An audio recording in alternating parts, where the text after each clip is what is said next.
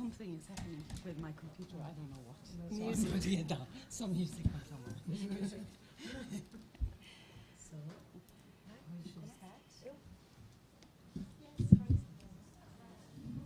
Bom dia a todos e todas e todes. Estou muito feliz de abrir esse evento. Eu acho que é muito... Enfim, estou pessoalmente emocionada, porque eu fui pela primeira vez para Bergen em 2014. A Paulo, que está aqui, foi a pessoa que me convidou pela primeira vez para entrar nesse grupo. E eu, enfim, tive das experiências, participar dessa rede, com certeza a experiência mais incrível que eu já tive na minha trajetória acadêmica. A Siri é uma pessoa maravilhosa, incrível. Assim, eu nem acreditava que existiriam pessoas assim no mundo acadêmico, tão afetuosa e amiga e, ao mesmo tempo, séria, e me fez crescer muito. E eu digo o mesmo de todas as pessoas, de cada uma das pessoas que eu conheci e encontrei nessa rede. Todo ano a gente viaja para Bergen, e o mais louco de tudo, né, é na Noruega que eu construí a minha rede latino-americana. Então, todos os colegas e colegas latino-americanos que eu tenho hoje o prazer de trabalhar junto, eu conheci na Noruega. Então, essa é a importância que a Siri e que o LawTransform tem, não só na minha trajetória, como na trajetória de vários alunos que seguem indo para lá, e essa rede vai se expandindo. E hoje aqui eu estou especialmente emocionada porque a Siri, com toda a sua generosidade, resolveu financiar um evento, uma versão um pouco menor desse evento que acontece na Noruega, aqui na nossa escola, aqui na FGV, aqui em São Paulo. E trazer esse tanto de gente incrível para a nossa escola. Então, gostaria, enfim, com isso, agradecer muitíssimo a generosidade da Siri, agradecer a Camila, que organizou o curso, né? Essa semana é a parte aberta de um curso sobre ética em pesquisa que aconteceu nas semanas anteriores e que todo mundo me contou que foi muito legal. E, especialmente, agradecer a Lara, que é uma egressa da nossa escola, mas que voou longe e, hoje em dia, é responsável enfim, é diretora do LawTransform. Coordenadora, tá bom. A diretora é a Siri. Mas, enfim, a Lara é maravilhosa. Ela manda em tudo. E, para o evento acontecer, se não fosse ela, não teria acontecido, porque ela também é a pessoa mais organizada, disciplinada, e aprendeu, né, a receita de como organizar esses eventos enormes. E, graças a ela, deu tudo certo. E eu agradeço você, Lara. Agradeço a todas. Enfim, vou passar a palavra. Acho que Camila. Obrigada a todos e todas por estarem aqui, por dividirem essa semana, o tempo, né, nesse final de ano, que é tudo tão corrido, terem tempo de parar uma semana e aproveitar essa programação com a gente. Bom dia. Acho que vou falar no inglês, porque o portunhol não dá. Não acredito. So, yeah, I am really happy to be here. I am really glad that this is happening. Thanks to Lara, Siri, and Marta, and all the team that has been behind the scenes on the WhatsApp, that they have a crazy WhatsApp the last 3 months organizing this. I am really grateful that all the people that accept, even though we have really late invitations to be part of the PhD course, Rachel, Karina, and yeah, we are really happy that you accepted to be part of this. And yeah, we are really happy to having this in Sao Paulo. This was a dream for many, many years, and we are really happy that this is happening finally. And that's all. Thank you.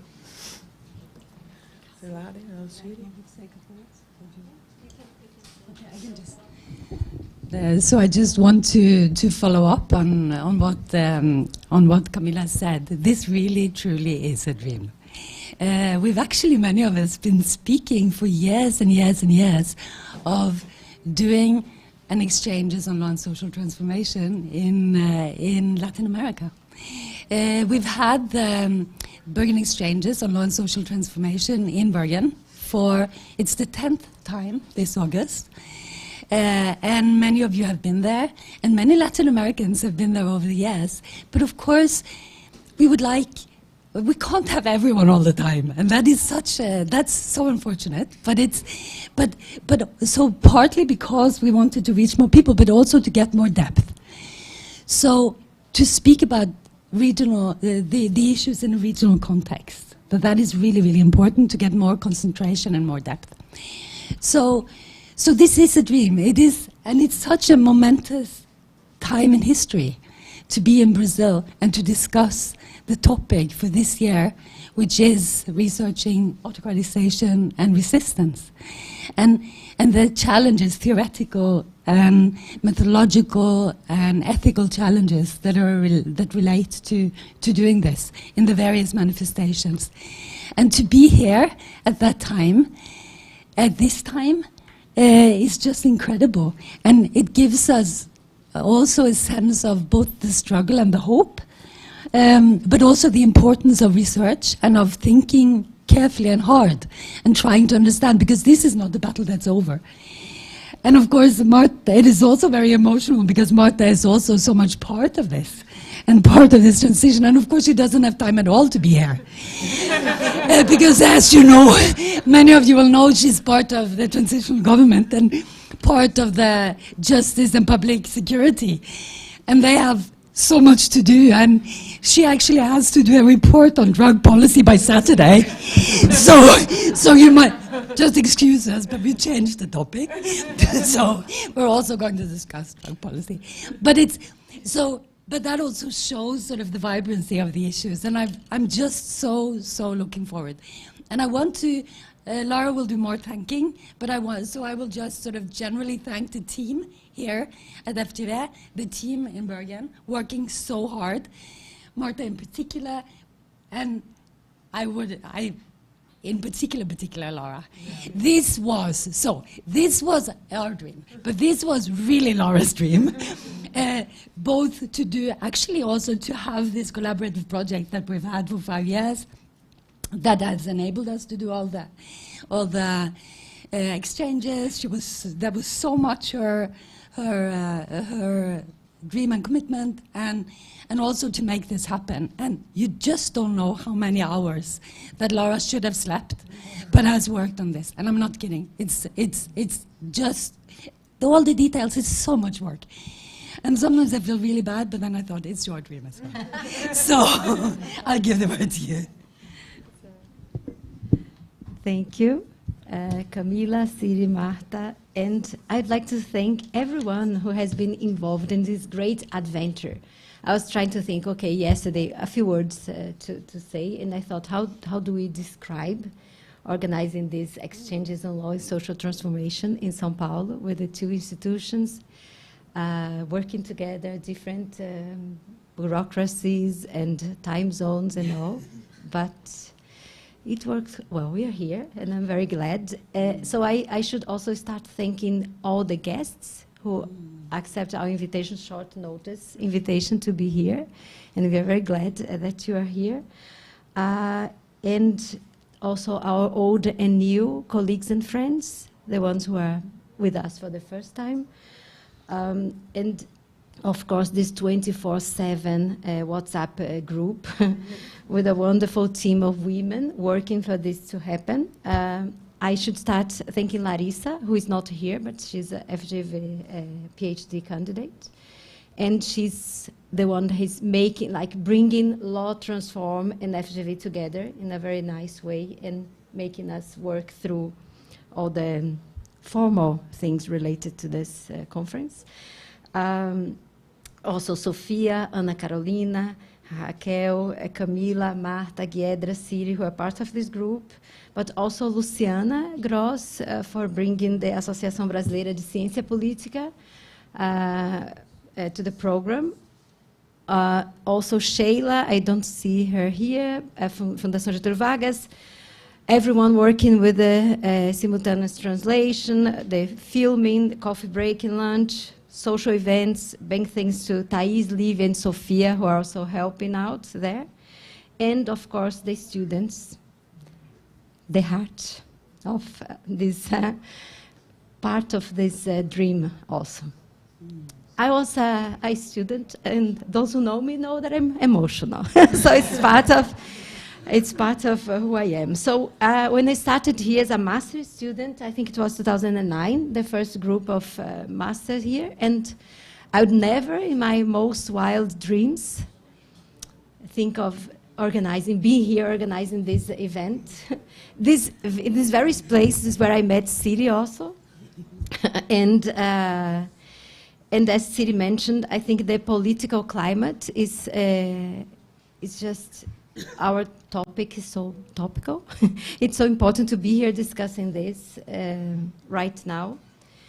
Not only important in Brazil, the context, but globally. And I'm very much looking forward to the discussions we're going to have. Yes, thank you. I hope I haven't forgotten anyone, but thank you very much.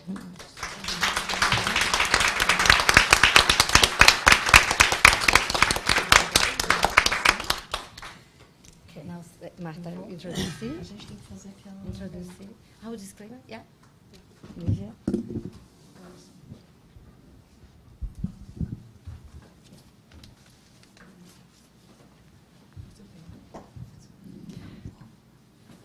As manifestações expressas por integrantes dos quadros da Fundação Getúlio Vargas e por convidados que participam dos eventos e transmissões online representam exclusivamente as opiniões dos seus atores, e não necessariamente a posição institucional da FGV.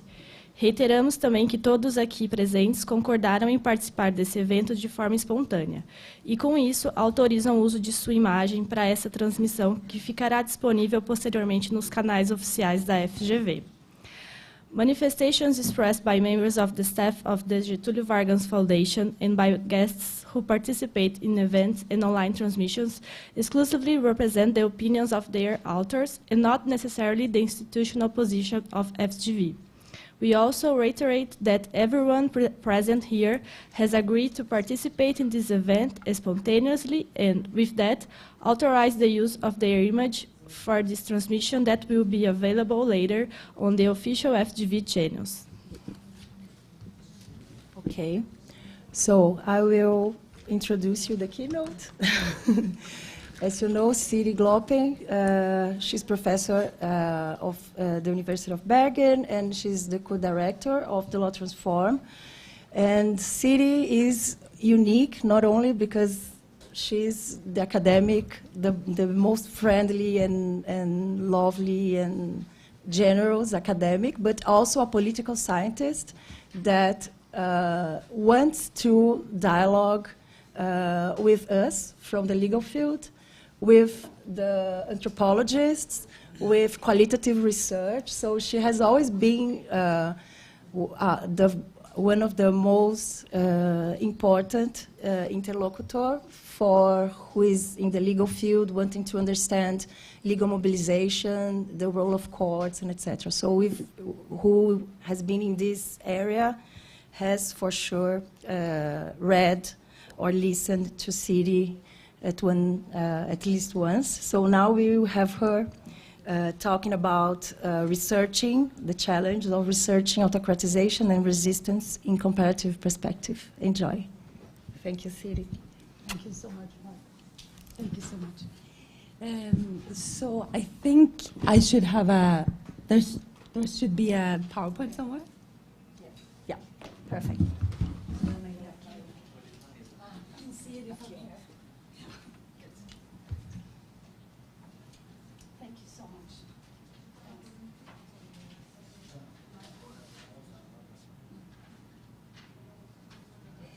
So, can you all hear me? Or should I have a microphone? Thank you. So now you can hear me. So as I already said, traveling here and being here at this moment and thinking about research on autocratization and resistance was really, really powerful. It just shows how much these issues are of extreme political and existential importance, and also the enormous challenges that they present in terms of and opportunities in terms of research. And I will give what I will do today is mainly to provide some theoretical frames for autocratization and resistance, for researching it, but also trying to sort of provide a frame for what we'll be discussing throughout these days. And I want to also start by reminding us all that the PhD students, and there are many of them who are here today, some are following online, the course that they have is particularly looking at research ethics. And that is something that I would remind us all to think about as we present our work today, to also bring out the issues that are related to research ethic and ethical challenges of researching autocratization and resistance. And there are many. So I will not speak about that today, but that is something that we need to sort of keep with us, and as we go around, as we go through the discussions over the week. Okay, so what is autocratization? Which, from a research perspective, then is the dependent variable. What is it that we're trying to measure change in? What is it? What is the process that we're trying to measure? And like any interesting concept, there are many different ways of defining it, but most of the definitions will center around this idea that it is a gradual setback in democratic qualities. So autocratization is a gradual setback in democratic qualities. It can be a decline in quality in a democratic regime. It can be a democratic breakdown. And it can be an autocratic hardening of an autocratic, already non-democratic regime. So it's a process of gradual setback in democratic qualities. And what exactly this is will then depend on how we conceive of democracy. So there are many ways of thinking about what is it that is being eroded, what is it that is being gradually set back.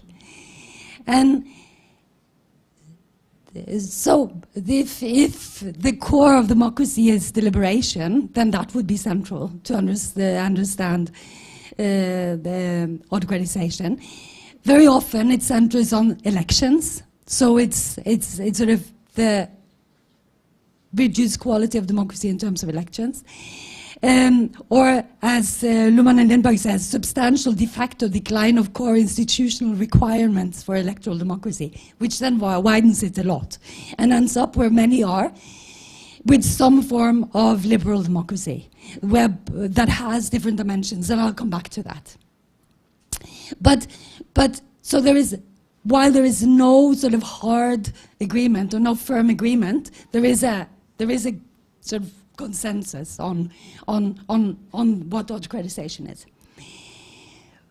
But it raises conceptual and methodological challenges. So how should we measure this decline? And what are the thresholds? How should we say that things there has been autocratization?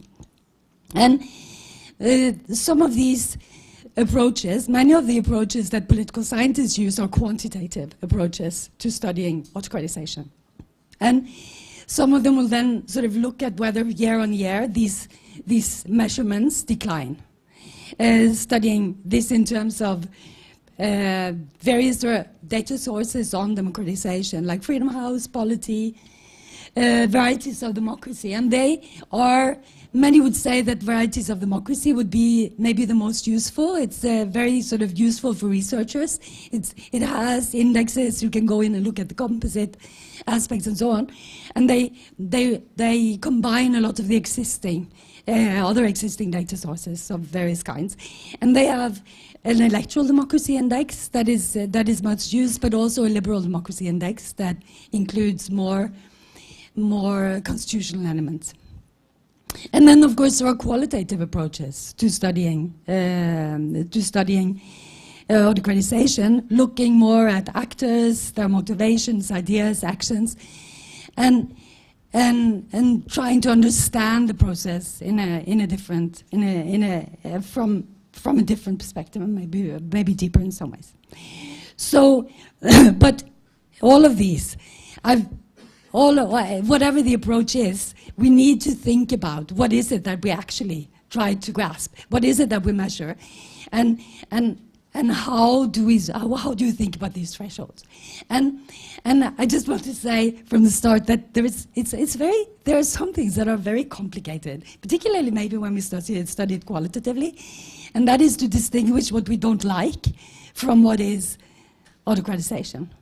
Sort of the political developments that we don't like aren't necessarily autocratic, but that's complicated, and I'll also come back to that. So, so in a way, I would sort of the general definition that I'll be working on from now is that it's a gradual process moving the political system away from constitutional democracy. And I will add something, because when I go on now, I will think about this more from studying it qualitatively, and I will say that these are also processes that are pushed by actors within the regime and their allies to solidify their hold on power, which is a core dynamic of autocratization, a motivation and dynamic. And then resistance are then efforts to prevent or limit or reverse or overcome autocratization by actors in political and civil society, domestic and international. And of course, autocratization allies can also be domestic and international, but this is something that is important to think about for research. And this resistance is also linked to resilience. How do we understand resilience of the political system, of the democratic system? And I also want to, so there are sort of two ways of thinking about resistance. One is to prevent change in what was, and to get back to what was in terms of liberal democracy. The other is to try and think about radical transformation of the system into something that is democratic in a different way than was before. And then maybe answers to some of the, answers better to some of the concerns that the autocratization process is feeding off of. That there are reasons that the autocratization feeds off of problems and challenges in existing democracies in a way that the resistance and resilience, if you want, or the resistance against autocratization needs to take into account. So, in trying to say more about this, when we discuss the framework that I'll sketch up for the discussion this week, says something about the dimensions of autocratization, the strategies and modalities, arenas and actors, and central issues and policy fields. So the main dimensions of autocratization is weakened political contestation, that is more difficult to replace leadership through elections. It's weakened participation and responsiveness, that fewer and weaker possibilities to effectively influence polities. Weakening of rights and freedoms, narrowing the rights protecting and enabling, particularly minorities, and weaken the accountability of mechanisms, more difficult to sanction breaches of rules. And accountability by mechanisms like the judiciaries, media, NGOs, academia are captures, or their independence are undermined. So this is a way to sort of simplify all these different variables that democracy and democratic setback consists of. Okay, in order to just put it into some aspects that when we think about weakening of constitutional democracy, it's these elements, the democratic components and the liberal components. And normally, or very often, when we talk about when we talk about democratic backsliding or autocratization, it's very often the first one and the last one that we focus mainly on. We focus often much less on the second, and I think that is something that we need to think very carefully about. That participation and responsiveness is a challenge for that answers to autocratization needs to take into account, and that we also need to think about in research.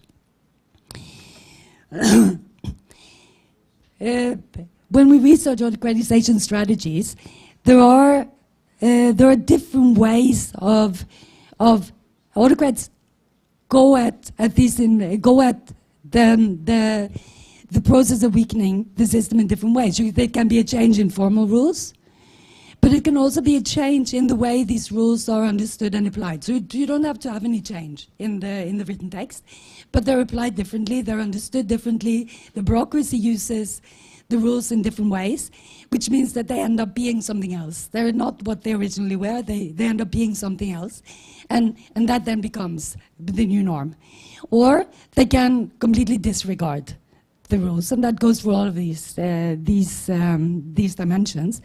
And the first two processes, and in particular the second one on interpretation, is what is captured in much of the literature with the term autocratic legalism or similar terms.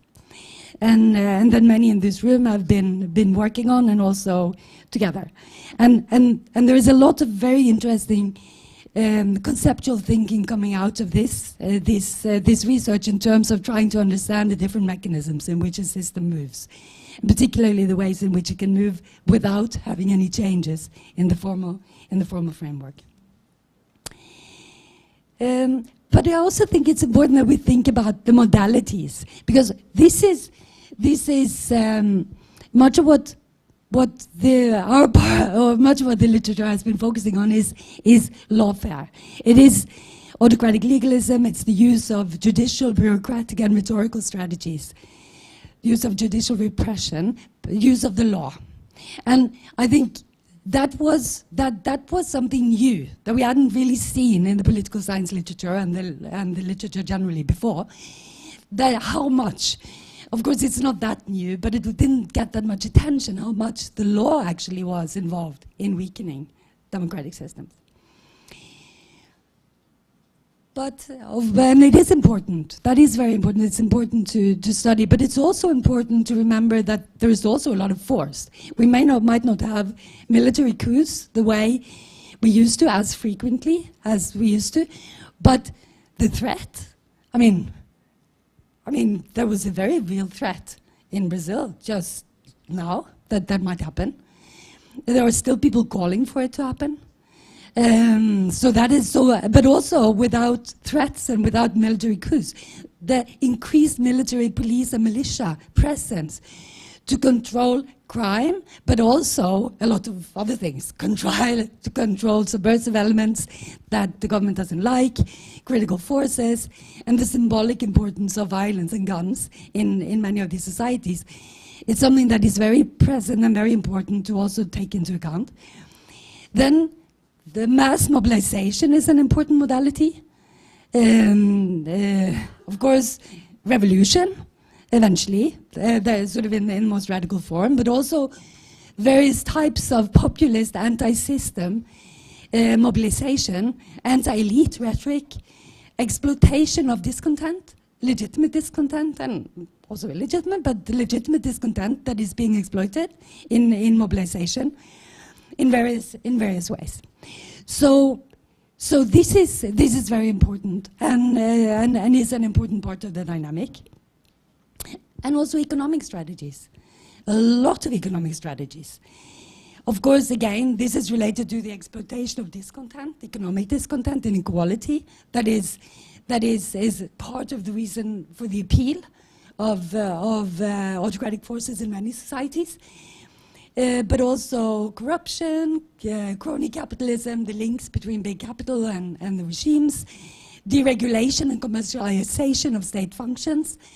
All of these are economic strategies that are very, very central in the autocratization processes. And of course, these work together. They're not separate. They work together, and they reinforce each other in very many ways.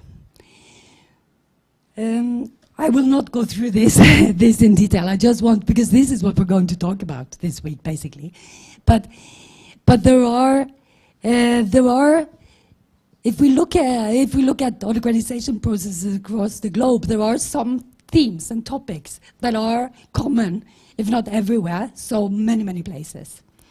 And these take slightly different forms, but there are some that are sort of very common, and that we will be discussing. So one is sort of the anti-establishment push that is, I think, one that is quite common, even if you look at it not only spatially in the world today, but also in history. That is a very common dimension of autocratization dynamics or driver. So it's anti-elite, anti-cosmopolitanism, anti-science, anti-truth, anti-vaccines, but it's something also about trust. That there is something about a fundamental lack of trust and that it's sort of also mobilizing on the elite can't be trusted. So this is very important. And of course, it centers on education and research policy, and there are a lot of different arenas where it's important. The second one is norms and values. And gender and sexuality has been very important. Abortion, transgender issues, homosexuality were different somewhat in different countries, but very visible. The traditional family.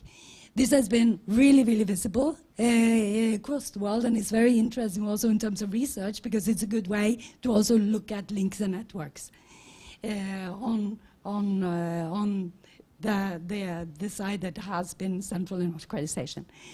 So but sovereignty is also important, and that's an issue that is mobilized almost everywhere. So it's mobilized in Brazil in relation to the Amazon, and it's in Africa, mobilized a lot on against external criticism and neocolonialism. It's in Russia. It's everywhere. You have this very strong emphasis on sovereignty. There are different development visions that are being mobilized as well. So there are, of course, climate change becomes very central. The sort of contestation or the clash between development visions that are centering on extractivism, industrialization, development policy, and against environmentalism, climate change, indigenous people's rights, and so on. So this is again central now. That's contemporary, very common. Public security, mobilized around guns, crime, law and order policing, and also ethnopolitics is very central. The migration issues around race, religion, citizenship, and of course, many of these are really deeply felt concerns that many people in societies have around crime, around also migration issues, around inequality issues. And this is why it's important to understand how these feed into autocratization, but also the different ways in which resistance tries to respond to this in different ways. Okay. So this was sort of the landscape that I think we need to have in our minds when we have the discussions during these days, and to try and think about across the different discussions as well, to try and trace and connect areas, the actors, alliances, domestic and international networks that are involved in these processes in order to understand better the dynamics. So one is to try and understand, we need to understand how can we actually say whether this happens or not. I'm sorry. Me and handheld microphones, not a good fit. Okay.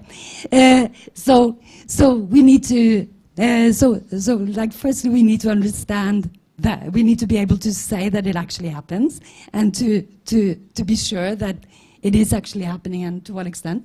But then we also need to understand what is it that happens, who makes it happen,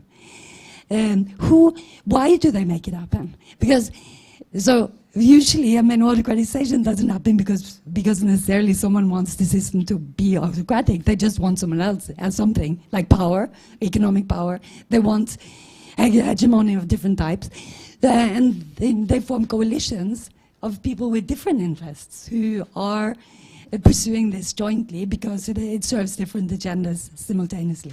And that is what we need to try and understand. What is it? But we also need to try and understand the other part of the question. What is it when, like in Brazil now, when there is a successful pushback?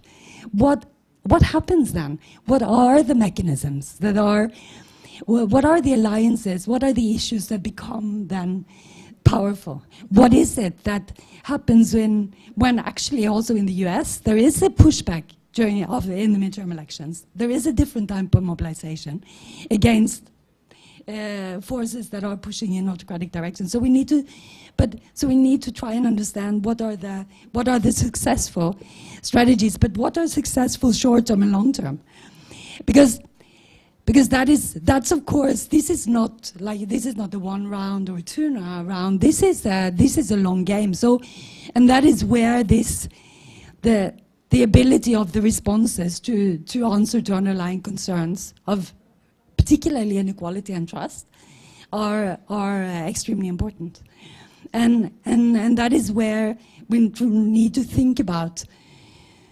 the sort of successful reversals versus transformations. That's something that I think it would be really interesting to try and keep in mind. So this is just trying to put it all into one slide, so there isn't really much new, and that is what I wanted to say, and and that's where I want us to be in the next few days, and also to remember the ethical challenges involved. How can we overcome? How can we research this in a way that is also ethical? So thank you all for listening.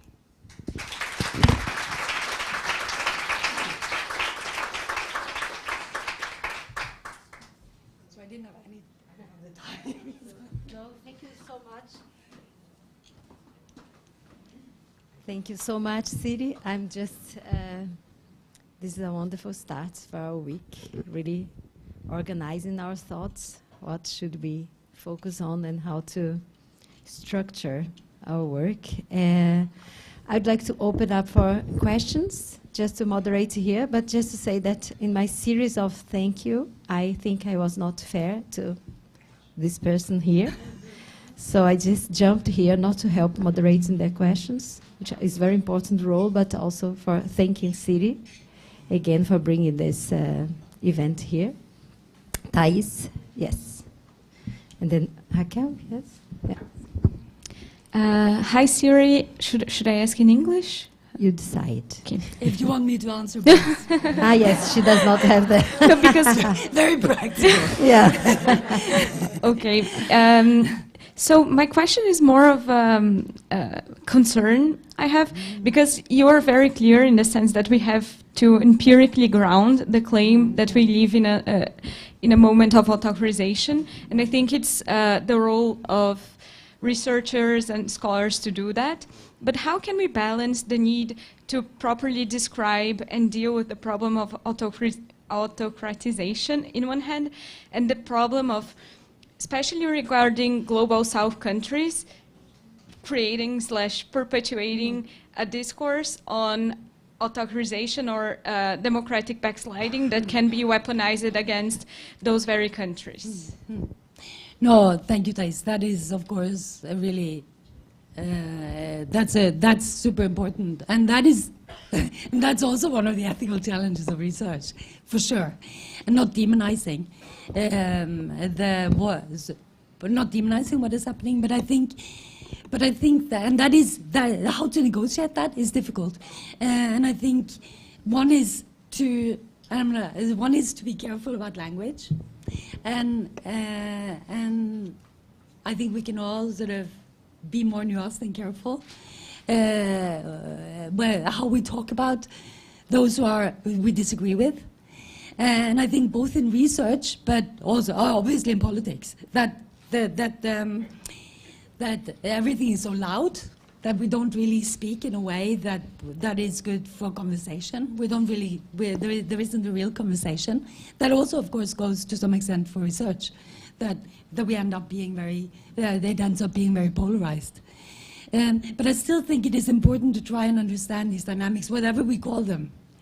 So we can call it autocratization, we can also call it something else. And trying to look at the different dimensions of democracy and how it is weakened or strengthened by different processes of different democratic processes, different processes of autocratization or resistance is helpful, both to see whether it is in fact happening. Sometimes it isn't really in fact happening, but we think there are things that look scary, so we call everything autocratization, although it isn't necessarily. If we look carefully, it's not necessarily along these dimensions. There isn't really significant change, and that is important to remember, that we don't shout autocratization if it isn't happening, which is important to ground, but also to try and understand the dynamics and actors and strategies involved, so that we can respond to them in different ways and look at what needs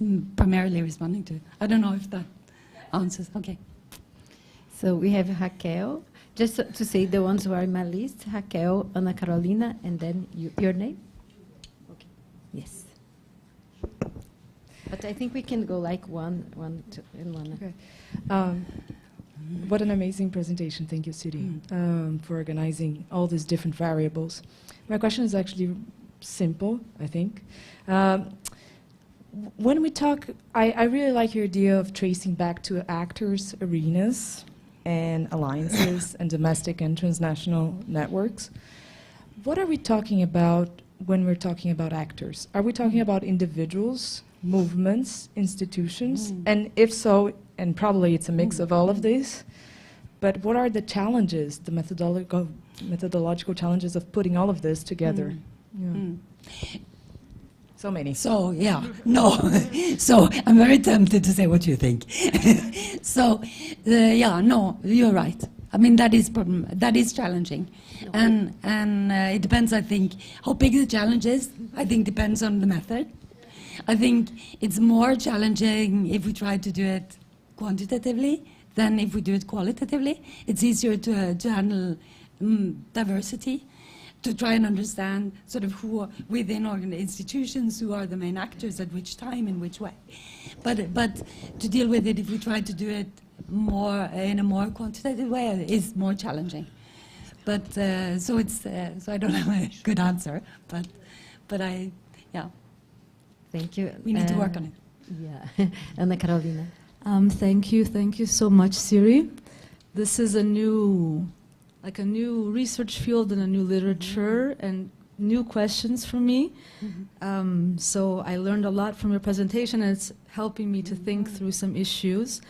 I work with land tenure disputes in really zones of environmental and human collapse. And the categories that you brought us in your presentation, I would love to hear a little bit about how these questions about what is autocratization, how we define it, how we research it, how it can help us think of hybrid regimes in which we might have fields of democratization coexisting with zones of autocratization.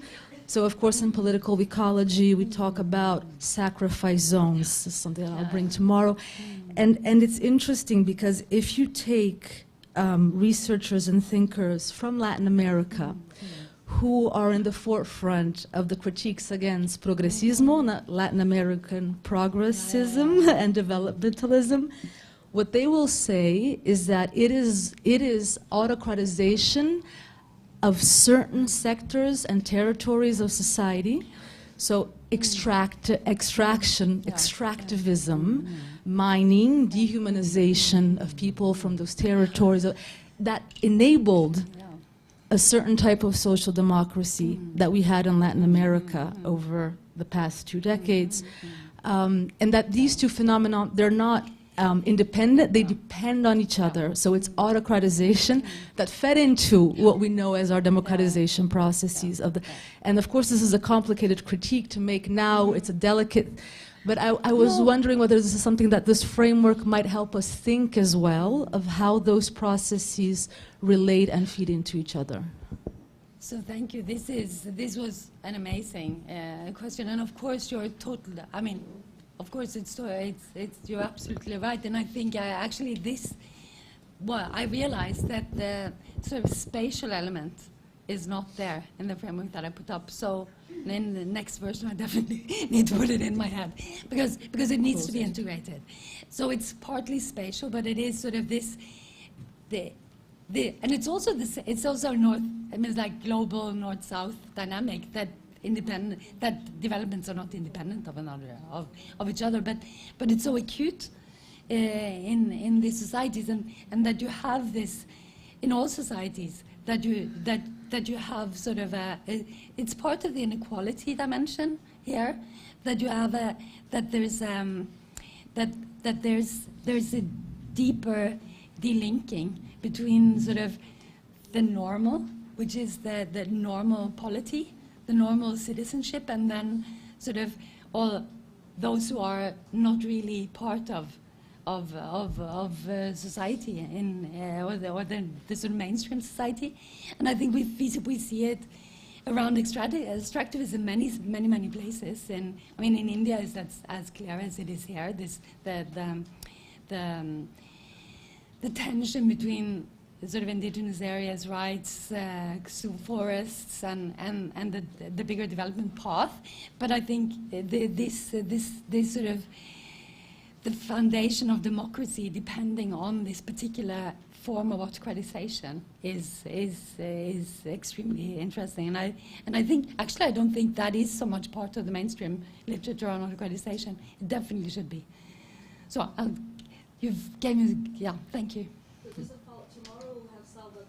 Yeah. And he's a researcher. Yeah. I'm looking forward. This is so good. Thank you. Now we have Julia.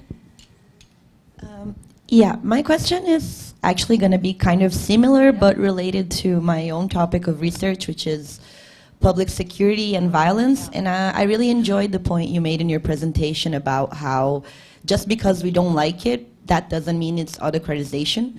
And I think this is an issue that I've kind of struggled with since I started following this agenda, which is progressive researchers have been criticizing public security policies and violence and racism in public security for a long time. And I feel like when the whole discussion on legal autocratization came along, especially with the Bolsonaro government, we've been joining in and saying, okay, so we also have these processes happening even before Bolsonaro. They're maybe becoming more intense.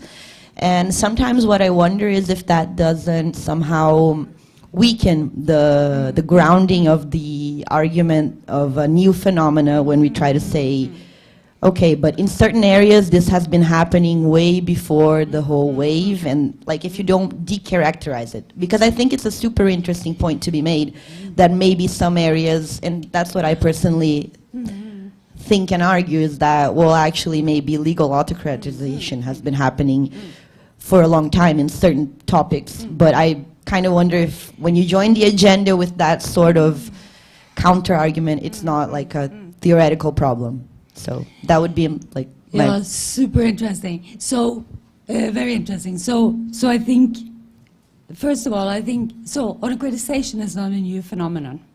It is. I think we need to think about. To think about democracy or political regimes are on a scale.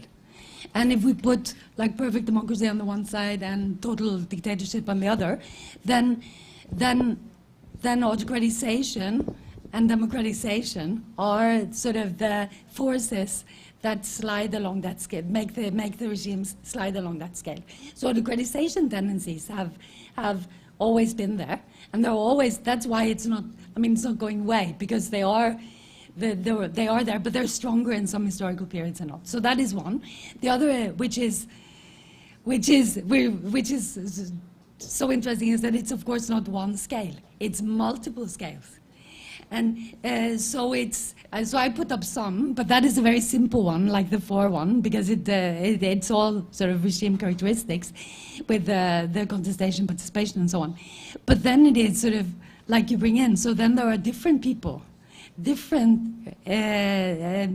parts of society, but different aspects of society that are more or less democratic. I mean, you could think about labor rights, for instance, being more or less democratic in different societies, sort of all different kinds of aspects of society being more or less democratic. So I think to differentiate that as well is something that we really need to do. And that, so maybe public security and policing has been really autocratic. It doesn't mean that it's not part of what is happening now. It's not new, and it has maybe been really autocratic in Brazil for much longer, and maybe it's sliding further on that scale, maybe not. But that's sort of an aspect of democracy. Even when we didn't talk about autocratization, there are aspects that are really autocratic, if it makes sense. So now I have just to organize, I have Karina, Paula, Bruce, and Mario here. If anyone else, just give me a sign. Thank you, Siri, for your presentation. I think it's very stimulating. I have one provocation and one question. So I must talk from Mexico, you know, in an environment with a really violent environment, playing of legal and illegal actors that link one another. So it's very difficult for me to think in democratization, autocratization, like in a same axis, because I think there are nuances that we need to put on the place, because, you know, so one question is, or comment and provocation is, how to put structures and network structures of distribution of power at the center of the discussion, not only the traditional political actors, but other ones that are really influential in this. In some places, I think that I'm thinking from Mexico, but it's not the only case. And the other point is a methodological one, and it's how to think about time. You talk about space, but autocratization as a gradual process, as you define, I think is asking for us to take seriously how to think about time. Just, I get like a tips here that we should do a round with more questions. So, Paula, please.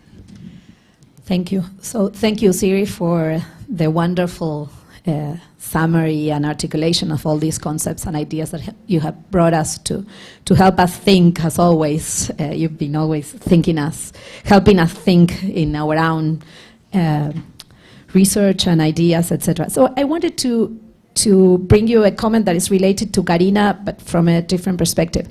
You offer us the distinction between the variables that relate to the challenge to the democratic side of liberal democracy and the variables that challenge the liberal side of it.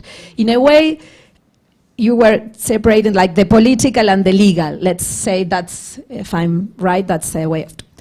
But I want to challenge the idea that we were in liberal democracies, at least in Latin America, and we are moving to the autocratic regimes. Like, if we go back to your writings and everybody's writings and research here, we've been thinking about the process of democratization and transitional justice for the legal dimension, and both together. And the framing that you offer us now starts with, there was liberal democracy. For many of us, there was never a liberal democracy. So maybe we are just still in the democratization phase of the whole thing. And what we are seeing is just the action and reaction that happens within the democratization process. And what is changing is the legal thing there.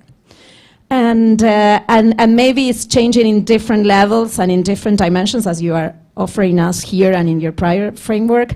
And so the background point in which this action and reaction is taking place is exactly the same process. And what happens everywhere, here and in the North and in all the history of the entrenchment of liberal democracy, is that it's never been a progressive line towards a moment in which you say, well, we're done, we are there now. It's a history of moving forth and backward, and action and reaction. And what changes is the intensity of those pendular movements, and so we are still democratizing, and it's inherently natural to or human to the process of democratization that we're going to be discussing in these moves the idea about the liberal side of it now. So we've been discussing the democratic side in terms of majoritarianism, deliberative democracy, all the different concepts of democracy that you've been offering in that framing too. But now we are discussing what the legal side means and what the legalization actually means.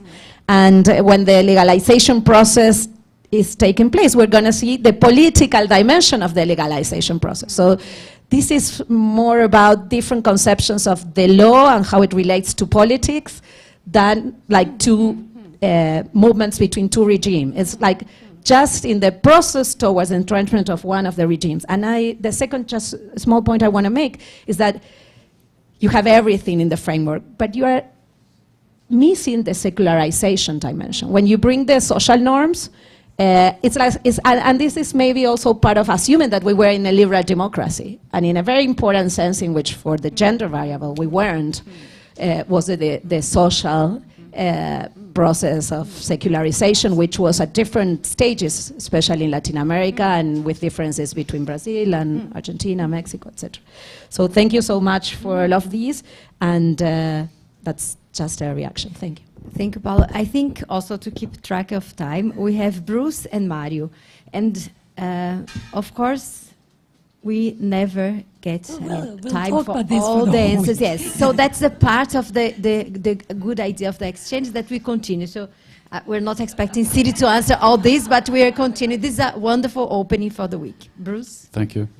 Siri, great presentation. I really, really enjoyed that. It's what I have a problem with in looking at autocratization, apart from getting my mouth around the word, is it seems that oftentimes the institutions don't actually change. How they behave changes. And I mean, I will live in Florida and I work in Florida, and I see that as sort of like the capital of Latin America, and all this stuff is changing. It's becoming increasingly autocratic, but the actual institutions haven't changed one jot. What has changed is how they've been populated. And I see the same thing reflected in Nicaragua. The institutions that they created to make it democratic, they're based on the Costa Rican ones that are meant to be really, really solid. But once you start to populate them with people who are willing to push the boundaries, then we have this issue. Compounding with that, because it looks like normality, is that the people, the electorate, don't recognize what's happening. And this is very much like the frog in the hot water, and then you boil it, it doesn't know until it's dead. And I think that is part of the problem, that, from my perspective, what we're looking at. Thank you, Bruce. Now, Mario, and then, as I say, let's see, Siri, how you can start answering this. Thank you for your presentation, Siri. I'm curious about how to insert the markets in your framework. Being more precise, during the neoliberalism, the high days of neoliberalism, market players were very, very capable of depoliticizing everything. And now we are watching a new moment in which leaders are politicizing everything? And why do market players are allowing for this transformation now? Thank you. So this was incredible, all of these questions. So I can't resist starting, so you just need to stop me reflecting back. So of course I'm not answering, but I'll at least reflect back. So I think I'll start with start at the top with Karina. I think wonderful points, very, very important points, and I think some of it goes to the discussion that we had on differentiating, because of course there are. So society is not like one thing that changes. There are so many different aspects, and I think your point about looking, which is related, looking at the power networks, is really, really, really important. And it also goes to the question about market and the question. I mean, many of that we need to.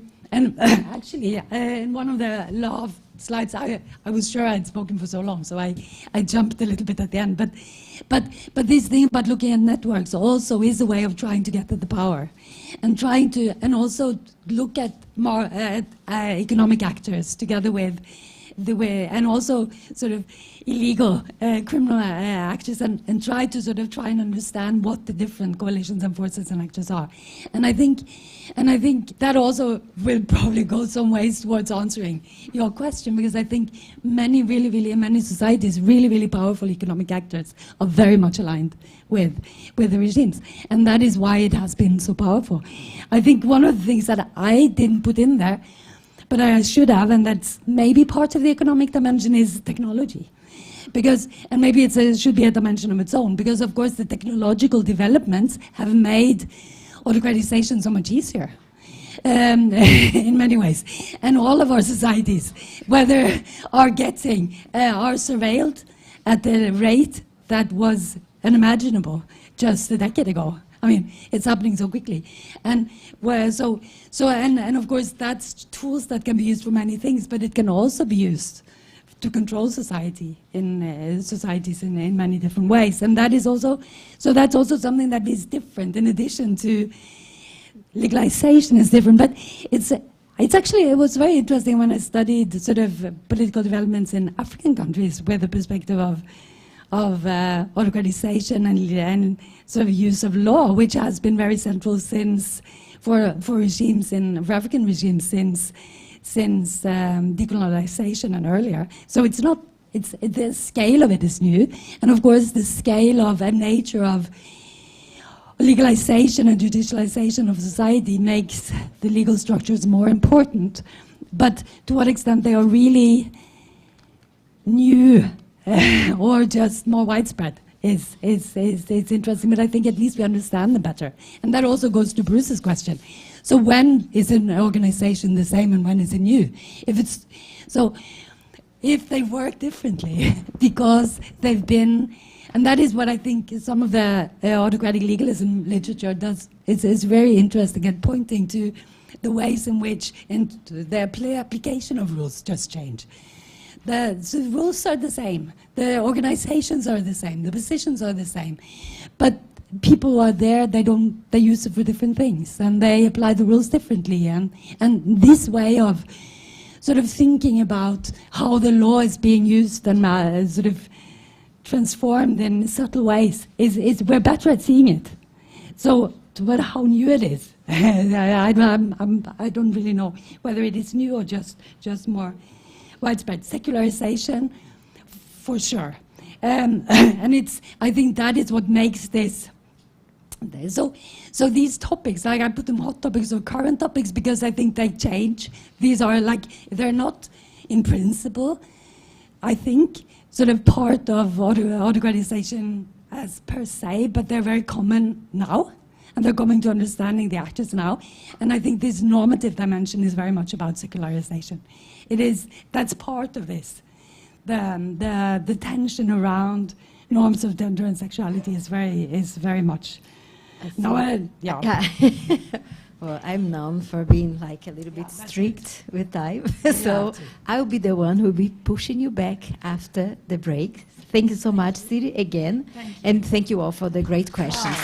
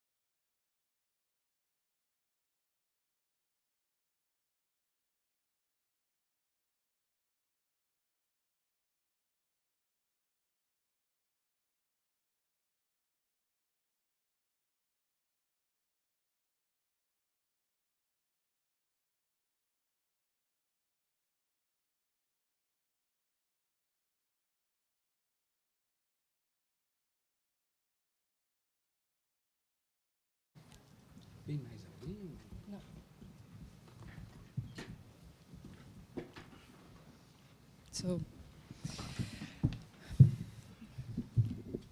good morning, everyone.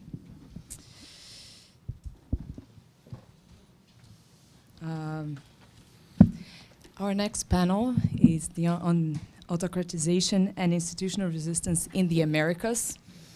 We have thought of this panel as a venue to continue this interesting conversation that Siri started in her keynote, but now with two extra dimensions. One, maybe asking our very distinguished panelists to comment on the framework, on the aspects of the framework, on the theoretical questions the framework Siri has so generously laid out. How do they relate to their own research? How do they relate to their questions? But also really lending this discussion in the Americas, in the context that we live, in the context that we research, and in doing so, identifying the blind spots of these theoretical frameworks, and also and maybe what has not been researched in terms of our empirical agendas. So let me just provide a brief summary, maybe not doing justice to what Siri has laid out, so we can start a discussion and ask for reactions from our panelists here today. So Siri has laid out dimensions of autocratization, and she has referred to them as democratic dimensions, as well as liberal components of these autocratization related to political contestation, weakening participation and responsiveness, rights and freedoms, and accountability. But she has reminded us that weakening those dimensions depend on the actors and how they interact with rules. So the dimension of actors and rules, of formal changes, interpretation, omission, disuse of the law, the most broad conception of law we can think of, is an important movement that shape the battlefields, that shape the arenas. On the other hand, her presentation has shown that resistance is probably much less theorized in terms of these movements. We can think of resistance as just the opposite of autocratization. So we can think of, well, if we're talking mirroring all the questions we had, if for one hand we're thinking about weakening political contestation, participation, rights, and accountability, we can think of resistance as strengthening it. And we can think that the movements of actors and rules is also a movement of autocratization and resistance. So those both exist in dualism. But at the same time, resistance is much less scrutinized in those recent movements of autocratization. So I wonder if our panelists have not only thoughts and discussions on the framework of autocratization, but also on the framework of resistance. Is there something particular when we discuss resistance? And then, is there something particular in discussing resistance and autocratization in the Americas? Which was one of the points our previous, that was already starting in our previous discussion. So, without much further ado, I will pass on the floor to our very distinguished friends and colleagues here. We have said that we will each one will talk around 5 minutes, so we can engage in a broad discussion with all of you and with all of their interesting questions. So if I could pass the word to Catalina, would you be able to start? Yeah. Okay. Well, thank you. First of all, hello, and I'm really glad to be here. It's my first exchange program, so it's an honor to be with you. Since we have little time, I will tweet my opinions, okay, and my comments. The first one, and perhaps I don't know whether we can show the PowerPoint that the graph I sent, but in any case, the first comment I want to make has to do with whether we are witnessing or not a process of autocratization in Latin America in particular. And taking the point that Paola was saying at the in her comments, if we see and we compare the data about liberal democracy in Latin America, well, we are not worse off than where we were in the 1970s. And even though there has been some erosion, we are still much better than we used to be. So that's something to take into account in terms of when we see the process in historical terms, at least for the Latin American region. The second element I want to, or comment I want to make is it has some, if you want, some ethical connotations about the consequences of looking at these processes in terms of autocratization. My main concern is whether we are mistaking right-wing changes in the orientation and preferences of the public opinion and policies with democratic erosion.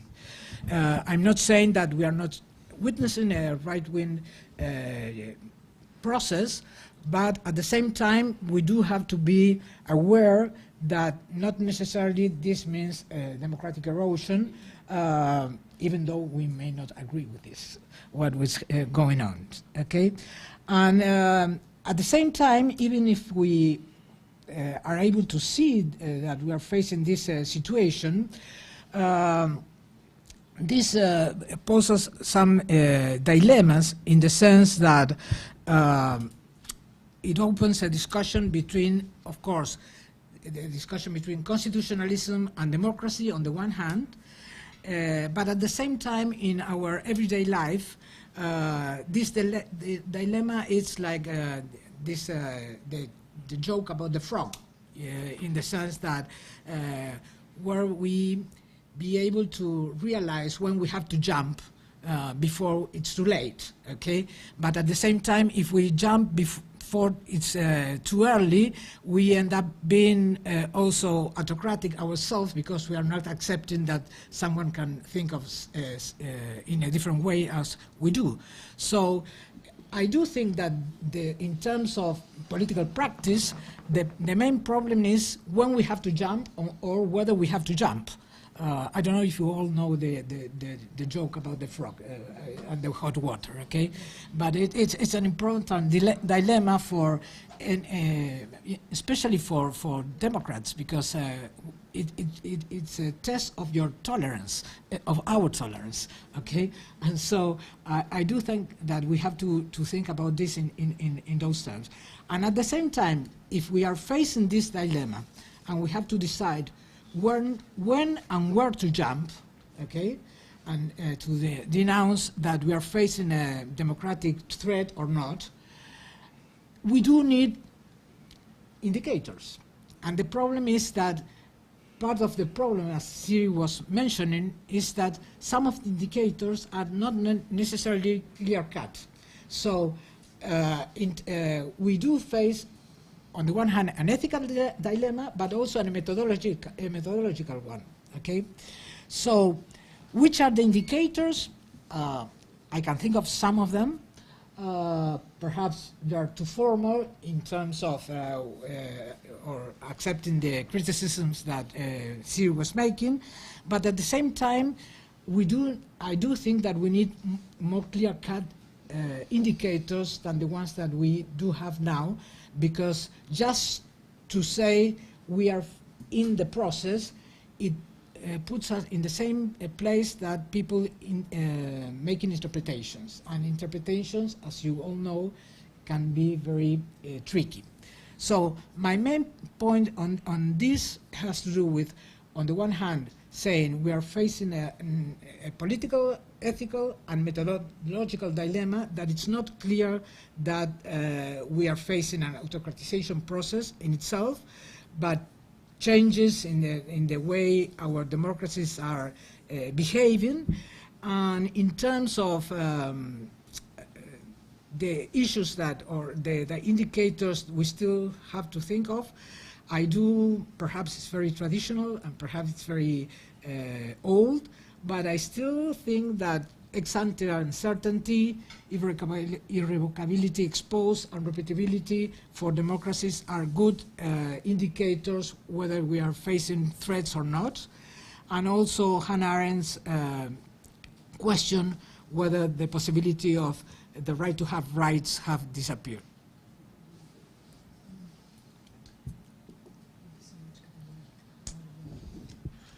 Thank you, Raquel. It's a pleasure to be here with you. So I have a few comments on this to start the debate. What first happened to my mind is that,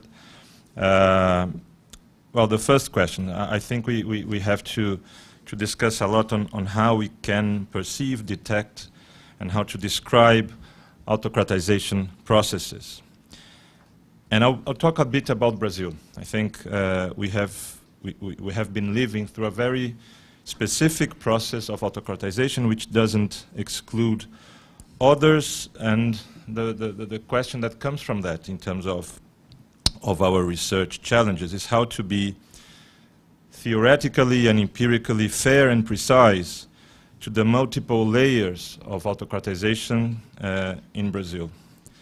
How to capture the distinction and specificity of the current autocrat in power, which has been who has been defeated, without losing sight of other layers. So, if a very crude distinction would be to distinguish between Bolsonarist process of autocratization, because this is a landmark in our process of autocratization, no doubt about that.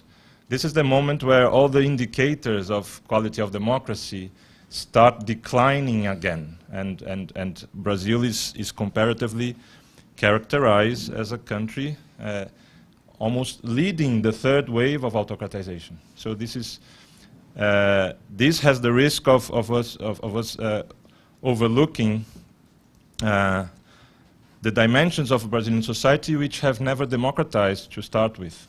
I think this comes back to the previous discussion. So to be fair, I think there is an epistemic theoretical challenge there, because Brazil has been perceived as until the mid 2010s as a country in the process of democratization, when we started to decline in that scale. But that scale simplifies a lot, and that's my first methodological, perhaps, point here in terms of the process we have been living, and the process that at least one phase of it we hope to be finishing now by defeating the autocrat and putting someone who is arguably a democrat in power. It is still not clear the challenges that we have. It is not clear at all to what extent this new government will be able to stop, contain, perhaps reverse that particular layer of autocratization. But it's always important to not lose sight of all other dimensions that even this process of democratization was not able to address. The second question I wanted to raise about responsibility of scholarship in this process. And of course, there are many. The first dimension of this question is, well, what research questions we should be raising, of course, and I'm sure that this has been discussed in the course and the academic ethics, etc. But I wanted to raise specifically one thing that I've been, in the Brazilian case, I've been thinking about in the last 4 years, which is the responsibility of how academics communicate in public, both in academic traditional outlets, but also how they communicate as specialists in the public sphere. And I think I wanted, and this is probably a component of what we can understand as resistance and the role of academics in clarifying in the political analysis and the duty to clarify.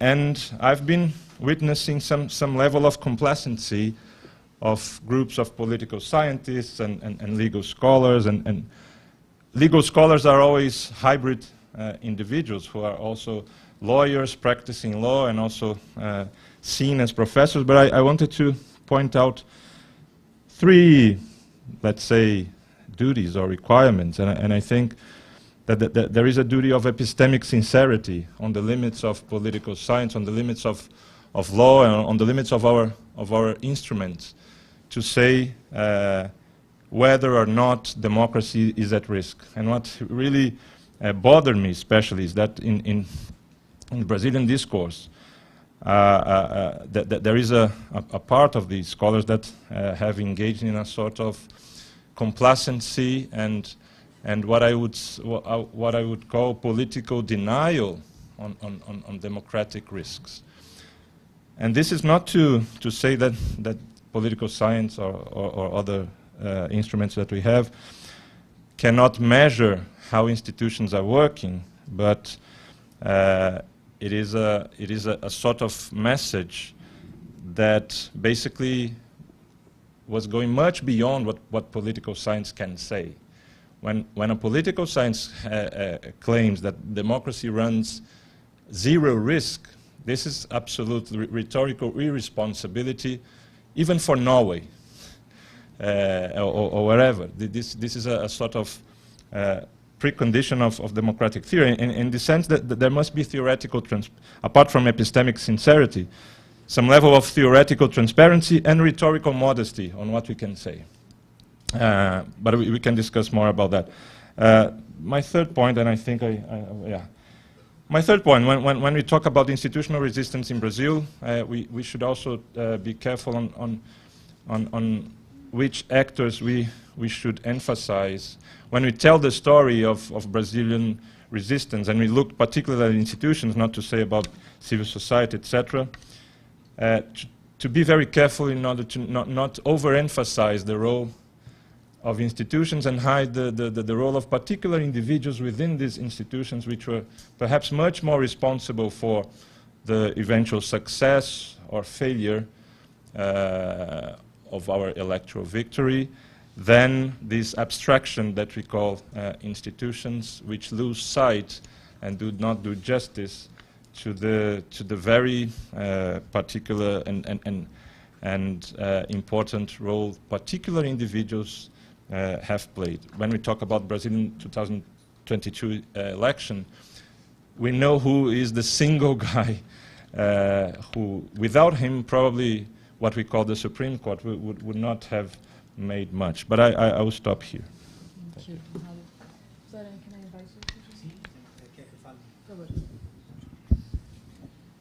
Thanks, Raquel.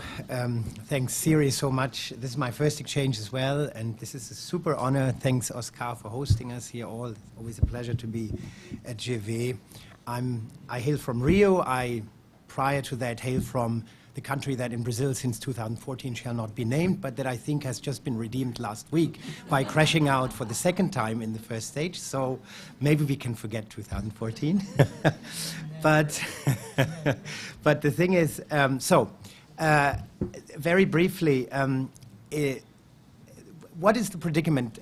Conrado, I mean, I've had the opportunity over the course of this year, amongst others, of course, prior to that as well, but Conrado, I, and some others are involved with some German colleagues in a project on both varieties of constitutionalism, but also specifically authoritarian constitutionalism. We sort of have been reflecting on this and variously written on this.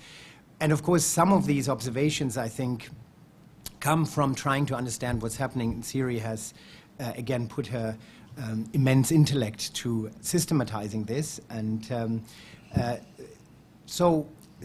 what I just want to do is, in Brazil, Siri, when you say a provocation, a provocação, it's not meant like throwing eggs, and usually in an academic context, it's usually not meant as throwing eggs and tomatoes, but it's more like, you know, thought, you know, just engagement, so that it doesn't get boring.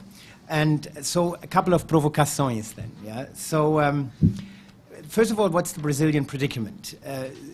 The election was won, and you know, the good side has won, but just, yeah? And by the electoral mechanics, we have to be quite honest that in the end, it was basically a couple of votes in especially parts of São Paulo and parts of Minas that really swung the balance. And enormous amounts of people did think it completely compatible with living, in a sense, you know, to vote for essentially proto-fascist ideological content.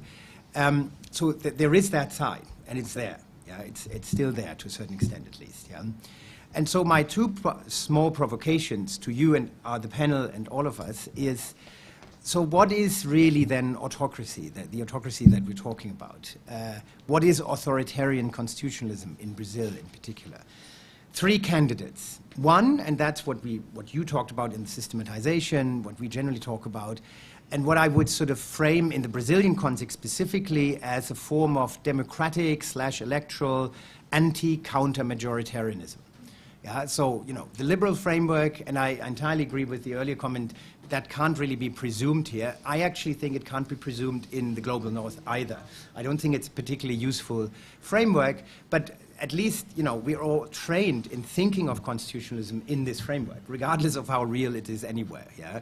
And from that framework, of course, you know, liberal constitutionalism controls, you know, majoritarian hegemony, majoritarian violence, etc., through rights, through courts to enforce rights, through multi-party parliaments, through, you know, enlightened political attitudes, etc. So what on one authoritarianism that is linked to Bolsonaro is, of course, the denial of that, but of course by democratic means. He was elected democratically in 2018. He was nearly re-elected in 2022, and you know, he's got a couple of folks who really, really like him. Unfortunately, we know this, yeah. And it, for example, made traveling happily to the south of Brazil nearly impossible right now, thinking of how many people voted for him. Some towns, in São Paulo too as well. In Rio, I'm not even going to talk about that. But, and of course that agenda, however, is majoritarian. A lot of people want to be, in Brazil, that's my contention, maybe controversial, but want to be fundamentalist Christians. And it's really hard and really arrogant on part of academics to just a priori say, you know, these, you know, unenlightened, you know, medieval kind of characters. This is a, you know, very large section of society. It's very deeply engaged in a very varied kind of religious landscape that, however, ultimately militates towards these kind of contents. And also, an unfortunately pretty large, not maybe as large, certainly not as large, but pretty large sort of racial supremacist, misogynist, anti-LGBTQ, etc. component, yeah? So that's not just a small kind of skinheady minority or so, yeah, that somehow captured some institutions for the last 4 years. It turns out this is a pretty large part of the society. So this is actually part of the demos. This, you know, this is not undemocratic. So the second type of possibility for autocracy is, of course, the antidote, what one could argue maybe ultimately wrestled down Bolsonaro, which is Brazil's age-old coalition presidentialism. Its authoritarian legalism, its eternal predicament of having to balance regional special interests with centralist reformism. This is like inscribed, I think, at least in post-colonial Brazil forever. And it's marred arguably even the actual military government, but certainly marred every government since redemocratization, and including Bolsonaro. If you just look at it from afar, you know, he's had all this caudillista, super macho, toxic masculinity discourse, but he's actually been in battles with the Supreme Court, with other courts, with other institutions, even with his own Congress, yeah? Fragmented and reactionary right-wing, but still largely opportunistic, nepotistic, etc. So he's been in conflict with this all the time. Of course, this isn't the ideal of balance of power that we imagine, but it's been there. And ultimately, you could argue, for example, what happened within an hour after the election result was announced, with a number of very key pronunciations, including from some of his allies, as the elected governor of Sao Paulo, for example, but also, of course, yes, the Electoral Commission president, but also the American ambassador and others. Within an hour, there was sort of an institutional response, and the whole phantasma, the whole specter, in a sense, didn't fall apart, but totally lost force suddenly, like a bubble. Yeah? He then tried for 2 days to raise a popular uprising, but that was too concocted, too artificial to actually work out. So maybe the actual authoritarian or autocratic element here is actually that substructure in Brazilian politics that not even the revolutionary fascists can overcome. Who knows? And then the third option is, of course, the actual revolution, institutional rupture, from the left or from the right, etc., which in Brazil has never happened. Instead, of course, you had funny things from my, in that sense, my German background, funny things. So you have a right-wing uprising and you call it revolution, yeah, as in 30, for example, yeah, or in 64, you know, and you insist on calling it revolution, which is a funny thing. But of course, it wasn't a revolution. And the military government had to play by these baselines of Brazilian constitution as well. Finishing. So that's the first question. What is actually autocracy? The other question is, of course, what's the opposite of autocracy? Yeah? And again, I think this is not just Brazil. This is worldwide, but this is the left's challenge. Is it essentially social justice / social equality? Or is it participation? Sort of in this Arendtian agora thing, like, so, you know, we all actively participate in politics. Of course, you know, there is this liberal narrative about this goes together, you know, and we actively participate, but in doing so, we all unisono actually produce out of an extremely stratified society, as Brazil is, an extremely nivelated society, as we all dream Norway was, is, still is, etc. You know, most of us, of course, on the social democratic side, have a totally romanticized view of the Scandinavians in that sense. So is the opposite of the autocracy that, or what is it then? You know, how do we deal with that? Are we on the left, in a sense, or on the, you know, non-fascist side, on the whatever progressive side? Are we bound up perhaps with a sort of incapacity of ambiguity tolerance, as sociologists call it? Yeah, the fact that things aren't so clear-cut. Do we always presume that the other side, Bolsonarism, has ideological coherence? I very much recommend, and this is my actually last word, Antonio Scorati's wonderful recent book called M, Filho do Século, the child or son of the century, on the rise and eventual fall of Mussolini, and which really it's a novelized version biography, yeah, but it's kind of tries to get into the head of these kinds of people. And of course, the one thing that comes out most clearly is the absence of ideological purity or ideological consistency, and essentially sort of political opportunism driven by different forms of toxic masculinity, ultimately. And so that's, again, I think, important for us to consider in terms of reaction. So just a few provocations, and thanks so much again for being here.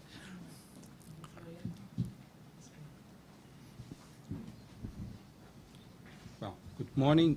It is an immense pleasure to be here. I'm sorry that I wasn't able to attend to your theoretical framework, so perhaps I will miss, even though Raquel made an effort to inform me about what you said.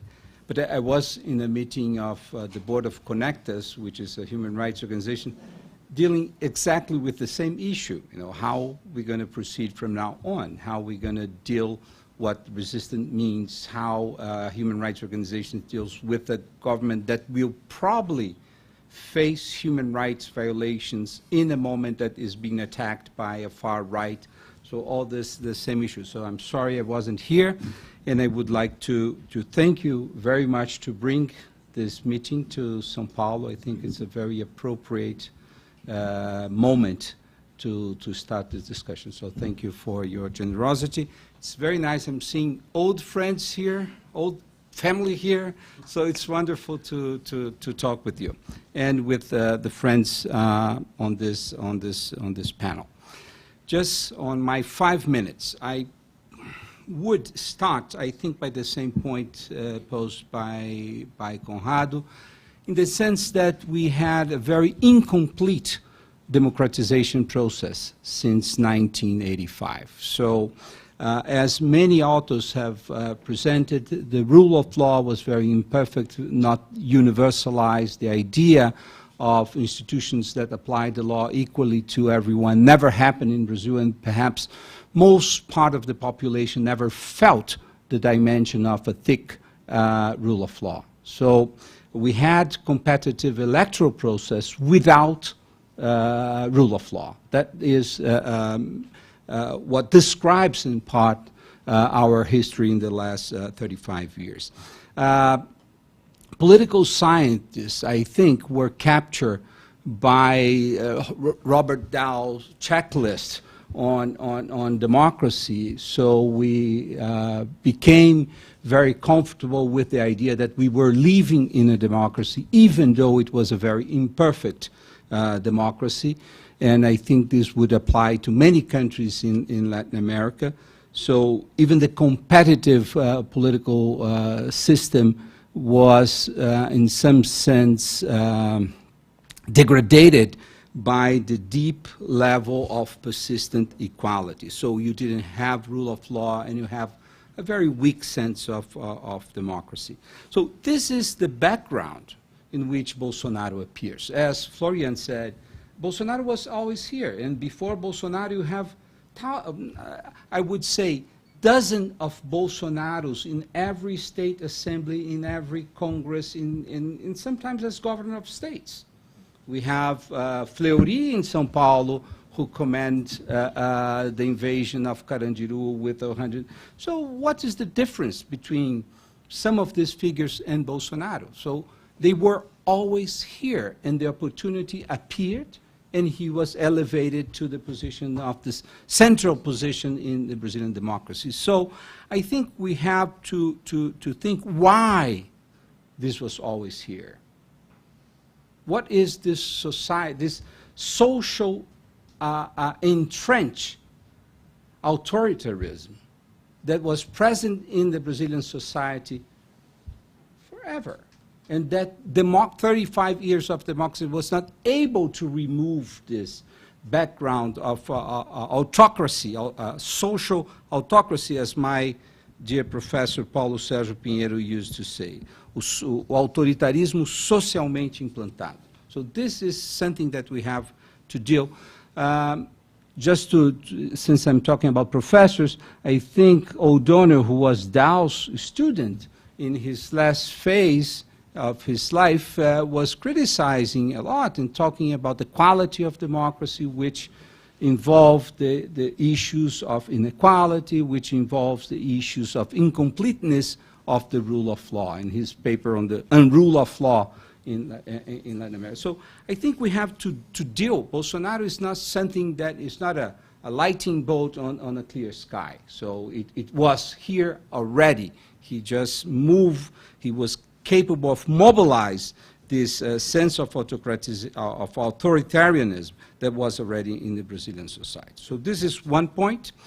The second is, even though you have all this background, the design of the Brazilian institutions that were also not designed in 1988 from scratch, but there's a lot of path dependence. If we take the 1946 system, the electoral system, the party system, everything was designed to control what? To control centralization of power, which was the experience that we lived from 1937 to 45. So it is a consensual model of constitutional democracy. And the 1988 Constitution was designed after an authoritarian regime, in reaction to the authoritarian regime, and expanded this idea of a plurality and fragmentation of powers.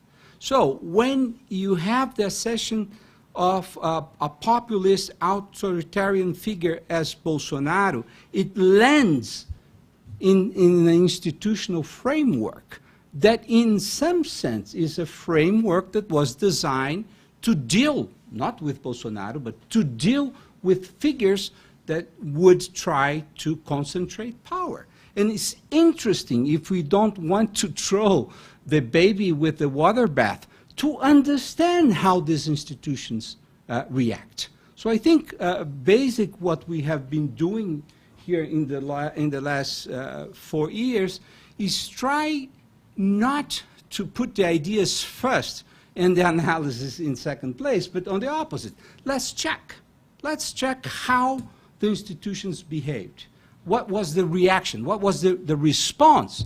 Not the response that can be captured by the political scientists, not because they don't like the political science, on the contrary, but because they are not being able to analyze in detail the reaction of the institutions. So I think our role as legal scholars is to check in detail how this institutional framework functions.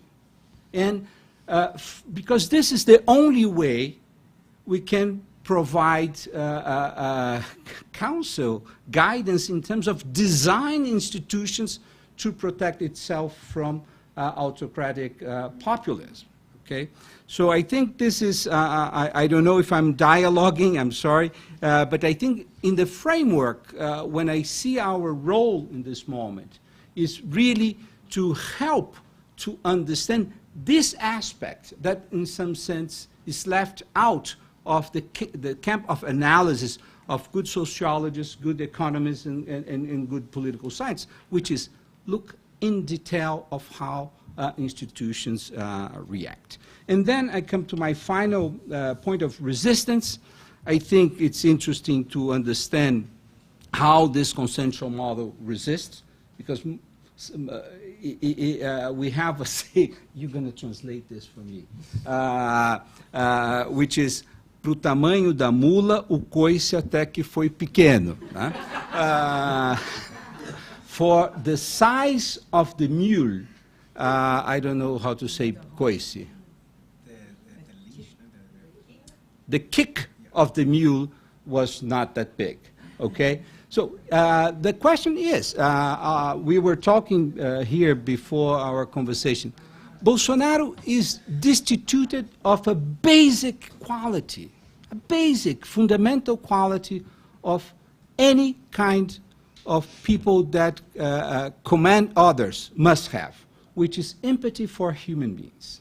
So he's a kind of the worst of a dictator. Because you have, dictators that were at least sympathetic to some people. Bolsonaro is destituted of this quality and has professed anti-democratic ideas since ever.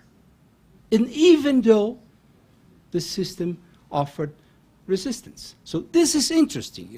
That's when I say don't throw the baby with the bathwater. Is how come we were able to resist to this level of lack of human quality of someone in government? So we should look at the political system, how the political system functions, the proportional system that we adopt, etc., etc., etc. Also, how civil society was able to reconnect what was disconnected between 2014 and 2018, where the polarization divided civil society in Brazil.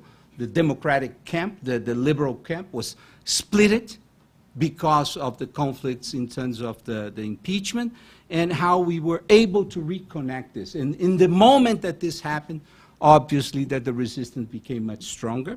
And finally, it's my last word, is about the militant democracy that was put in practice by the Brazilian courts.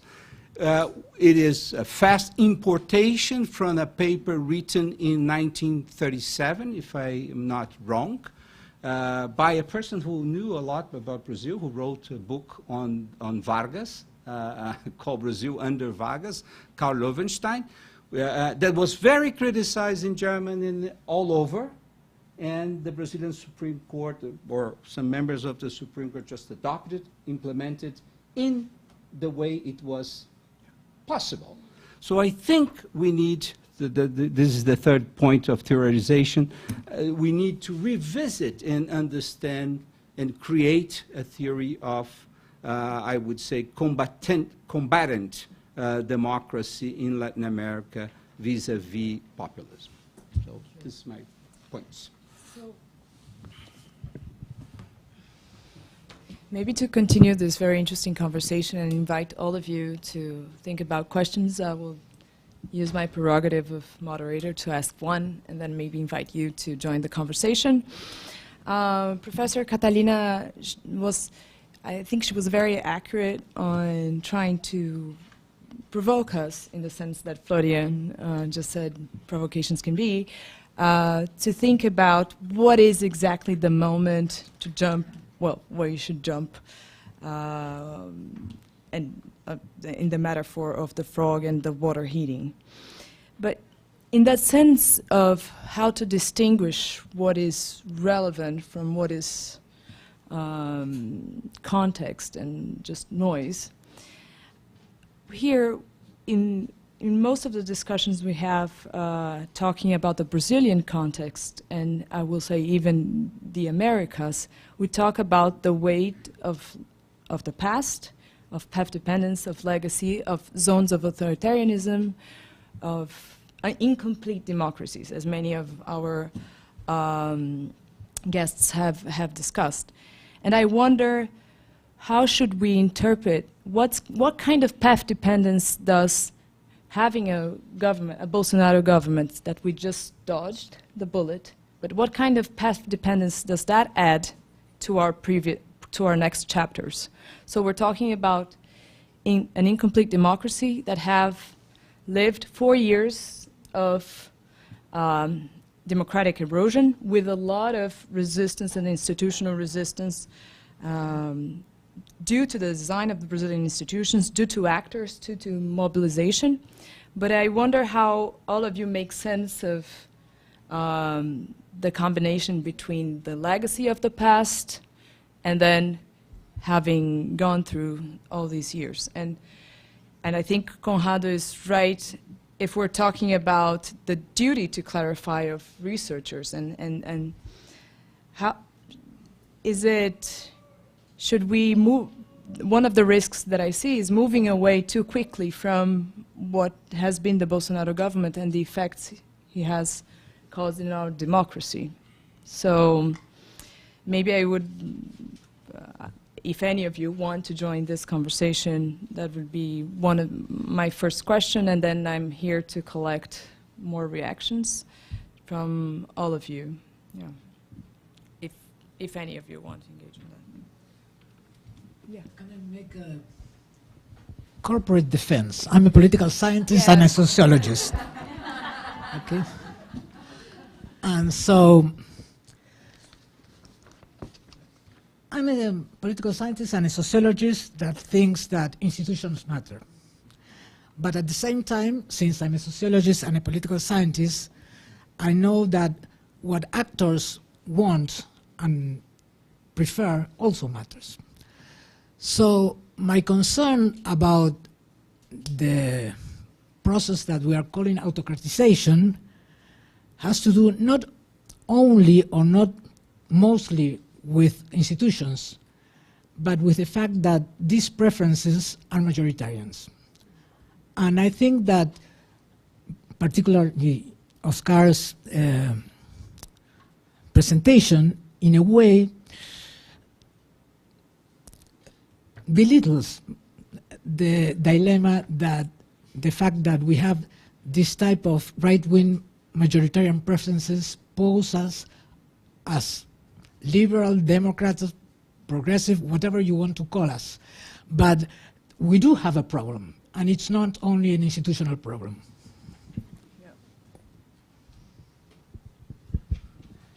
So, Catalina, I think this is a hybrid table because Conrado and I, we are also political scientists. Okay. We are just not very corporatist. No. My point, just to address one specific issue, is I think what the legal scholar community can bring to the table is a more clear analysis of how institutions function. I'm not saying that this is more important than what is happening in society, just to clarify this point. My fear is that legal scholars try to do bad sociology, and the aspect of the functionality of institutions is left aside. So I think we should keep our focus. This is our way to contribute to this debate. And I completely agree with you that we have a major problem, which is how part of the population is moving to the right, which is an immense problem, and constitutions can solve this for a short period of time, because they can contain for a short period of time, but if the wave of radicalization to the right keeps moving, obviously that the constitutions will be disconstructed.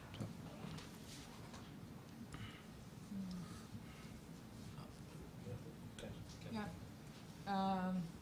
Okay, I'll do some. Do here, and can I just go around the room? Is that okay for all of you?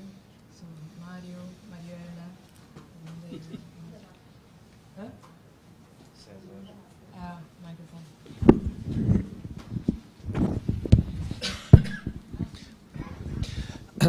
Just a provocation. Conrado, I do agree with you that political scientists and legal scholars should be very careful in not predicting that democracy is not at risk. But looking in hindsight, why shouldn't we not consider that the Brazilian institutions worked under Bolsonaro? I'm not disputing that Bolsonaro is an autocratic guy who has a typical plan to take over the power and putting our democracy at risk. But echoing Florian's provocation, I would like to hear more about this reflection and on how, in fact, Bolsonaro was able to demolish our democracy in institutional terms. Should we do a round, because we have a lot of questions?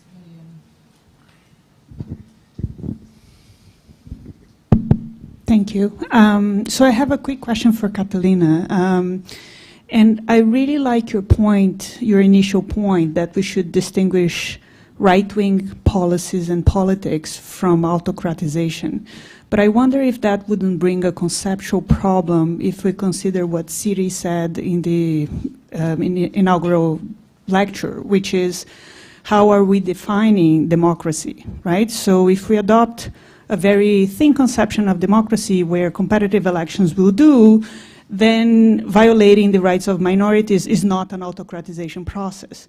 But if you're adopting a thick concept of democracy where protecting minorities is included in the package, then the violation of these rights becomes an autocratization process. And that leads me to the following question, which is then what is the institution or institutional design to arbitrate who decides what is democracy, right? Because I think this is what's at the heart of the dispute here. And a quick reaction to Conrado's point. Conrado, as an institutionalist, I need to resist your claim that we need to pay attention to people. So the idea that the right person at the right time was there to do the right thing sort of throws a little bit of despair into our analysis, because then there is nothing we can do about it, and we just sit here and cross our fingers hoping that the right person will be at the right time doing the right thing. So I wonder to what extent your point can be mitigated by an institutional analysis where, yes, it does help to have the right person there, but the institutions will provide constraints that will minimize or maximize the damage depending on how they are designed. Thank you.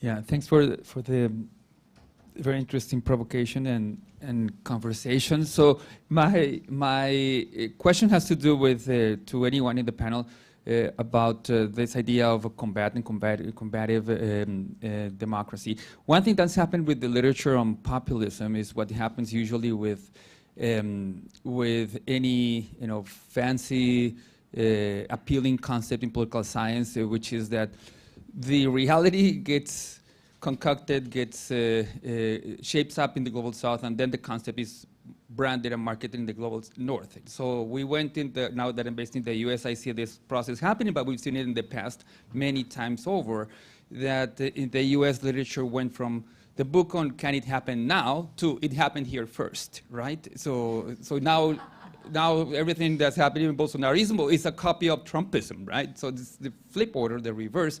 So not even the banana republic concept is ours anymore, right? So that if anything was ours, was that, right? But so same thing with the response to authoritarianism and to autocratization. It would be great if, as part of this collective effort, and because Brazil is one of the few good news around recently, that everything from that kind of centrist or plural consensus around defending democracy and the open letters of the business associations and the academics and USP from mid-2022, that, by the way, hasn't happened in the US. That's exactly what can't happen in the US because Republicans will never sign on to these types of defenses of democracy. If at the same time that we're doing the diagnosis or the post-mortem of what happened, why it happened here, this group and Brazilian scholars and scholars from other parts of the world were already thinking about elements for a combative democracy and offering that to the global literature on how to resist, how to improve the resilience of democracy, and inevitably would have to do both things at the same time because we're going still through the trauma of why it happened here and now also thinking about responses.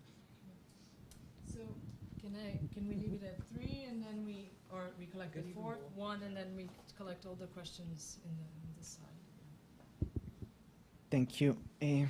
I'm still struggling with my English, so I'm going to read a little bit. I wanted to ask a question or know your position about the ethical problem which can happen if we stay in top of the frog for too long.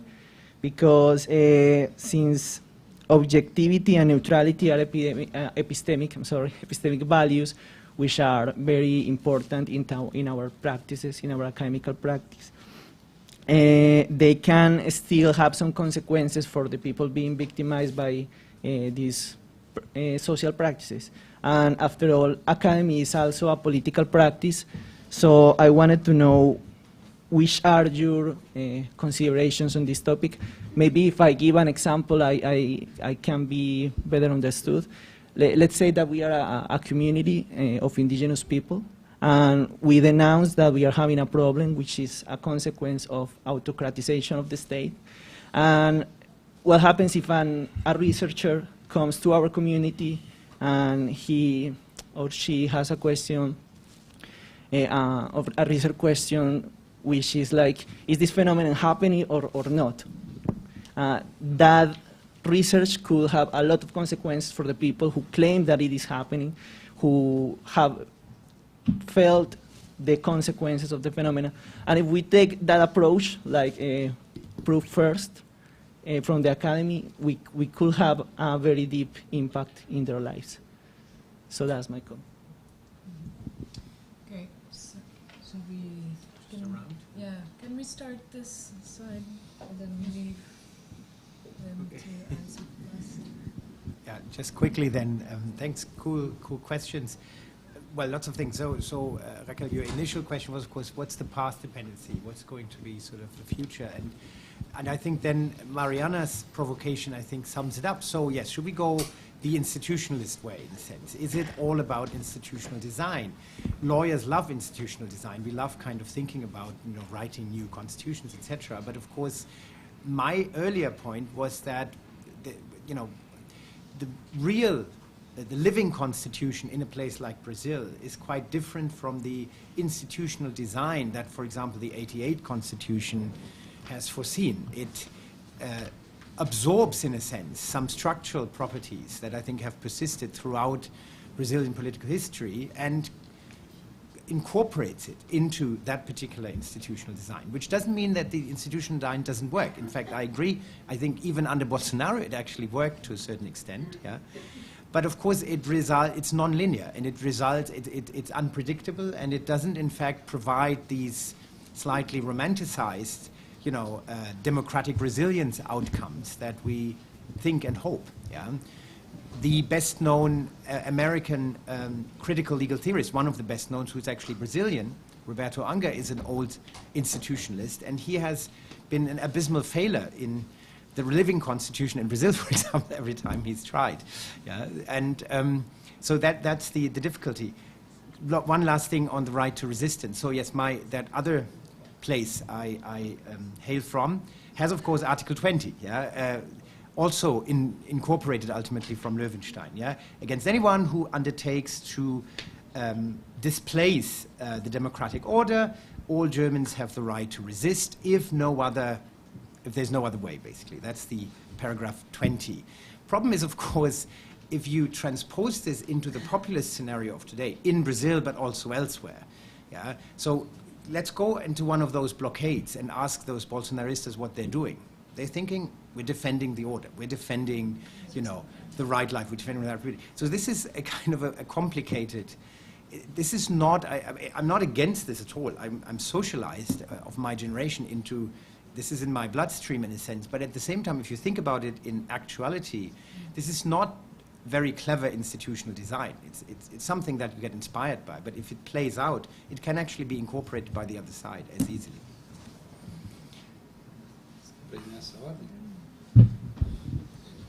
Okay, Cesar, how are you doing? Yeah, I think we share the same perspective in terms of how the North design theories, even to explain what is happening here from their own premises. So that's why we are trying to emphasize a lot of empirical work about what happened in Brazil, and then to create some broader explanation after the empirical work, because it's very seductive to just jump in with the literature that legal autocratization or abusive constitutionalism, etc. Let's check. Let's see what happened, and then perhaps we will be more in a good position to describe and create the concepts and create the theory after that. So I think that's what this group here is trying to do, and several interesting findings, I think, arise from this way of approaching the scenery here in Brazil.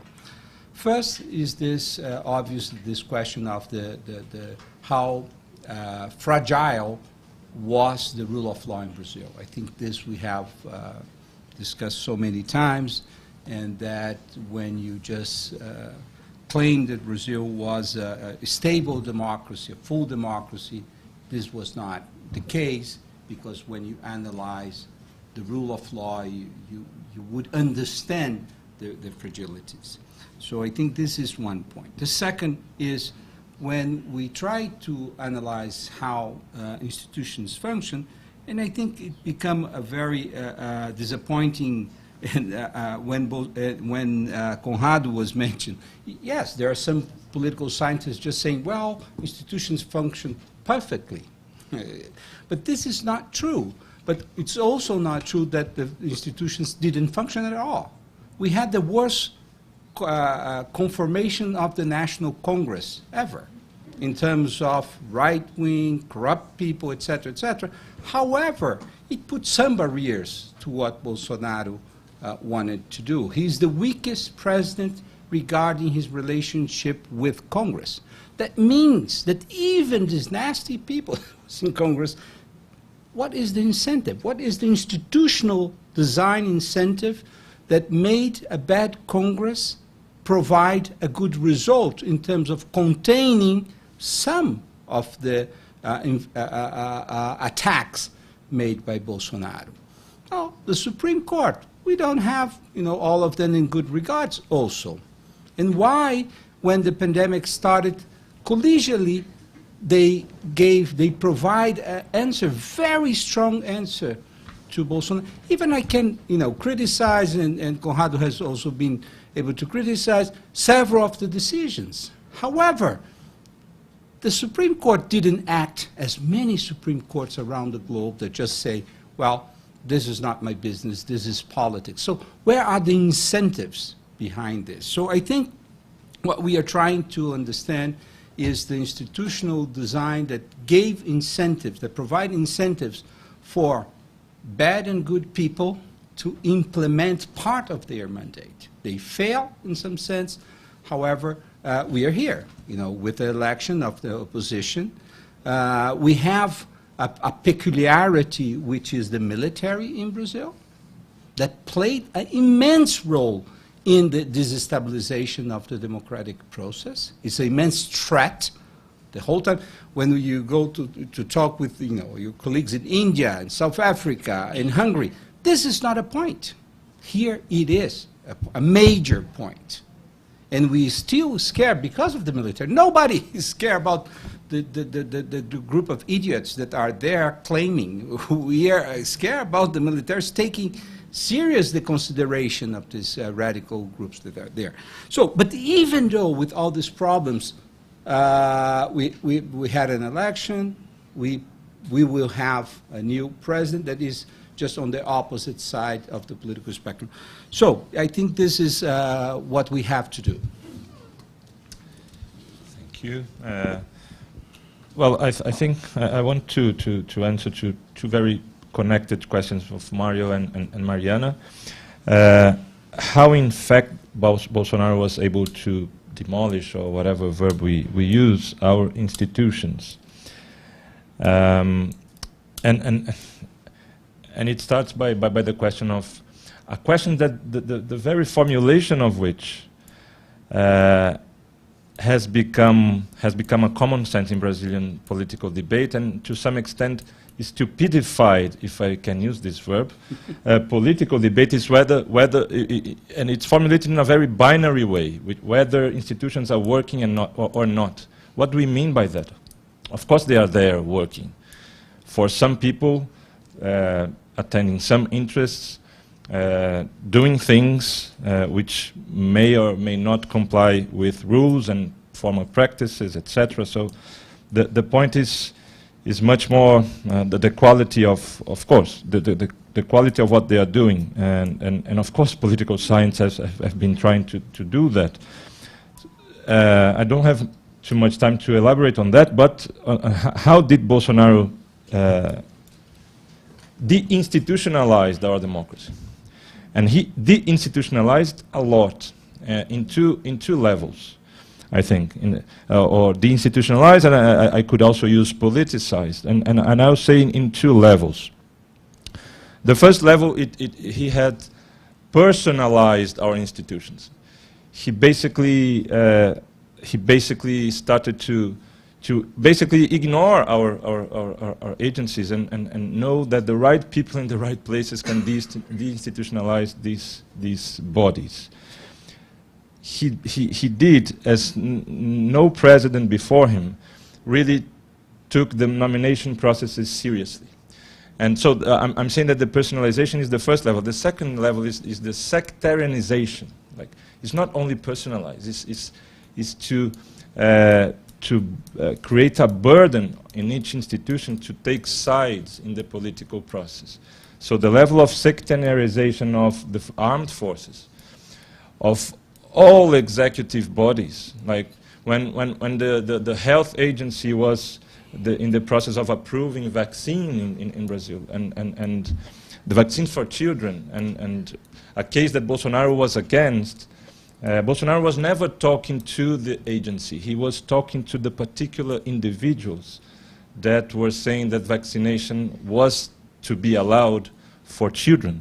Not only he was referring to this, he was mentioning, publicly mentioning their names and their telephone numbers. And there is no institution which has been, independently of Bolsonaro, more personalized than our Supreme Court. Our Supreme Court, and that's the basic descriptive mistake, analytical mistake we make when we say that the Supreme Court decided. It's always, most of the time, 99% of the time, a particular justice. This is not to say that there is no institution behind it. This is not to say that he's just a powerful individual. It's just that, and this is not to say that I'm not paying attention to an institution, because actually this is a very weak institution that led itself to be so much personalized. Democracy is weaker to the extent that the Supreme Court actually depends on these particular individuals, and well, there is much more to be said there, and to complete on Mariana's point, and I'm actually making two claims. It's not to do away with institutions of the political analysis, but not to lose sight of individuals, because in some particular circumstances they can become much more important than particular institutions. So this is not very, this is perhaps a trivial point, but the second point is that the particular story of resistance against Jair Bolsonaro is what, in my view, is one of these moments in which, well, there are many stories of resistance within these 4 years, but let's take the electoral period in 2022, and I think that this particular story is much less a story of institutional resistance, but of particular individuals taking the right decisions, of course, under an institutional framework, but to say that the institutional work is... Sorry. We have 10 extra minutes before lunch, so we'll take Catalina's answer and then a few questions here. We can all answer very shortly and briefly, and we're leaving 10 minutes. I will respect Lada's request to leave 10 minutes. Sorry, Catalina, I'm so sorry. Okay, let me answer quickly to Mariana's point. I don't know whether I understood completely your point. I'm sorry, perhaps we can talk afterwards, because of course it all depends on the definition of democracy that you have, whether how you evaluate this whole problem, and that's the reason why, even though I spoke a little quick, I ended up saying, well, I stay with a definition that perhaps it's old and very formal, and that's why I mentioned Jaworski's 3 points to define democracy. And in order to evaluate whether right-wing policies are leading to autocracy, I do think that those are 3 indicators that you can take into consideration in order to say whether we are still on the democratic side or not. Because we do have a problem in the fact, and that's why one of the reasons why I said that we do have a political problem in terms of how we evaluate right-wing policies, whether right-wing policies are autocratization, but also with the argument that since these autocratization policies seem to translate into informal mechanisms, we do have a problem to evaluate whether we are leading to autocratization or not.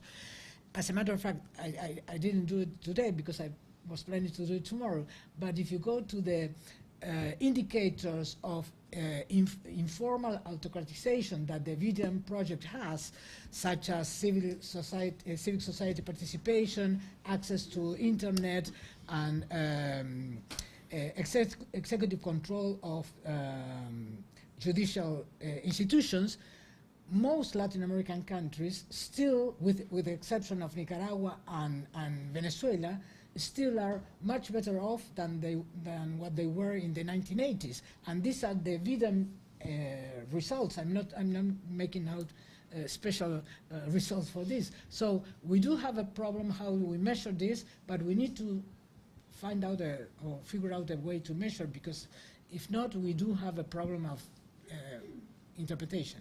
We end up with a problem of interpretation. Can I? Thank you.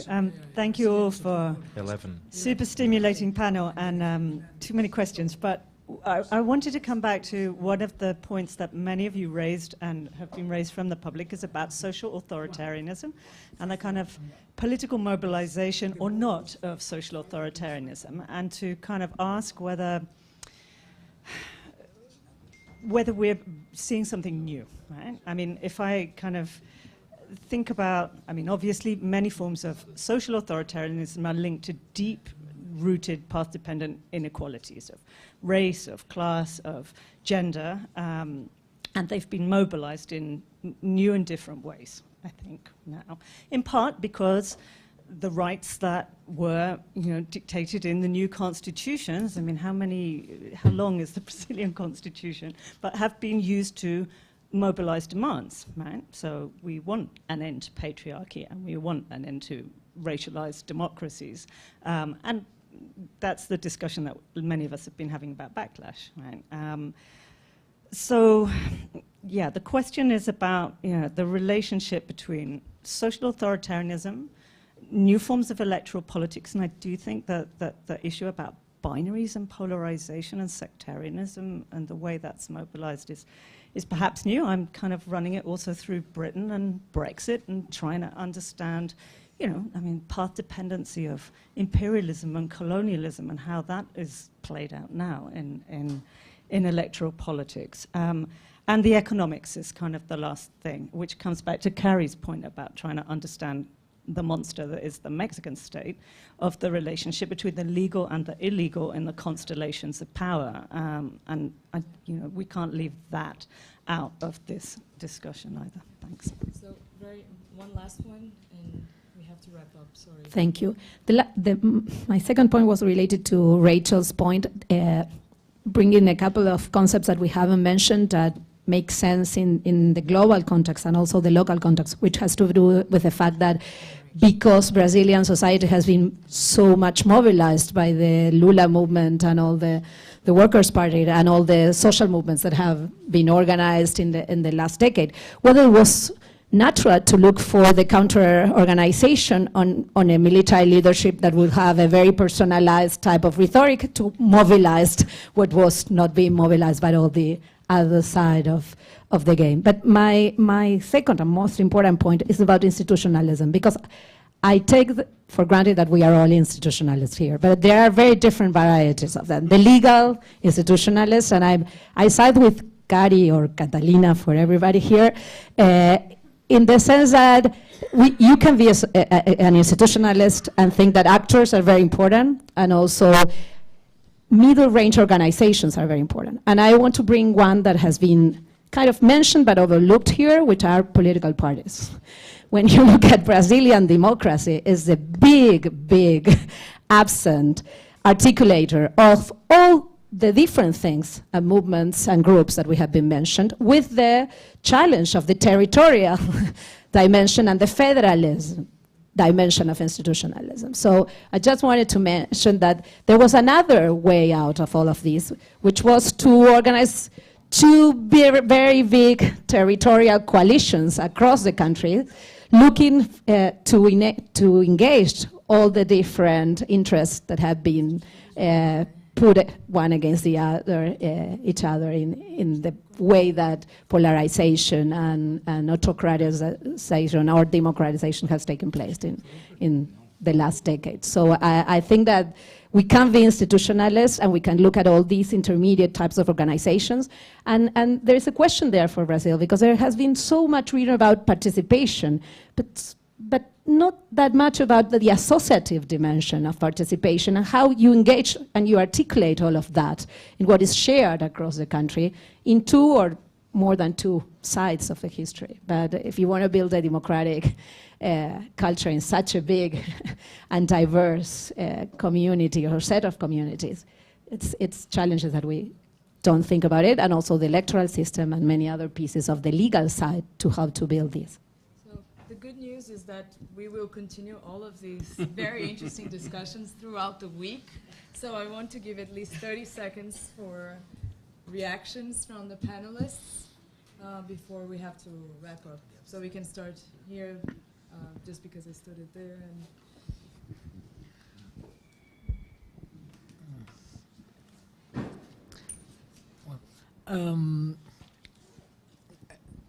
I have two things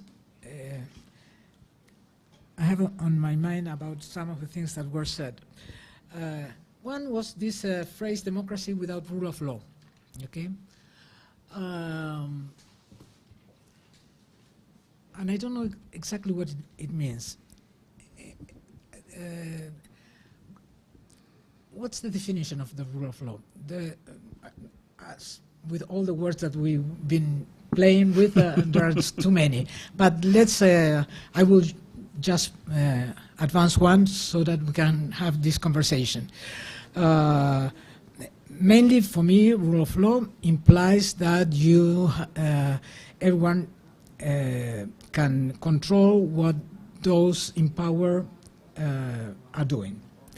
So if that is the case, what do we mean with democracy without rule of law when we do have cases?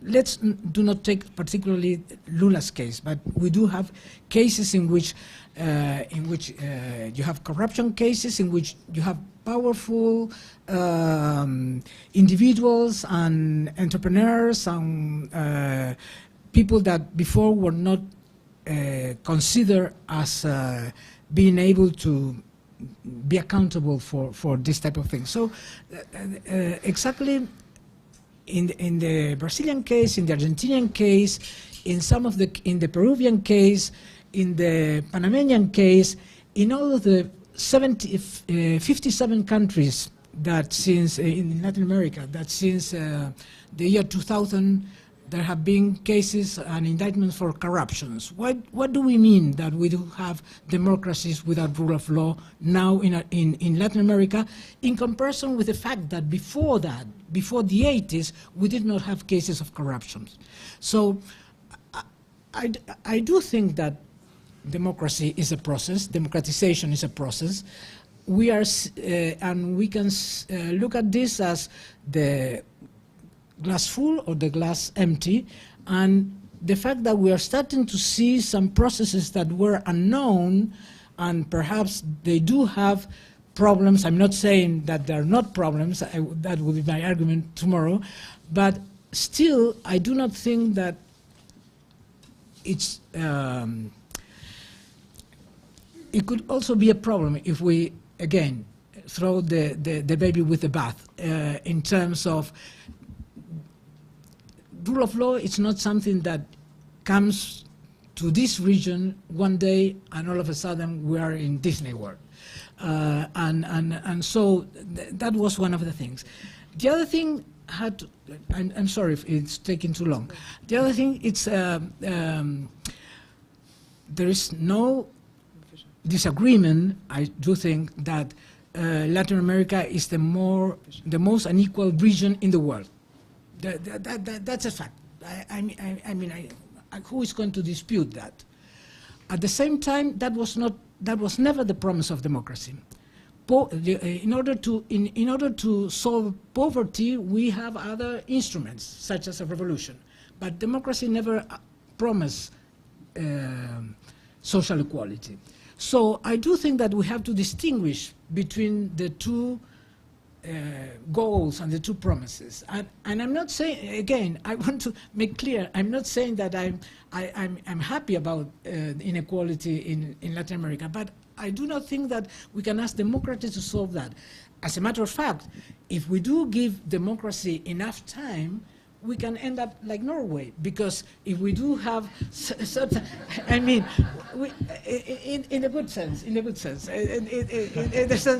sense that if you do have actors that use the electoral system in an organized way, you can perhaps have more social democratic policies. But again, there is some correlation between democracy and equality, but it takes time. It's not something, I mean, democracy in Latin America, it's a new thing.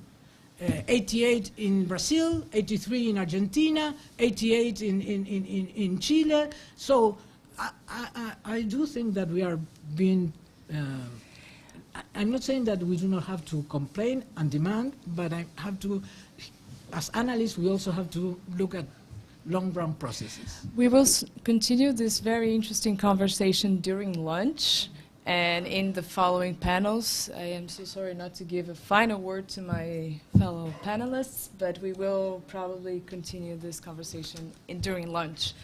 Lara has some... When you see me approaching in the front of the panel, you understand we are... Yes.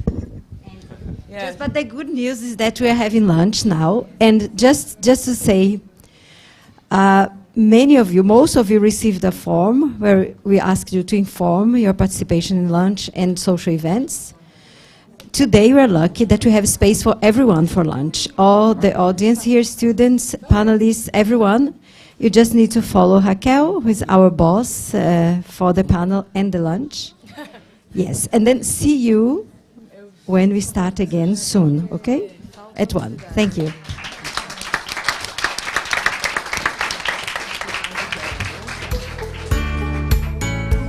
So just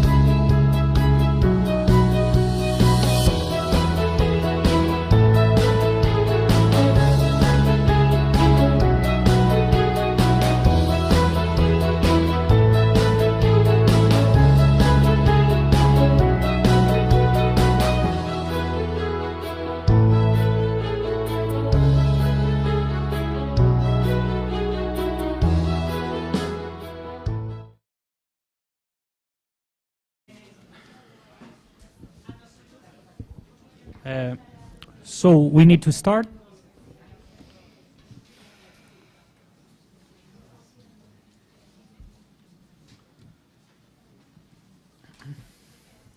So I'm glad to be part of this roundtable concerning courts and democracy.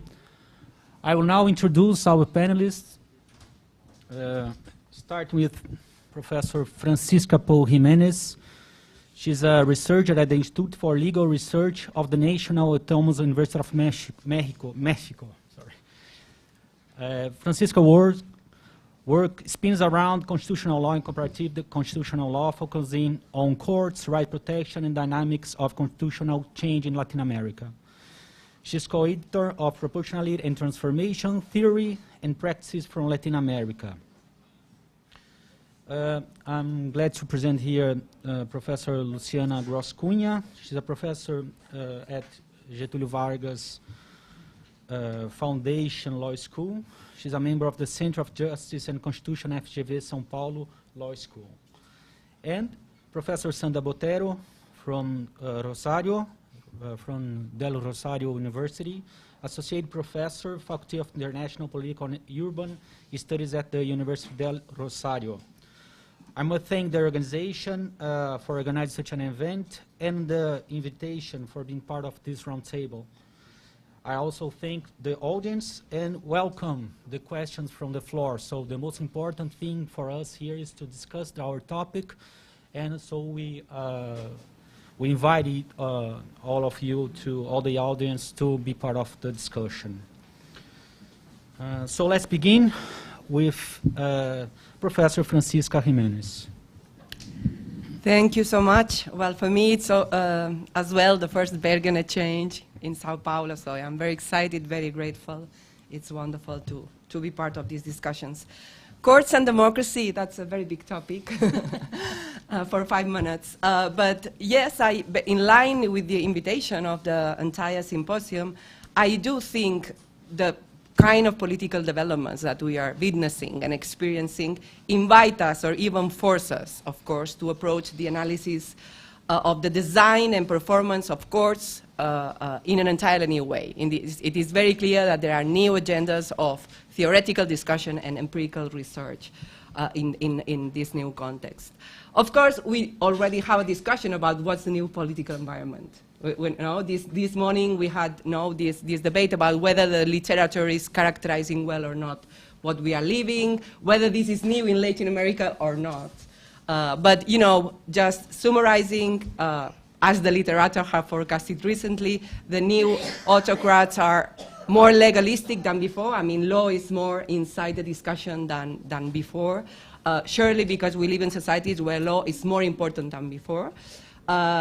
These currents also dislike liberalism, as it had been understood. Are anti-pluralist in many ways. They dislike constitutionalism in the technical sense of limited government, of check and balances, etc. What they would not concede is that they dislike democracy, because here we have a contention about what kind of democracy is. So many of the political leaders and political movements that are out there do not portray themselves as anti-democrats, but sometimes as super-democrats, as another kind of democracy, in contrast with a liberal democracy that had failed, that was too elitistic, etc. So if we have into account these features, it is just natural that courts are at the center of all this, because they are designed to be the guardians of legality. They are designed to be, in a way, the guardians of pluralism through right protection. They are, of course, the guarantors of check and balances and constitutionalism in the sense I described. And in a way, they are also designed to be the guardians of democracy. And that is the first point, that I think after decades of at least constitutionalists looking a lot at the right protection function of courts, now we are invited to look a lot into the rule of law related functions, into the I would say the Elian approach, the political process approach to the labor of courts, the idea that courts okay, if you protect rights in a way, you are also protecting preconditions of democracy and other things. But, and this is very clear in Mexico, now we have a judicialization of cases that have to do with the division of powers, the maintenance of political fairness, et cetera, that I think this is, you know, an agenda that will be like very, very central. Of course, nothing guarantees that courts do these things well. You know, this is part of the discussion, but I am only saying that you know, in the architecture of constitutionalism, they are really called for to be very much there. But of course, one thing, and I am going to some of the things that Siri said in the morning, for these functions of the courts to be possible, two things are necessary. First, they have to keep existing in the sense of being separate from the political branches, the agenda of resistance, no? But at the same time, we don't want courts to be only preservers, right? Because we are where we are precisely because, you know, the past was not good enough. So this complicates the agenda because we need to look at courts having in mind the standard of preservation of certain rules of the game, but at the same time, we don't want courts to prevent change. We need change. We need courts to take part in a new form of democratic constitutionalism that we don't know how it will be, and that's part of the complication. We know that political parties are, you know, in crisis, but the politics without intermediaries doesn't look well either. And then, so this is the scenario in which I think, and now, to finish, I will identify some of the more specific agendas of around the judiciary that are invited by this environment in the domain of institutional design of the courts and also performance. But I will probably start with institutional design and what kind of things we are invited to look at differently from maybe what we have done. The first thing, I have several points, I will be very brief, don't worry, but number of courts and internal structure of the judiciary, that's the first thing. Appointment mechanisms is the second thing. Jurisdictional menu, functions of responsibilities of the courts, and articulation between judicial review and justicia constitucional and ordinary administration of justice. Decision-making protocols at the courts, also very relevant, I think. Even methods of interpretation, of adjudication, and doctrines. But of course, I won't go into that because not only because of lack of time, but because it interests more to lawyers than to other people in the room. But just a few examples of the kind of changes that I think we should do, and then I stop, of course. Design a number of courts. I think one interesting part of the agenda is to look into how the concentrated or the multipolar design of the judiciary has played out or is playing out in this new environment.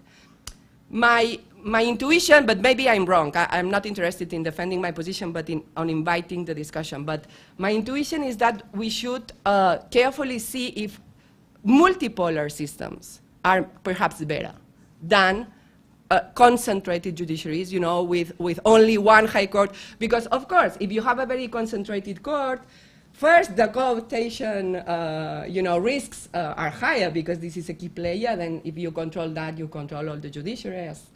So also thinking about, for instance, countries like Colombia that had several high courts, I mean, it takes longer and it's more difficult to control. And if you finally co-opt these courts, and also you do less damage if there's several courts.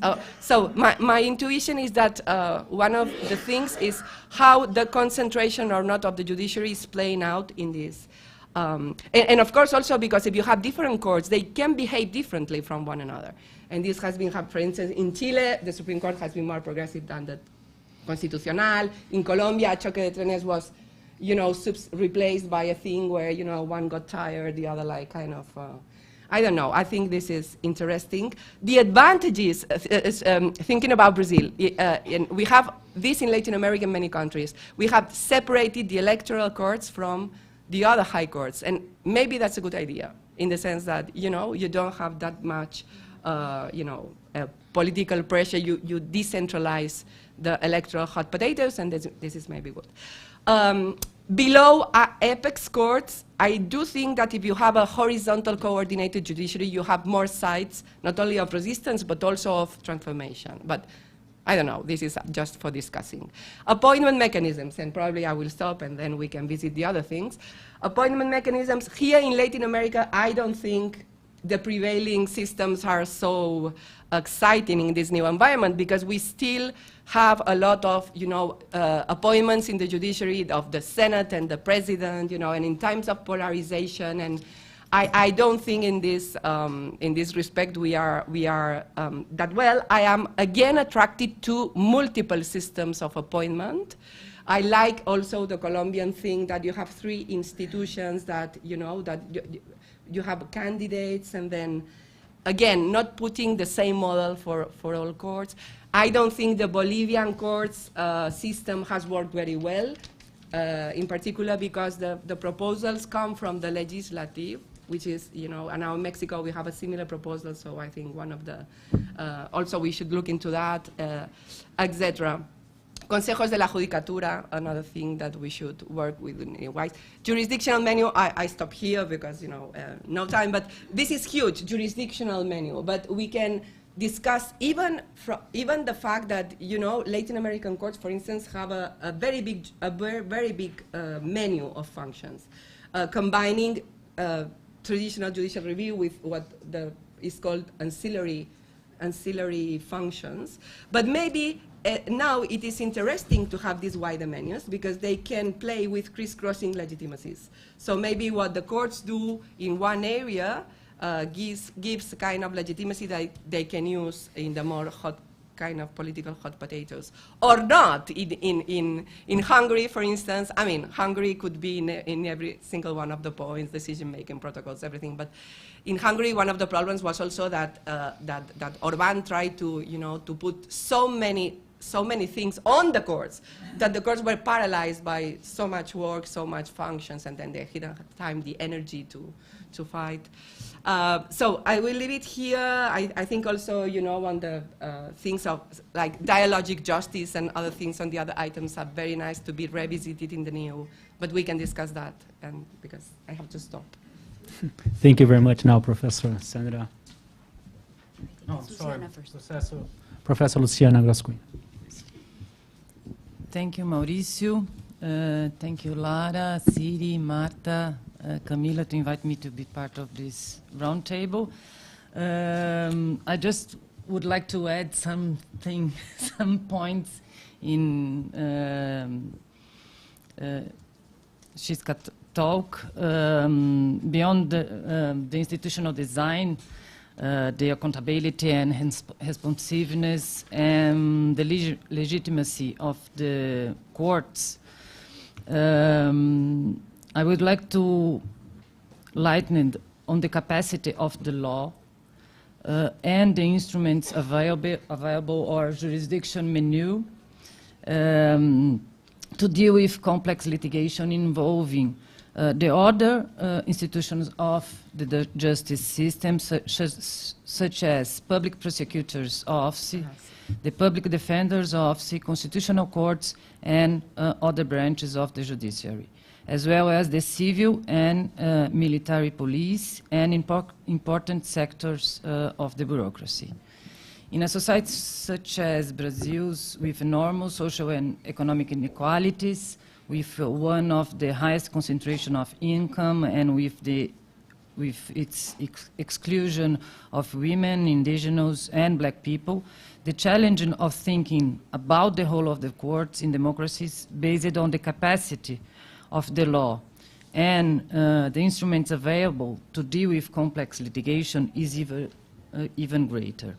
If we take into account that in the Brazilian case we are talking about a justice system with enormous administrative and budgetary autonomy, with a lack of uniformity in jurisprudence, weak implementation of judicial decision, and a lack of transparency in the organs of the justice system, the challenge is even greater.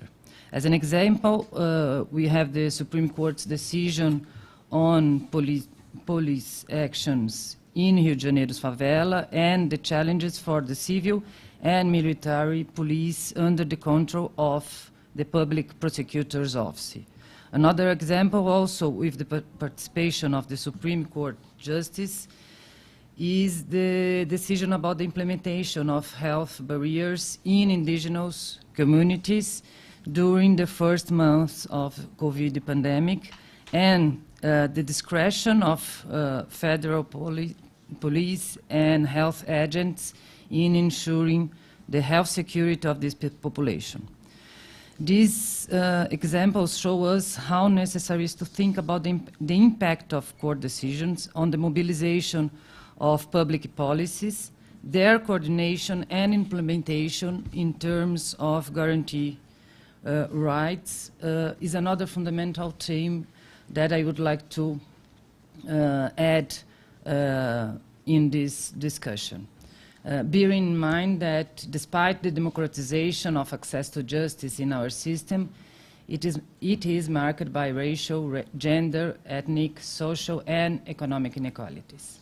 The participation of groups that have been historically excluded and made vulnerable is one of the topics that I think we should pay attention to in the study of relationship between courts and democracy. The function of justice system institution, including the selection of agents that operated the law within the justice system and how their decisions are made under the rule of law, is another area that we have to take into account.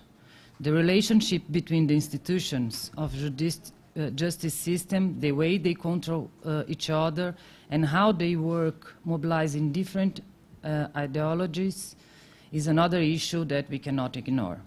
The whole of big corporations and the economic interests that organize the private interests of the actors that operate the justice system is another central agenda in our research. Just to conclude, still looking at Brazilian reality, it's undeniable that the courts and the justice system in general have been having the ability to resist the attacks on democracy and in its institutions. But what kind of democracy we are talking about, what kind of institutional design we are talking about, and as Catalina remembered us in last panel, what kind of rule of law we are talking about. That's it. Thank you. Now I'll pass the voice to the Professor Sandra Botero. Thank you. So thank you, everyone. I want to concentrate on two levels in my brief remarks. So first I want to speak to I'm going to focus myself, the first half of it, on high courts. So there's a lot of skepticism around the role, in particular, of high courts and democracy these days, in particular because of the role that many activist courts have played in the erosion of democracy in places like Poland, Hungary, what it looks like might happen in El Salvador, Brazil to a certain extent. And I want to think about that a little bit in a comparative perspective, right? So of course, the rise of contemporary populists associated with these kinds of courts leads us to think that perhaps there has been too much judicialization, and that this judicial assertiveness can hurt democracy, and that courts become the tools of autocrats, and they are particularly dangerous in that sense. So of course, judicial overreach can help populists. I mean, I don't need to look far. I'm originally from Colombia, so I only have to look at my neighbor, Venezuela, to see, for example, how that tribunal was used to expand authoritarian power. I think this refers a lot to the examples of autocratic legalism that Siri mentioned in this morning. But I want to think that this is not always the case, that there are other alternatives and other models. I don't know if you've read the work, it's a fascinating book that came out this year and I highly recommend it. It's Qureshi's book, Seeking Supremacy on Pakistan. It's fascinating. So Qureshi has a couple of, he works on Pakistan and on judicial roles. And Qureshi is also working on this idea that some courts can play representation, replacement roles, like what happened in Venezuela, what we may be seeing happening in El Salvador, but that there are other courts that can play representation reinforcement roles, right? Courts that can open avenues for engagement, that can create new spaces for discussion. So if we take seriously this idea that autocratization is a process, like Siri was saying this morning, then the question, and I think something that we need to understand better, is how these things interact. So again, I come from a country that is one of the famous examples of dialogic justice, right? And I know that people get really frustrated with the concept of dialogic courts. But one idea that I think has a lot of traction and potential is this idea that when and if these courts have to engage in some kind of dialogue with other actors, it is slow, it is frustrating, it doesn't always work, impact is not perfect, but it generates a very different dynamic in terms of separation of powers and checks of balances. And that kind of negotiation, that extremely slow, awful political process, generates a very different dynamic that does not necessarily have to empower populists and lead to the erosion of democracy. So it generates a lot of political conflict, and it generates a lot of frustration for activists and for other reasons, but it creates opportunities for something different. So that's one reflection, a comparative reflection with regards to high courts. But the other thing that I want to say is that I agree fully with Luciana that the questions that we also need to ask ourselves have to do with what's happening below, right? So one thing, again, from where I'm coming from, but also I think from the experience of this edited volume and the stuff that we have been thinking about, is that we really need to pay more attention to these other institutions, like we call them in Colombia and in many of our countries, fiscalías, right? Like all this. It's Ministerio Público. Okay, thank you. Because it seems to me that a lot of the crucial fights with regards to democratic erosion or autocratization happen at that level as well. And we do not know nearly enough about these places as we should. So I started by saying apex courts, but I want to end by saying that we really need to go beyond that. And then it's always, it's so wonderful to be here, because it reminds me, at least again from where I'm coming from, of how little work we have, and I think this is true in Colombia certainly, but also for other countries, about the racialized dimensions of our justice system, right? I don't think we have enough or nearly any work. The Colombians here will correct me. There is some, but it's very little. I think Tatiana's work is some exception, so Tatiana, don't hate me. So I would point to those three things. I am grateful for the opportunity to speak to all of you, and I really look forward to your questions. Thanks. Yeah, thank you very much. I would briefly remark that we are facing now in Brazil, but in other countries from Latin America too, something like an authoritarianism from below. So I think that we have these theoretical challenges to grasp this phenomenon. We are now seeing in Brazil authoritarian voices coming from the streets, right? We are talking about courts that are inserting very new constitutional designs. So I would like to hear the panelists about the social authoritarian backlashes that are challenging our courts, especially in Latin America. And I'm now passing the word to the floor. So if you have questions, and someone could help me to.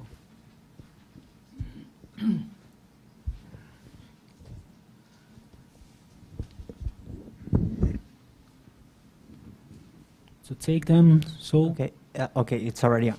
So thank you all for all these wonderful presentations. My question is probably more directed to Sandra and Francisca because it's a curiosity about other places other than Brazil. But of course, I welcome any comments from Luciana.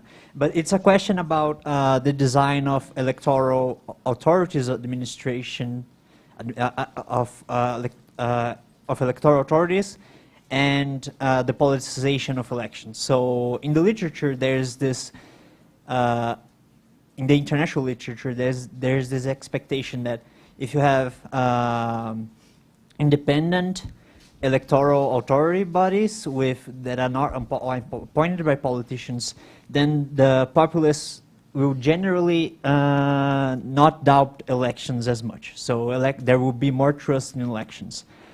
And if we take a look, at Brazil, this expectation has not played out that well, in the sense that we have this very strong electoral body that is not politicized in the sense of having political appointees. And despite all of this, there is some political actors have succeeded in planting very strong seeds of doubt on the integrity of national elections. So I'm wondering if something like this has happened in Mexico and Colombia, and this is really just a big question mark, if institutional design really matters for people who are outside the courts. So it certainly matters for the behavior of the courts, what they do, but how the populace perceives these courts, does institutional design really matters all that much? So thank you.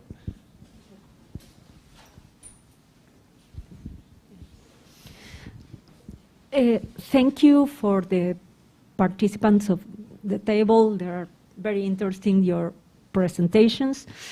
And I have a comment and a question for you. And a comment is, it's great to be here and to listening to you to talk about courts and how courts works in our countries. And I think no, I didn't hear once the word independence of the courts. And we are in other discussion, in an implementation or design or how to check and balances or think about different paths between courts and relationship between courts and governments. And I think this is we are on a step ahead. And we are talking about judiciaries that are important actors in our political systems. So my question is, in this context, how do you think we can reflect about the learnings of the judiciaries from after 25 years of democracy? How they learn? How are now in comparison with 30 years ago?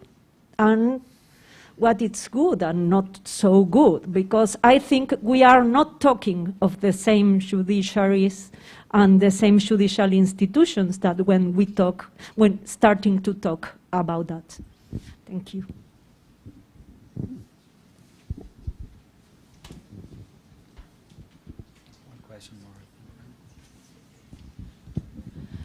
Thank you for the amazing talks. My question is more about diversity in higher courts and what we should expect about that, because and about what Sandra was talking about, the dialogue that we want, because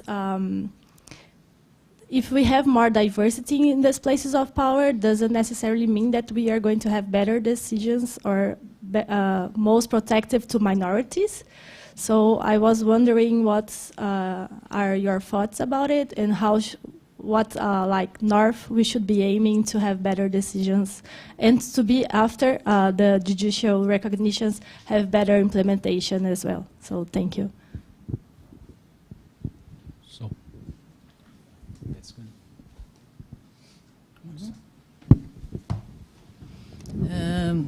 Thank you for the questions.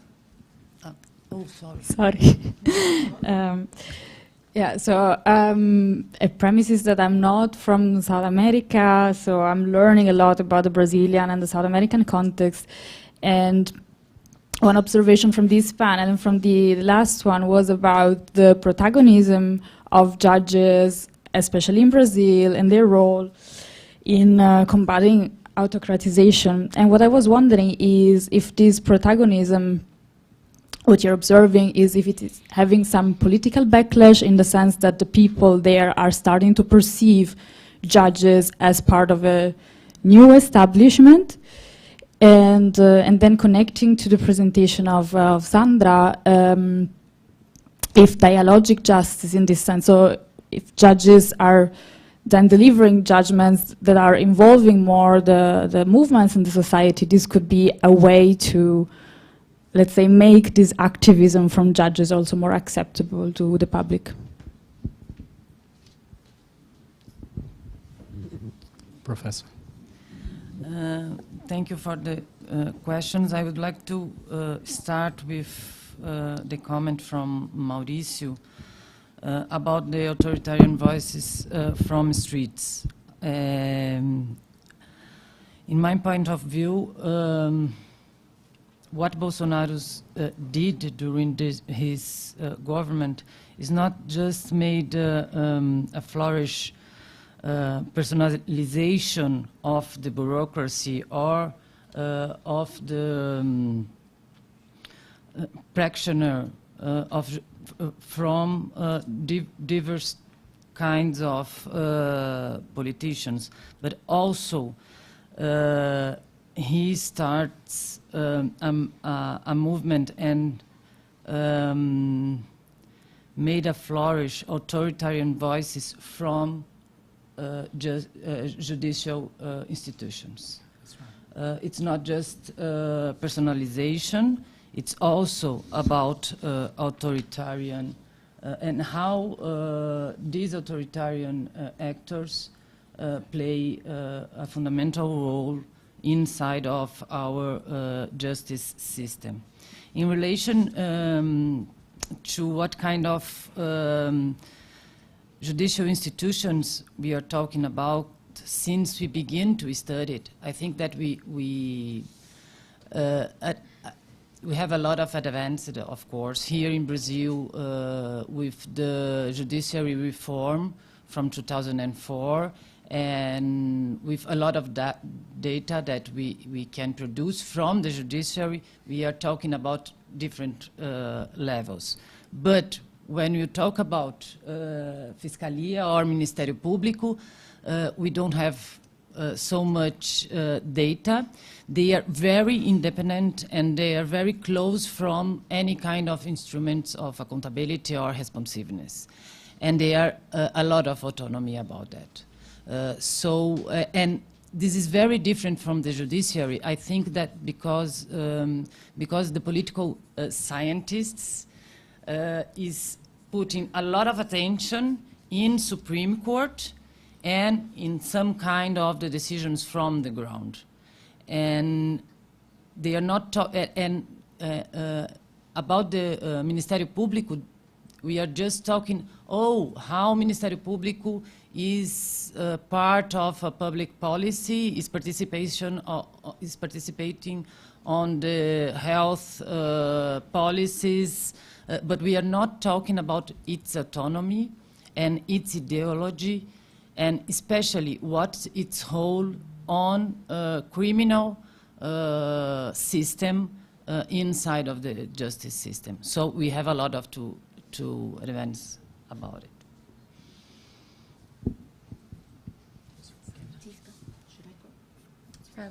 Okay. So let me try to, not all of them, but a couple of them. So this was, I think, Enrique's question about the politicization of electoral institutions. And you said, does institutional design matter for people outside the court for these kinds of institutions? I would say that I am the kind of institutionalist of the variety that Catalina spoke about in the previous panel, in the sense that I think institution matters, but I mean the incentives that they generate and the preferences of people that inhabit them are absolutely essential. So institutional design in electoral institutions can generate very different outcomes depending on the context, of the particular context and of really small details. So I do think that the answer to the question is, does the institutional design matters of electoral institutions, it's important? It absolutely is. And you only need to look at the scenario of the United States, where they are dealing with plus 50 or more, since they all have their different state and council and county level institutions, to understand that it can make a huge difference. I think the situation in Brazil, but I am ignorant about Brazilian politics, so please, I say this with a lot of care, is that it's in the context of a particular kind of polarization and a particular kind of process of autocratization process. So I would say that the answer to that particular question in Brazil responds to that context. We have not seen that kind of thing in Colombia yet, but we were so close to having a very serious problem with the electoral institutions during the past congressional elections. So my sense is that this will only be more and more important in every country in Latin America until we get past this wave. If we get past this wave of autocratization, I'm not sure what that is going to look like. So your question, my apologies, I'm not sure, I didn't catch your name, about diversity in high courts. Will we have better decisions? I don't think we necessarily will, which doesn't mean that diversity in high courts is not essential. In the sense that, of course, there's a huge debate about this, right? And do we want this because we want a certain particular outcome? And is that outcome the kind of outcome that I would want? Or do I find it important because I find that it is important that women and other minorities sit in these places because their voice matters regardless of whether it is the same to me? So I think expecting that we will get better outcome or a certain normative outcome is a recipe for frustration and disappointment. This is my personal opinion. So I take value in the importance of diversity. I think even though I hope that also the outcome will be different, but I'm not necessarily placing that as the primary thing. And I have more to say, but I think I will leave it to Francisco. Very interesting questions and points. The electoral in Mexico, because that's the thing. We are trying to do some comparative kind of reflections, but then there are differences. So the electoral branch, I'm not a specialist. I know nothing, in fact, about electoral law, but you know. But I mean, everybody, even me, knows that in Mexico, the electoral branch is pretty strong. I mean, it is prestigious. Why? Because the political trauma in Mexico was, you know, elections were always there. You know, we didn't have a military junta. We had a system where you had formal elections, but they were not reliable. So the historic trauma was to make elections reliable. And I do think, and this is why they have invested millions, a lot of money. It has been very expensive to try to overcome the trauma. But in a way, it has worked in the sense that, you know, over these 3 last decades, the INE has, you know, well, both the INE and in the tribunal have a degree of, I would say, trying to use maybe wrongly the language of the political scientists, a degree of diffuse legitimacy that is enough even to tolerate, you know, specific legitimacy failures. More frequent recently in the case of the court. So I don't know. I don't know if the system is the best. I'm not, you know, a comparative electoral lawyer, but I do think, you know, this kind of long run kind of, and also, I mean, the facts are that in Mexico we have been alternating between different parties.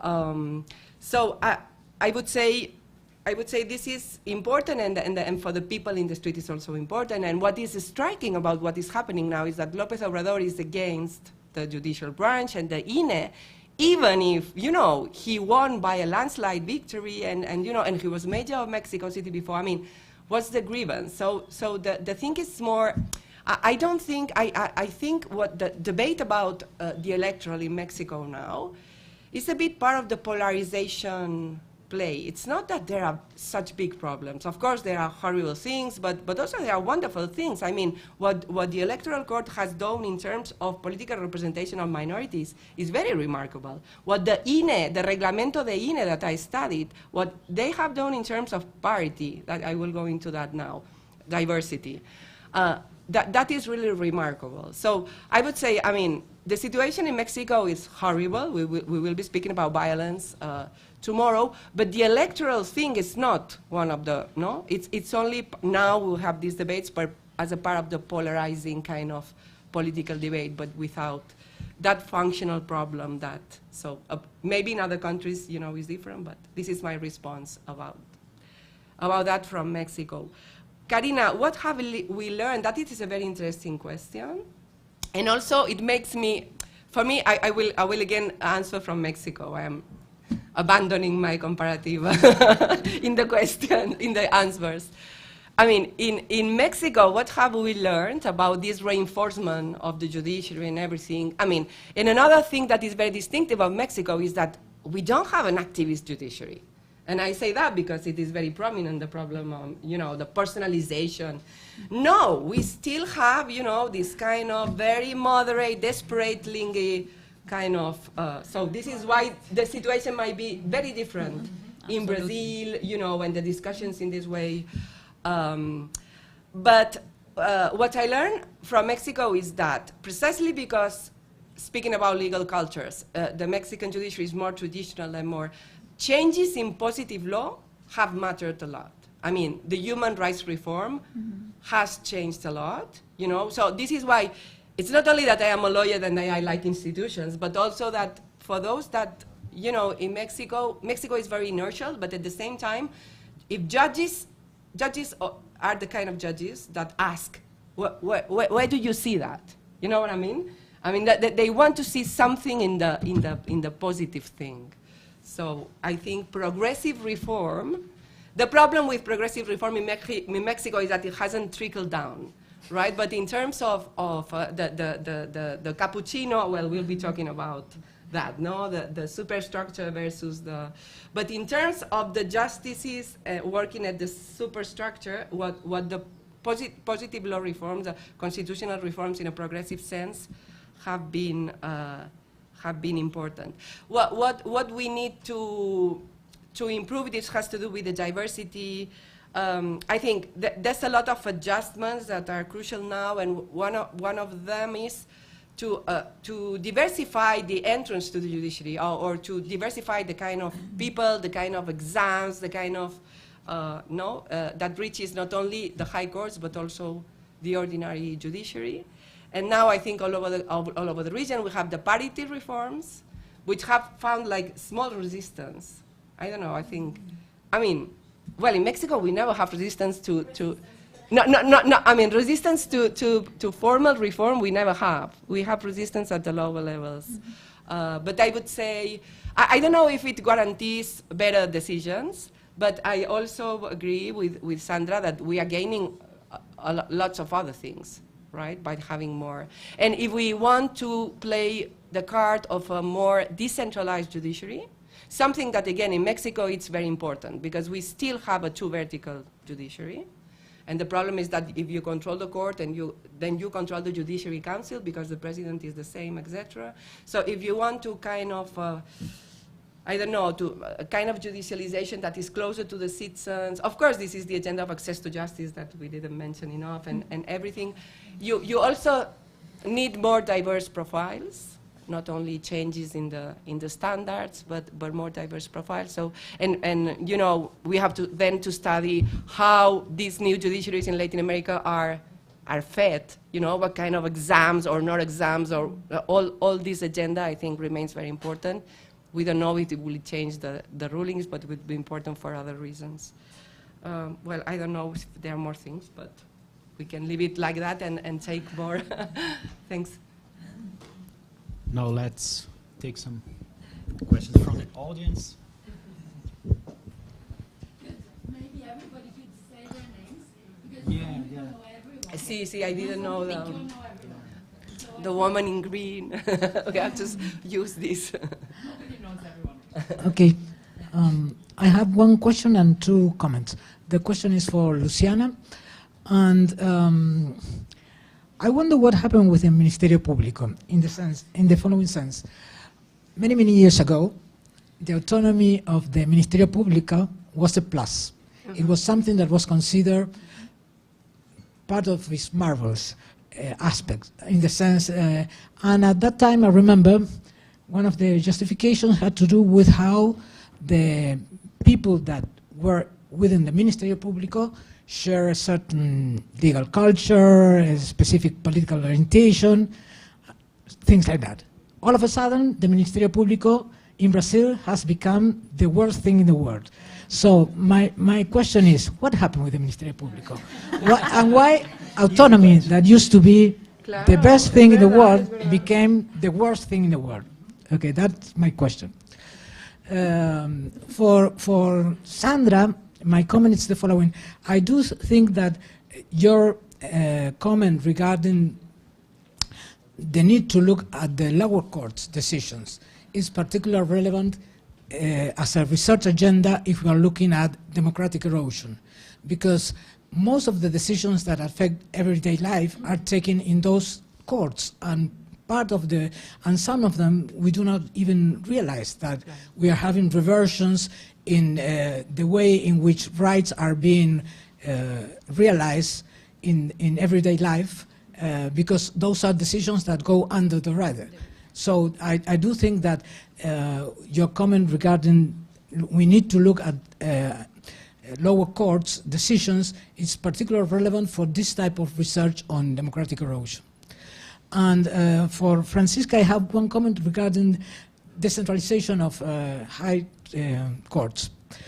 I do think that, as you mentioned, that the decentralization offers opportunities for actors where to, shopping for in a way, but at the same time they produce very unequal results.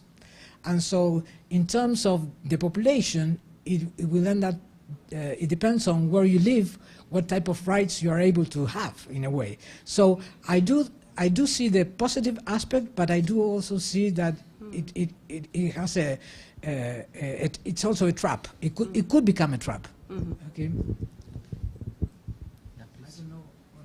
There's one, Mariana.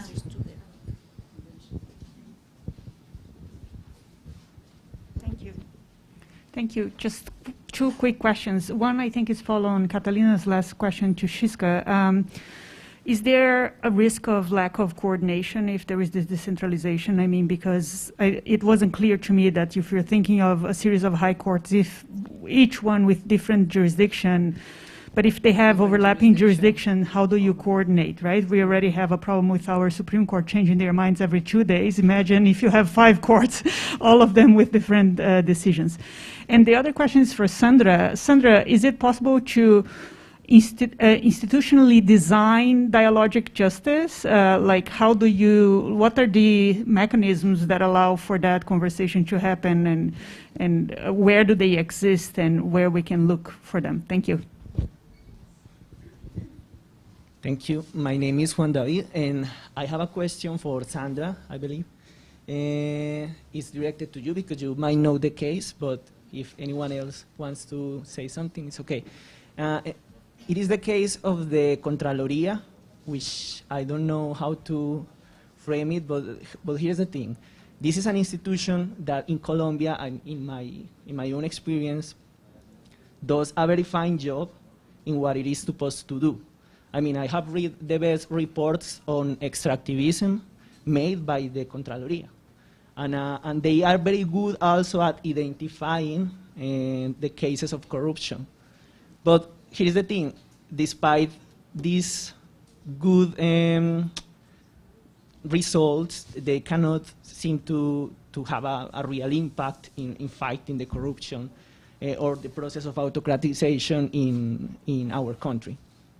Perhaps it has to do with the lack of legitimacy that this institution has, because as good as they are on identifying cases of corruption, they cannot seem to be able to get the money back. So it's like all report and no money, right? I wanted to know what to do in these cases where the virtuosism of an institution seems not to be enough to fight the autocratization process.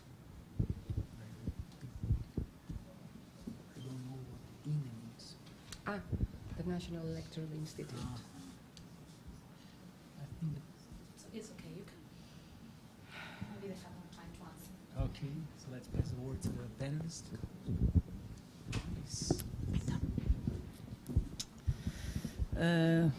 Thank you for the questions, and thank you especially for Catalina. Do you remember O'Donnell's article about horizontal accountability? And also the optimistic from the political scientists about the whole of Ministério Público in Brazil. But one thing is when we are talking about political policy, another thing is about what kind of ideology is inside of, is organizing these actors. I don't think they move or they change. They are the same ones. They are in our legalism society, they think that they know what's better for the society, and they know what have to be the answer for any of our problems. When we are talking about redistributive justice is one thing. When we are talking about corruption, it's another thing. But the ideology is the same. It's not different from each other. And their autonomy and their closed from any kind of accountability or responsibility is still great and enormous inside of democracy. I think that they are, of course, part of our problem, and we can call this movement on autocratic legalism. This is in my point of view. Are there studies about the changes in the ideological composition of the members of the Ministerio Público throughout No, I can think that what Mauricio was talking about, these autocratic voices from the streets, the new generation inside Ministério Público is more autocratic than the oldest. Yeah, I had and they think that they know what is better for us. They know what is the public interest. They know this definition of what we have to talk about in terms of politics. And the car wash operation was made by these youngest public prosecutors and not from the old generation that I think that have more submission from to rule of law or to the constitutional checks and balances instruments than the youngest ones. Can I ask one question about this? Yeah, okay. I'm not clear about, like, Catalina's asking about the ideology, but you were appealing to the legal theory they have, the view of the law, which is more like positivistic and probably even more like ideological, positivistic. My question was also, is that also, has that been studied, or like with questions about the law, and also, is there a social class profiling about it? Because one of the things that it seems very important is that because of the independencies, they have broken the family. Yeah. So the actors are very different and from very different social backgrounds. So that's also another dimension. I don't think that we don't have a lot of study about it. We have some studies about sociological professionalism inside of the judicial careers. I think that these new ones, the young generation inside of the Ministério Público is the ones that are in the same aspect, is very traditional as these autocratic voices from the streets. They are not part of, and this is not just positivism. This is ideology, legal ideology. So our time is running out. Now, please, Professor Francisco. Yeah, thanks for the question, because I was thinking more of multipolarity, that of territorial decentralization. I was thinking on different jurisdictions, not sharing the same thing and then having to deal, even if, for instance, in Mexico, unification is not such a big deal, precisely because the judicial power is so hierarchical. But no, I was thinking, you know, on having a high administrative court, as in Colombia, that they have, no, an electoral court, an administrative court, and then the general, I don't know, maybe criminal. In this sense, it was in another sense of, and I was also thinking about increasing the internal independence of every judge with respect to the higher judges, right? As a way of gaining external independence as well. But I mean, both things are interesting. And I forgot to say something about dialogic justice, and I just want to end with a provocation in the sense we've been speaking. Of course, we have been in love with dialogic justice all these years, but this is the problem. What does meaningful engagement with Bolsonaro means? What does meaningful engagement with López Obrador, which says, you know, which the last week's ordered the Ministerio Público to defy the Supreme Court? Yeah. You know what I mean? So dialogic justice, it's not that I like the previous model. It's not that I like, you know, the juez, filósofo, rey, but you know, imagine in South Africa, for instance, that you have these super dialogic things in where everything is being, but that you are assuming that's a responsible administration, that's a responsible legislative power, that's a responsible presidential power, and that's not the case anymore in many places. So I don't know. I think this is part of the agenda. What do we do with our dialogic dream, which is full of good intentions, and what do you, how do we find a tertium genus, because we don't like them? Bukele, López Obrador. I have been exposed as an optimist. That's okay. Super quickly. So just for the non-Colombians in the audience, the Contraloría is this weird beast. That one of the things that, I mean, the Contraloría has this unique power in Colombia, which is they can remove an elected officer. Like this. So one quick fix for the Contraloría would be for that power to be removed from the Contraloría so that they would. Oh my God, I have gone completely crazy. Because I'm thinking about, oh, holy crap. Okay, so. Back off. That was the Procuraduría, and this is because, oh my God, okay, my apologies. So, but here's one, I still think that the following applies to the problem with the Contraloría. Is that a lot of these things lack bite, implementation bite, right? So this is an easy fix, but it requires mobilizing the other institutions, which is in essence the hardest, right? And it's the problem with how they connect with the Fiscalía, right? And the resources that the Fiscalía devolves to this particular problem. So to me, that connection is the connection that needs to be fixed, but I don't think the problem can be easily fixed with the Fiscalía, so I don't have an easy answer for you.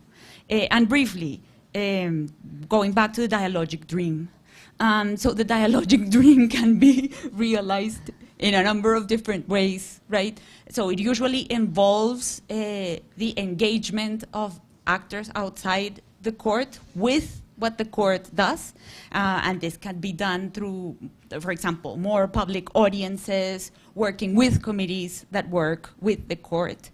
Those are just two quick examples, but in general, it entails high courts that are more open, explicitly open to working with actors outside themselves. And this can take a range of different forms in different countries. And we can talk more about that because I know people are looking at me like, go, go, go. So I'm sorry about that, Contraloría, Procuraduría.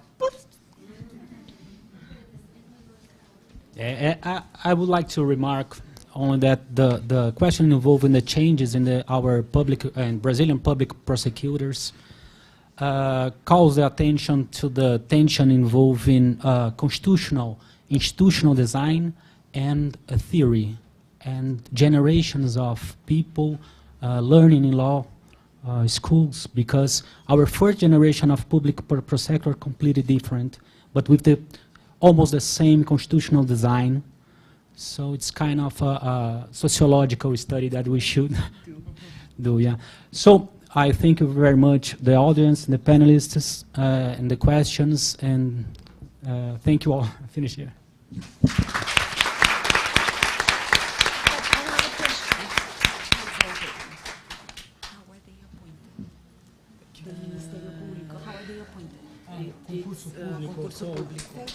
And does the concurso work? Yeah, yeah. The concurso works? Yeah, well, it works, but we have a lot of machismo. Yeah, of course. Because we have it's very difficult.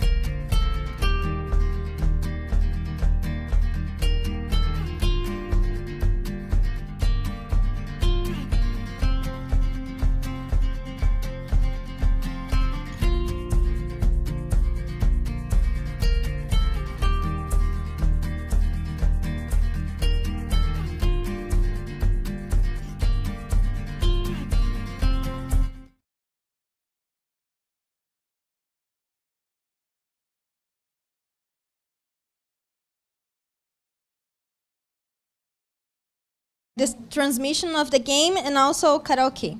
So yes, that's all.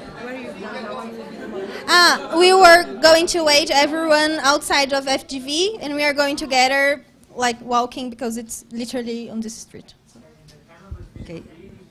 Yes, and then there's this claim, let's be on time, guys.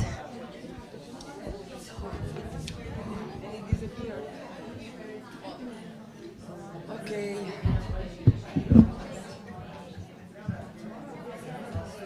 You have enough space there?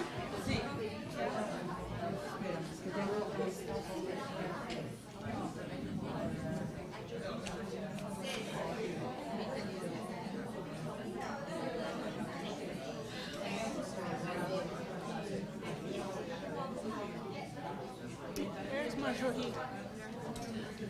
Is Marjorie showing up on the... Marjorie is online? I don't know. Isn't she participating? Yes, I'm here.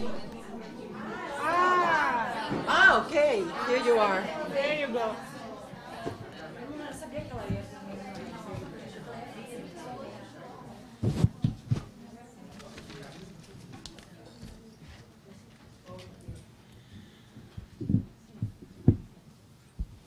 Okay, let's continue. We're going to stay with the judiciary a little bit, and well, we have a wonderful panel to comment on a new book that was, out this year, The Limits of Judicialization from Progress to Backlash in Latin America. And we have one of the editors of the book, Sandra here, Sandra Botero. And then we have Mariana Prado. I mean, I'm not presenting people because I assume everybody knows and the specialties and the fields and everything. And over Zoom, we have Marjorie Marona, the University of Minas Gerais, also interested in judiciary democratization, etc. So without more preamble, let's start, and I will give the floor first to Sandra so that she explains a little bit about the project. Thank you, Siska, and thank you all for being here. I am, in the famous words of Lara Mol, that's standing between you and the soccer game, and the football game, so I'll be quick.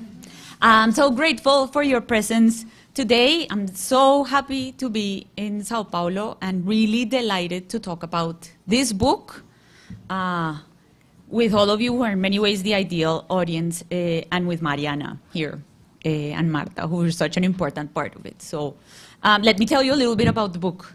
Judicialization, so the transformation of politics in such a way that courts, lawyers, and prosecutors become key actors, and the language and categories of the law become relevant concepts in politics, broadened the horizon of what was possible in the search for social change and rights enforcement in Latin America. In the book, we wanted to acknowledge what judicialization had made possible, but we wanted to interrogate whether the promises that the judicialization of politics brought had delivered or not, and to what extent. The book has a number of case studies that give you a perspective in the many ways in which judicialization fell short, backfired, or was thwarted, with a focus on Mexico, Guatemala, Colombia, Brazil, Peru, and Argentina. In the introduction, Dan Brinks, Ezequiel González, Ocantos, and I provide a framework that we hope helps us think about why judicialization fell short and where it did. I want to give you a taste of the argument that we make in the introduction in this presentation and tell you a little bit about some of the chapters. Luckily, Mariana is here, and she can do a much better job at all of the stuff related to Brazil and Lava Jato than I will ever do. So I am particularly grateful for that. So we think that the judicialization project fell short for two reasons. So first, because it made overly great demands on weak states and weak institutional foundations. And second, because it failed to generate the needed social and political basis of support for many of the goals it was trying to advance. What was the goal of this transformation of politics? What we mean when we say that this transformation fell short is that the courts and the new emphasis on legality and rights, and also but not only litigation, failed to achieve the potential that was implicit in what we call the superstructure. And that in some cases, not many or most, the elements of that superstructure triggered some very negative reactions that oftentimes made things worse. When we use the term superstructure, we mean it to refer to the combination of formal institutional change and elite cultural change, largely credited for instigating the judicialization of politics in Latin America. So the constitutional changes, the creation of constitutional courts, the adoption of human rights treaties, all of the wonderful things that happened in the 90s, roughly, 80s, 90s. Why call it the superstructure? The term is not meant to be pejorative, but simply to signal some level of disconnect between these changes and their socio-political reality, their consequent political precarity. So something that's above, like a castle in the air. So the superstructure is the thing that's above, like a castle. So here's the broken promise. The diagnosis is that that superstructure failed to achieve the promise that was implicit in it, the promise of greater rights recognition, greater adherence to the rule of law, less state violence, greater judicial independence. Why? First, the first problem is a weak institutional foundation for that superstructure, the failure to build state capacity. Examples. So some are simple failures of capacity. Janice Gallagher and Jorge Contes's chapter in that book shows that even though Mexico has formally come to embrace very sophisticated human rights legal standards as part of that institutional superstructure, local level judges and prosecutors lack the know-how and the incentives to translate those international norms and the constitutional provisions into actionable templates. Sometimes the failures are the courts themselves. So in some courts, informal practices, deeply entrenched bureaucratic pathologies are the ones that generate the problems. The chapter by Julio Ríos Figueroa, also on Mexico, finds that the high rates of nepotism in the appointment process for the federal Mexican judiciary inevitably undermine efficiency and breed corruption.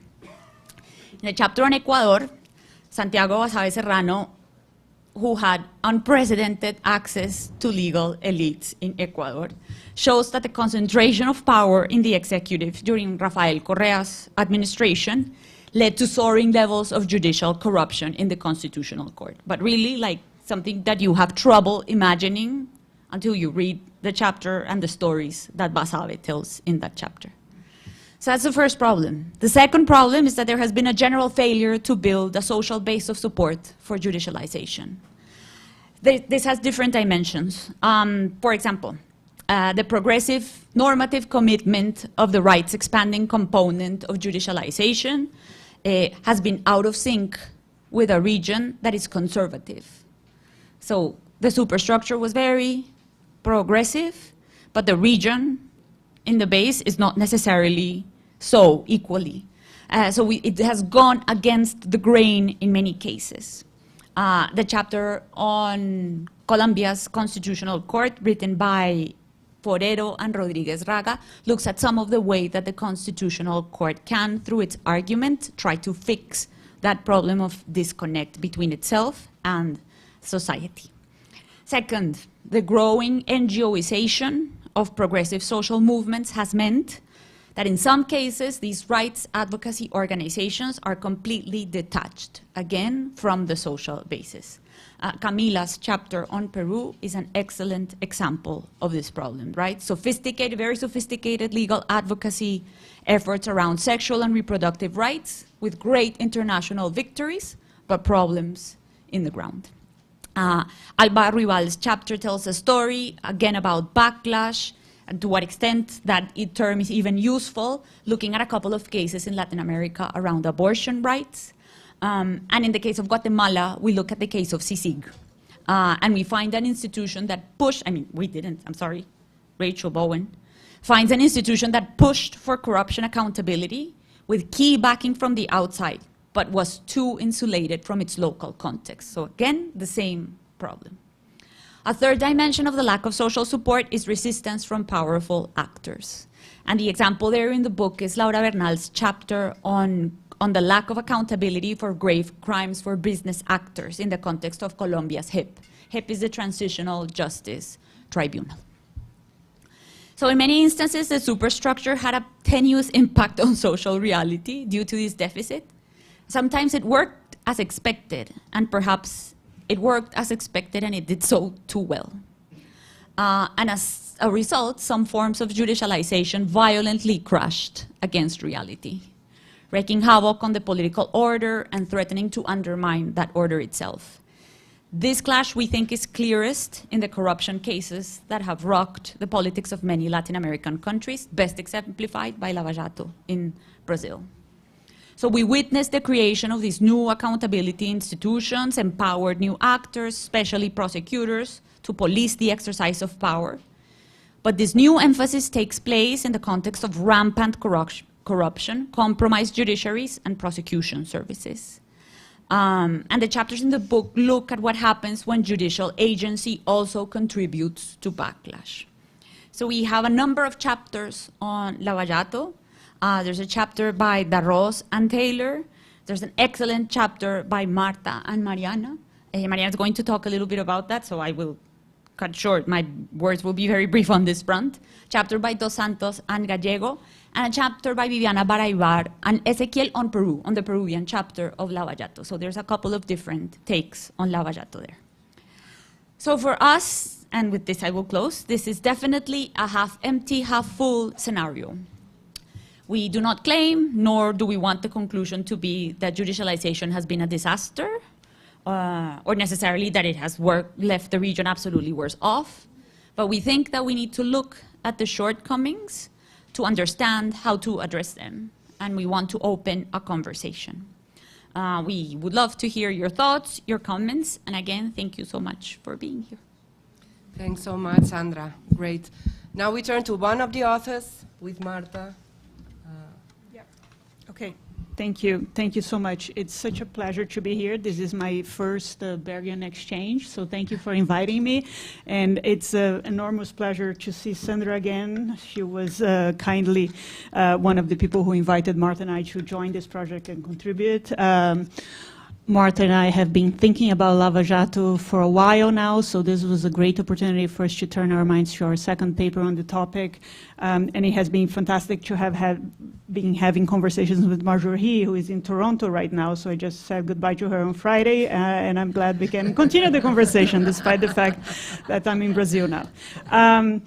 So I thought what I would do is perhaps start by seeing how I see the corruption cases of the book fit into the project. And I think the interesting part was that the corruption cases were like the antithesis of everything else that I think was in the book for, I would say, 2, maybe 3 reasons, right? So the first one is you start by saying that the problem of judicialization of rights and equality and environmental protection was a weak institutional infrastructure, but in the case of corruption, it was a strong, perhaps too strong institutional infrastructure, right? So that's the first difference. The second is how, I think Sandra beautifully described how the superstructure was completely disconnected from the social reality and the popular sentiment, which was way more conservative than what the superstructure was doing. In the case of corruption, it was the opposite. Like this movement of combating corruption so aggressively actually found supporters that took this movement to a whole new level with right-wing undertones coming to join forces with the moralist discourse of anti-corruption fight, in which, like, then you see the rise of Bolsonaro as one result of that, right? And the third thing that I think it's the chapters on corruption are different is that it wasn't necessarily a constitutional project, right? So a lot of the judicialization that the other chapters are exploring, they are embedded in the Latin American constitutions. There are specific provisions to that effect, Whereas for you to claim that the anti-corruption fight was a constitutional project, you need to go and say there was a concern with accountability, and then because of the accountability, we turn back and fit corruption in there. But you need to make like a huge exercise to claim that corruption was part of a constitutional project. So in a way, the book is beautiful because you have these two polar opposites of judicialization gone wrong. And the corruption illustrates the second, which is strong institutions, finding a bed or a room in political support, right? And claiming constitutional importance that wasn't there during the democratic transitions for most of our countries. So within that, Sandra has already pinpointed the other chapters that have discussed Lava Jato, but I just wanted to highlight a couple of things before I talk about my chapter with Marta. So I think Matthew Taylor and Luciano da Ros, they did a beautiful work in mapping two things. How the prosecutors and the judges in Brazil sort of elbowed their way into finding powers in order to make Lava Jato do what they did, and how there was a political backlash because the political elites that felt threatened by what was happening decided to take action against them. And the chapter by Viviana Baraibar and Ezequiel González Ocanto does the same mapping in Peru, because the Peruvian prosecutors took on Lava Jato, and I think they claim correctly so, as intensively as the Brazilian ones. Potentially it was the second most intense chapter of Lava Jato after the Brazilian one, and the political backlash is there as well. Right? So these two chapters map this movement of judicialization and backlash, but the backlash in both cases coming from the threatened political class. And then João Guilherme Bastos dos Santos and Esther Solano Galego, they map how there was a moralist discourse against the prosecutors and the judges pursuing Lava Jato that wasn't necessarily a right-wing discourse per se in the way it was being formulated, but it found on a right-wing populace a room, like a house, right? Because those people, so there was sort of a marriage of convenience, so to speak, in the sense that you get a conservative population that is seeing a movement towards anti-corruption that seems to nicely fit with calls for a right-wing agenda. So they map that beautifully by with interviews, with assessments of Facebook postings and discussions, and it's a super interesting mapping of this popular support. And I'm already at 5 minutes. Okay, so let me just, 1 minute for the chapter with Marta. What did Marta and I do? We had, before this contribution, written extensively about how there was an exercise of interpretation that created tools for Lava Jato to do what they did that was quite different from what we had seen before in Brazil. And in that exercise, our first article, we had to take out all the interactions with the media. Why? Because we didn't have space. We're at 20,000 words, and that was that. So, so this book came in handy because we could discuss all the moments in which Lava Jato leaked, you know, phone conversations to the press, leaked delações that were within justice 1 week before the election. And the question we ask is the following. What is the regulation that exists for judges and people conducting judicial processes to interact with the media? Because, of course, we want the judiciary to be transparent. We want that information to be available to the public. But there is a difference between making the information available versus calling in the press and having a press conference and dictating the terms according to which the press is going to report something, or worse, publicizing information that would otherwise be legally considered confidential, just to, you know, see what happens and cause a lot of political damage before any action can be taken to revert that. So Marta and I, we turn our minds to, I think, one of the beauties of the book, which is mapping the institutional interconnections as well, right? These legal institutions, the legal apparatus was interacting with a whole host of other institutions, and I think Marta and I call attention to the complex interaction with the media. And with that, I will stop. Thank you. Thank you so much. Thank you. Marjorie, it's now your turn. Good afternoon. Thank you so much for having me here today. I'd say that I was told to address a brief comment about Botero, Brink, and Gonzalez Ocanto's new book, The Limits of Judicialization, From Progress to Backlash in Latin America. They recently added. And I was also told that I could choose to speak in Portuguese or in English. And what is interesting is that I choose to speak in English to be uncomfortable, you know, so I can be brief. I mean, in Portuguese, I could spend the whole afternoon discussing this great work. But, you know, Brazil is playing today, World Cup knocking on the door. So I will have to be, you will have to be patient with me, excusing me for my poor English. Well, it's a great pleasure, of course, to join you today to celebrate the arrival of this very appropriate book. As the editors say, from the beginning, Latin America was one of the earliest and most enthusiastic adopters of the judicialization of politics. So if actions speak louder than words, we should listen to that incredible story, don't we?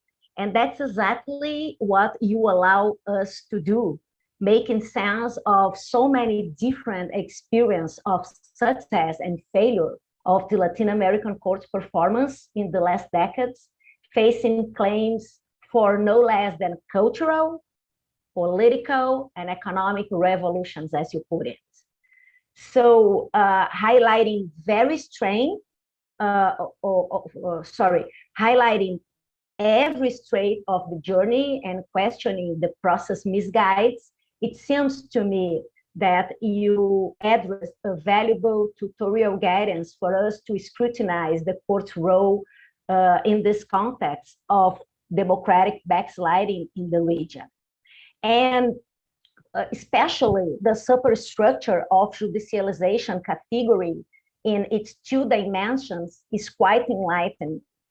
It allowed you, the editors, to dialogue with your previous work in the best way possible, I think, taking them as complementary works.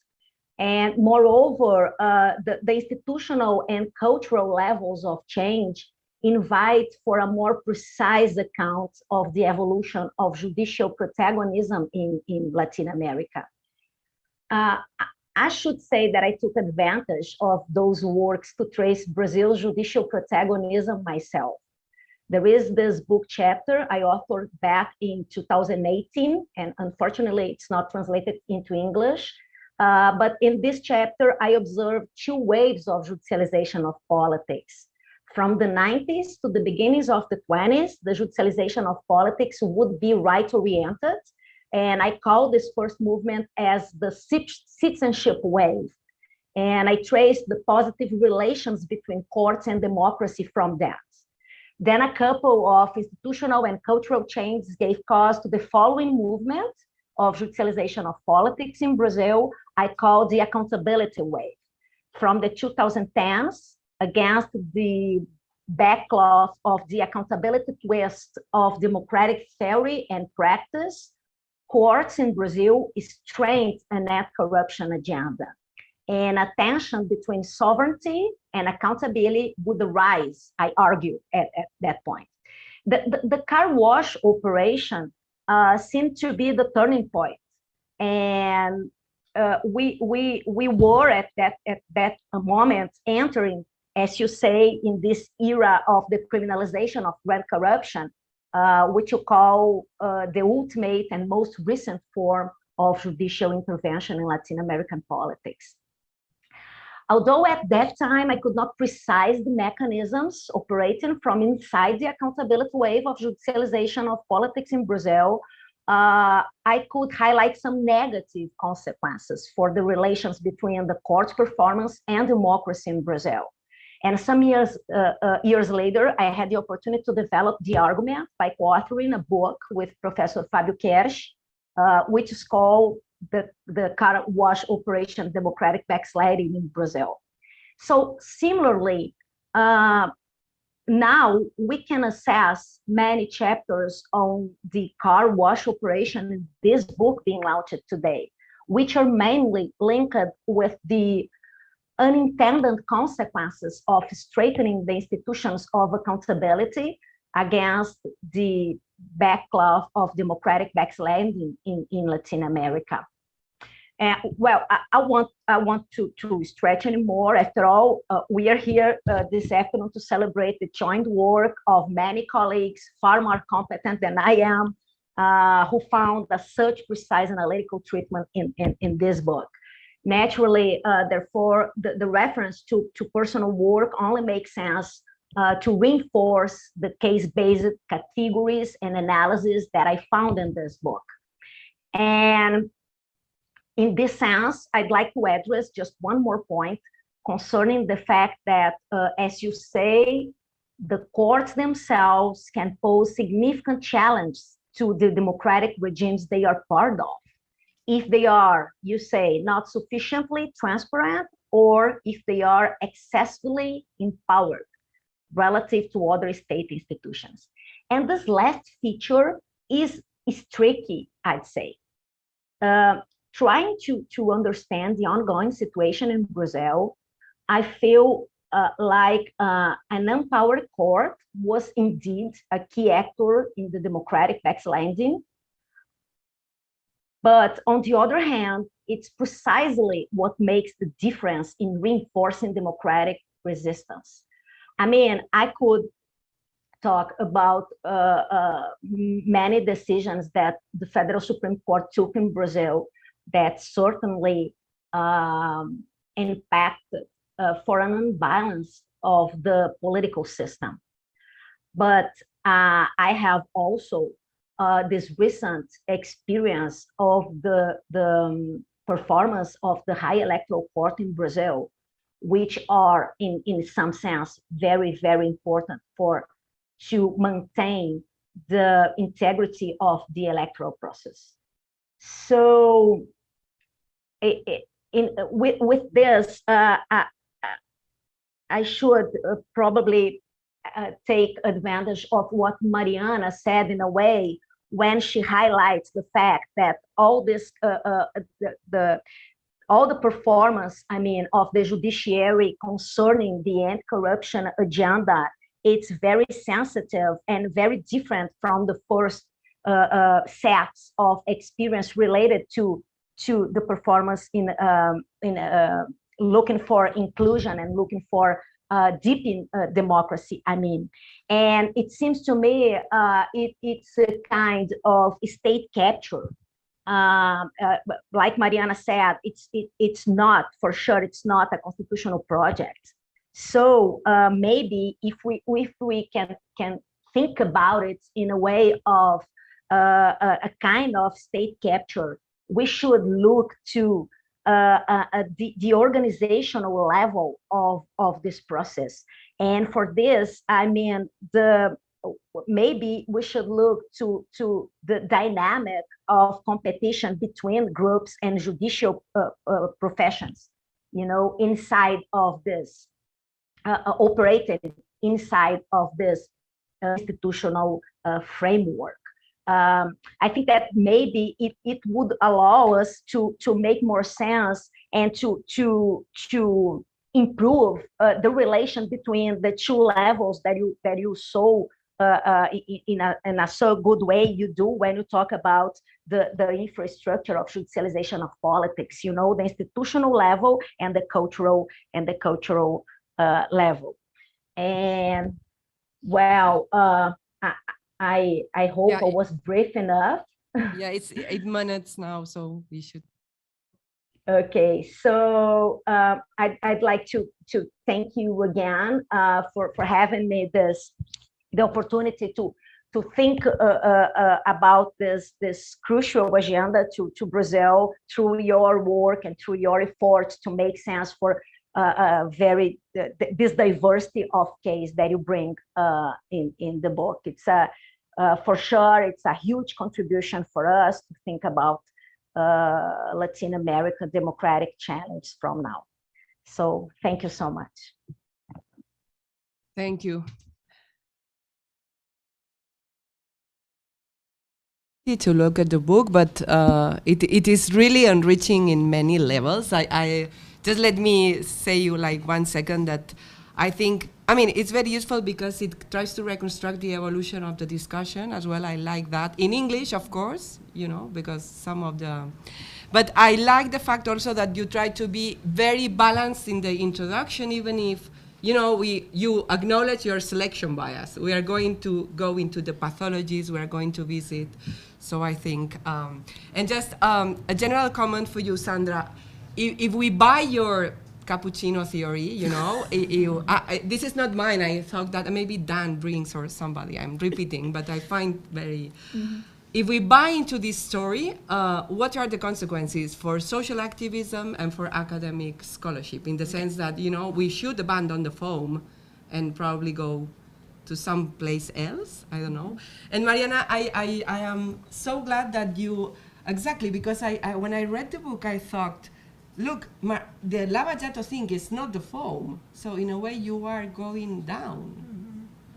I don't know, I had the same sensation that there was not a transparent connection about, and corruption as a topic is so complicated to think about it, and to do the analogy with the other things. So maybe what are you doing is going into the cafe, no? Like going there and see that there are also problems, and but I know another thing, I am opening now, but another thing that you made me thought, I am going to use the bypass metaphor that you have been using in the book, is that no, in a way, so constitutional developments, constitutional law has been a bypass for progressivism. You know, it's been the easy way. I don't know, this is one of the things that, you know, or amparos in particular, you know, constitutional complaints has been a bypass of the wider system that is working badly. And in general, constitutional law looked to me as a bypass to real structural reform after, you know, after reading this. But okay, I will stop and okay, I will start here, these three people, and then Rachel. So, thanks again. I've had the opportunity to read a bit of the book, and it's really an amazing work. I want to continue this discussion about backlash and the conceptual and methodological challenges of calling something a backlash. I think it goes back to Siri's fair warning of autocratization is not only what we don't like, and the same thing goes for backlash. So if you think about when we talk about backlash to the car wash investigations, we're talking about a very unusual alliance between the political actors that didn't want to be held accountable and people that had very fair questions about concerns of the injustices of the investigations and the abuses that the investigation has led. So how do you analyze the outcome, or how do we call something a backlash under those conditions when the actors are actually, the interests that are binding them together is really are really diverse? And one of the fair examples of backlash, what we would call a backlash is, let's say, one of the results of the car wash was a new improbity law, which is a civil law that limited, let's put it like that, limited corruption cases through this particular law. And we can call it a backlash if we're thinking about if corruption cases should be processed in the courts. But others will say it's a fair restriction given all the abuses that were made. So just to give a very brief example, and I wonder what's your take on that discussion? Great. Yeah, thanks.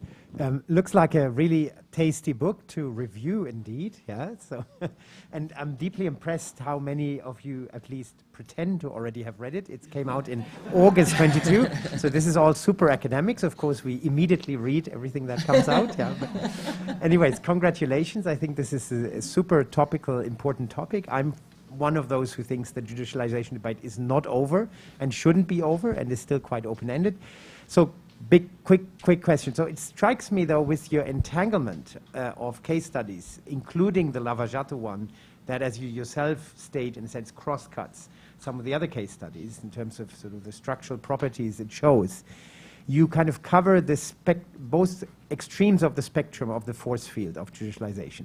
So on one hand, what I would call juristocracy, in a sense, this is the Lava Jato case, yeah? So the self-empowerment of judiciaries, and then what results does that have? And on the other side, judicialization as still a form of decentralized accountability, because ultimately the courts need to be actioned. So many of the other, I mean, I don't know the book, but from what you hint at, and from what the general judicialization literature, of course, covers, it's judicialization of social policy, starting and always primarily health, but not only health, other areas, we know this. And there, of course, what we have is the courts as transmission belts, as kind of informational devices that channel demand, accountability demand, bottom up, in a sense, yeah? And then there's, of course, the question, so is that what collateral, in a sense, results does that have? So from that, two questions. So one is, on the juristocracy side, how do you, within your analytics, sort of especially the intro analytic, how do you link sort of the self-empowerment of judiciaries to sort of a broader political economy? Question one. And question two, on the judicialization side, what would be your ad negativum case? Meaning, what would happen without judicialization, or would have happened without judicialization, without this phenomenon as of sort of the early 2000s? Where would we be? Bruce. Thank you. Excellent book. I actually have read it very quickly.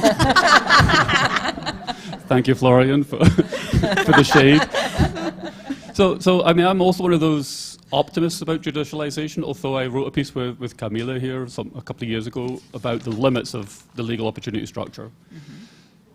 But so I see the book as like two distinct parts. One's about accountability and the whole Lava Jato part, which I found fascinating because I know nothing about it. And the other part is this question about judicialization and rights realization.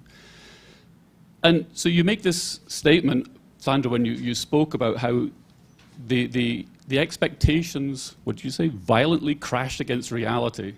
And I like that, right? But I'm not sure this necessarily captures the whole thing. But the people who motivated the judicialization, the people who motivated judicial reform, were not the same people who were using it, like at a later date. The assumption seems to be, and maybe you can correct me, I'm playing devil's advocate here, right? But my reading of this was that the assumption is that there was strategic litigation, and if there wasn't, it was because of a lack of support. But the question about lack of support is, does it really actually matter when it comes to realizing rights? So lots of rights are realized under the radar. That is, name changes for transgender people, marriage rights for same-sex couples, health rights.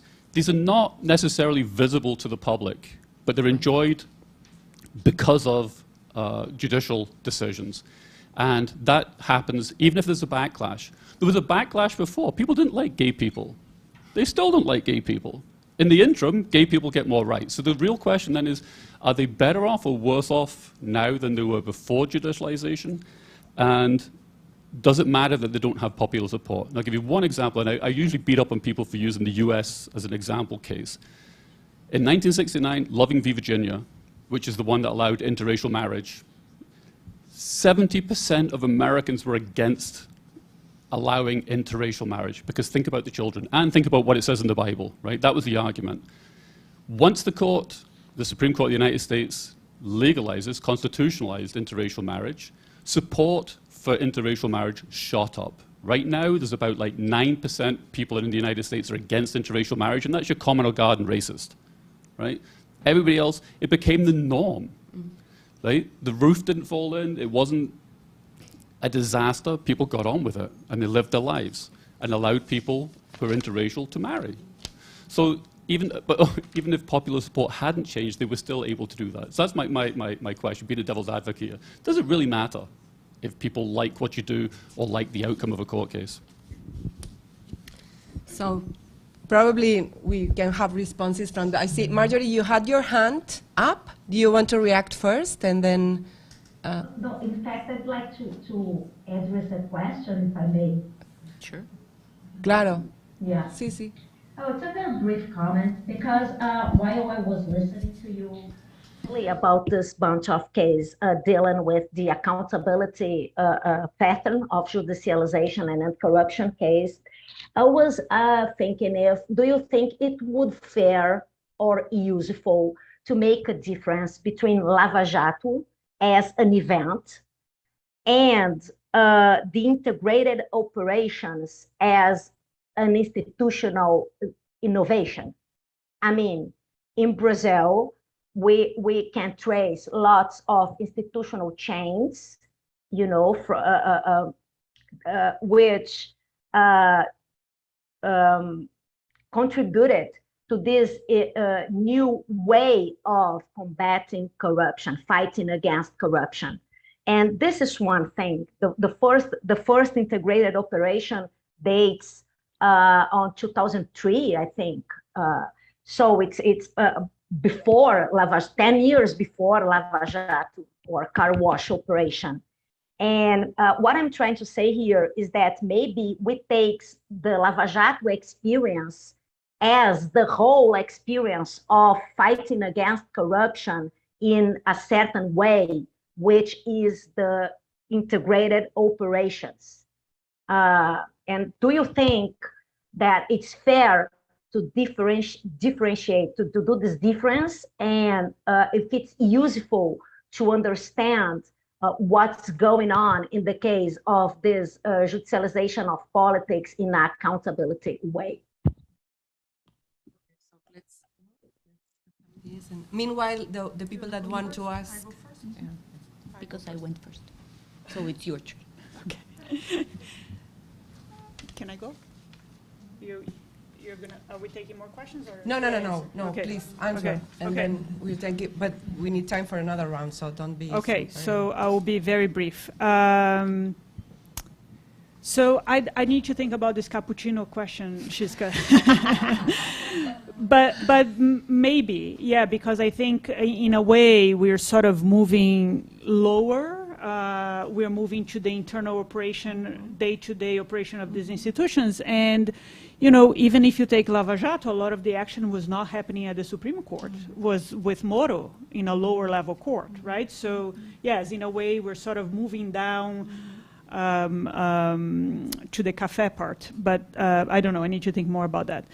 Raquel, I'm not sure I have a good answer for you, and the fact that we are co-authoring for a long time now seems to indicate that we tend to think alike. So if I were to ask a question, I would have asked the question you asked.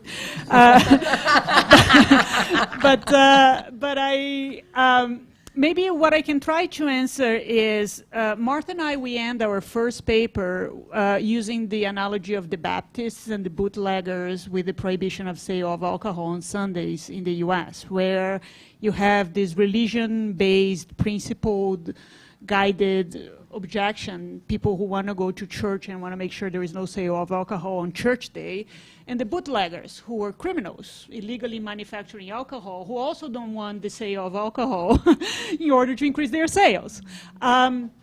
So I think, I mean, for me, the answer to your question is the same. Like, any kind of reaction to Lava Jato will be supported by Baptists and bootleggers. And it's sometimes hard to say it's one or the other, because the very same mechanism, yeah, it will increase due process and prevent abuse, and at the same time will make it harder to combat corruption. So I think maybe we should abandon the dichotomy and say it's both at the same time. Florian, I think your question about the self-empowered judicial actors and the political economy that brings that about. I think that's a complicated question, but one point that I want to raise, and I think that goes back to Catalina's question to Luciana in the previous panel, which is the Ministério Público used to be awesome and then it became the worst thing ever, has a little bit to do with the shift, right? When they were fighting political rights, diffuse rights, protecting the environment, realizing the Constitution, they were awesome. And then suddenly they shift their agenda to anti-corruption. And I think the question is, when did that shift happen? What caused that shift? Why they self-declared that now their mission is to fight corruption and do it in a way that is quite questionable? So I think that would be the political economy question that I would like somebody to answer. All the doctorate students out there, hint, good research question. Yes, I think, and I think Bruce, I will leave your question to Sandra. So Marjorie, I think your question is awesome because, yes, there was a lot of institutional innovation happening to make Lava Jato possible, right? And I think we tend to sometimes overlook that if we look too much at the agents and the ideology and the political preferences, but the task forces is one of the massive institutional innovations within the Brazilian Public Prosecutor's Office. And this transnational cooperation is also another innovation, right? Prosecutors are now talking across borders in a way that they never did before. And I mean, and I think, again, we go back to Raquel's point. Is this good or bad? You know, it can be both at the same time. Thank you. So as we are very coordinated, we're going to divide and conquer. I'll take the questions that Mariana didn't answer. So I will start with Bruce. The question is, does it require social support? So I would say, first, define social support. Because if you are talking about social support in terms of that people like it, I mean social support as in public opinion support, I will say that it doesn't require it, but it certainly makes things easier. I think the book makes an argument that has dos patas, as we would say in Spanish. So it's one, social support as in public opinion. I would agree with you, like so many of the things that have happened even when public support is very small, but also, and this is crucial, and some of the chapters deal with the fact that social support requires social support as in grassroots and organized support with organizations. Because if I were going, you use the example of, for example, trans rights, changing your name or the sex component in your ID documents.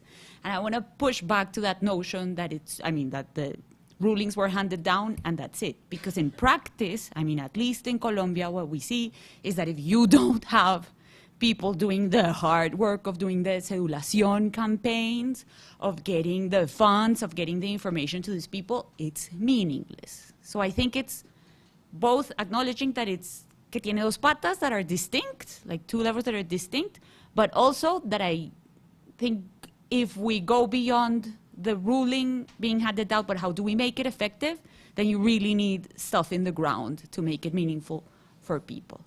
And then the other question, which was the cappuccino theory, I love it. It's not mine, I am repeating, but I really like it. I don't know who said it, but I really like it. What is the consequence for social activism? So I think one clear implication of the book in terms of social activism is that, in particular, like the elite kind of litigation and those types of efforts, if they are not coupled with a strong effort to connect with grassroots organizations, they are going to most likely be very limited, let me put it that way, or its own lead. So I would say that if there's one thing that I could talk about that part of the argument in the book, is that it really requires going beyond that kind of mobilization to make sure that it's grounded in some other aspects. And I will stop there so we can hear more from other people. Tatiana?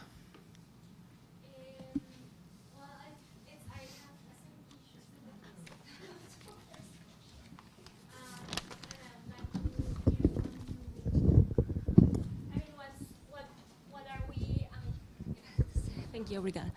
What are we gaining with the concept if we already had on one side this idea that judicialization can acquire a form of institutional reform, plus this structures, the support structures of EP, right? So we already knew, kind of knew, that in order to have a process in motion after a case that you win in a judicial setting, you need the structures of support to mobilize it, right? And then it seems to me that the term superstructure and the concept is putting together too many things in the same bag.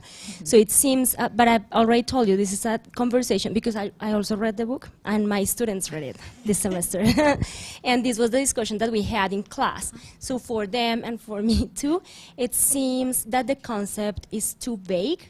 And to some extent, you talk about institutional change, reform, design, which is already a broad thing, but also it seems that you're changing, you're also talking about some changes in social norms, for example, even though you don't use social norms as a concept, but you do talk about behavior, beliefs, and so it's not about the process, it's not about the outcome, and it seems that it's more about like social change in a broader sense. So I would like to hear from you if you think that there's a way to deal with the uncomfortability. No, because I think that it's important to, also because the word is complicated, as you acknowledge, it has a long tradition, and you decide like, we're not Marxist, no, that's okay, right? But then what are you and what the concept is useful for? So how can we think about judicialization from that point?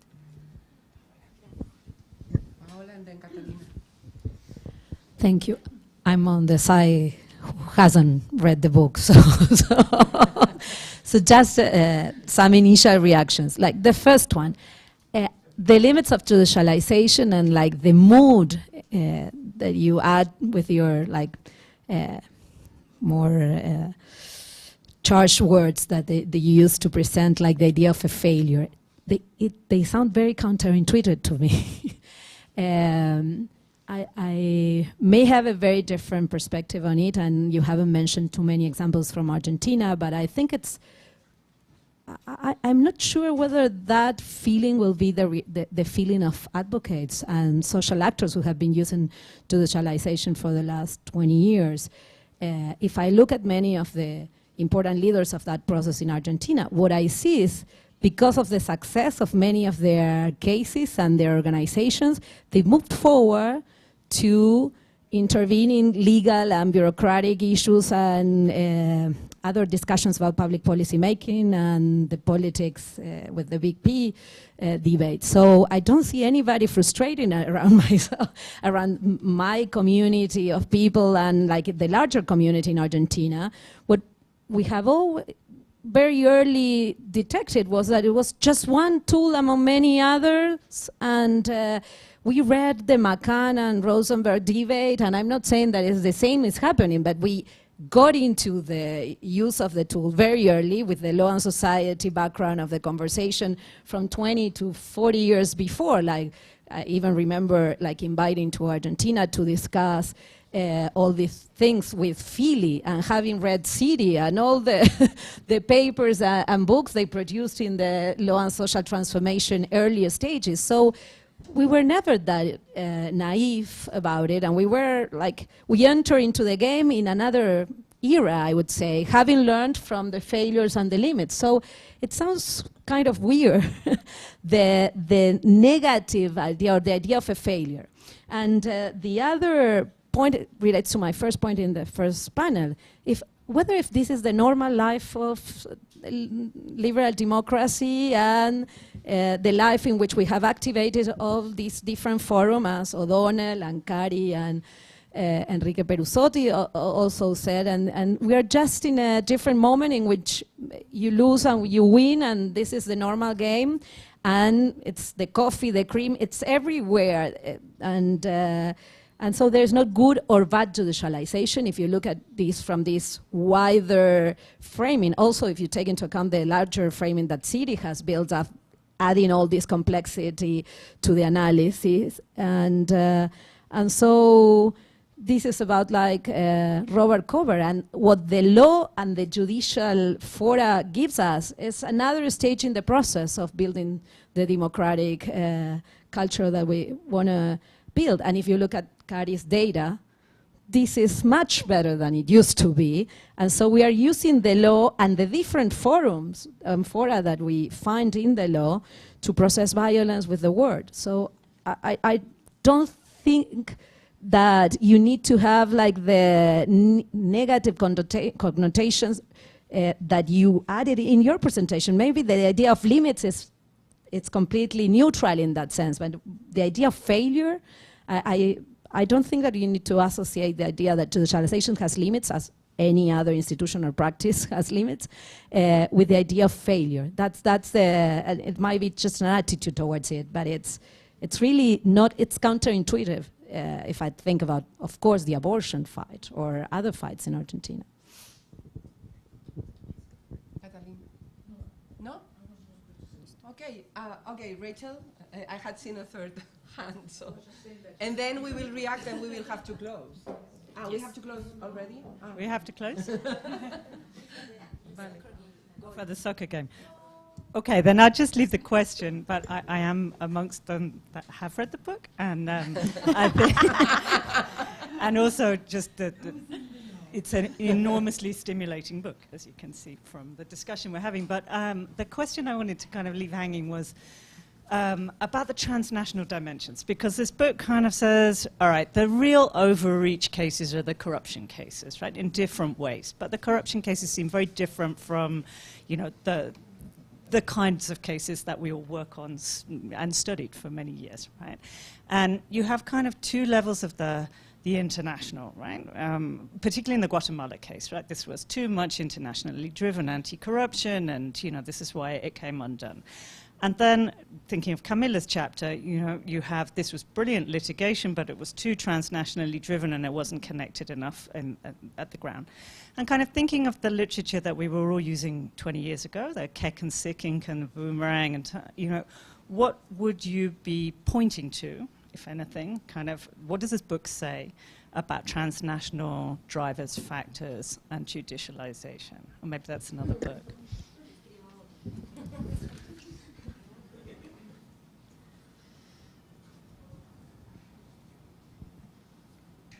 Okay. Okay. Yeah, can I go? Yes. Okay.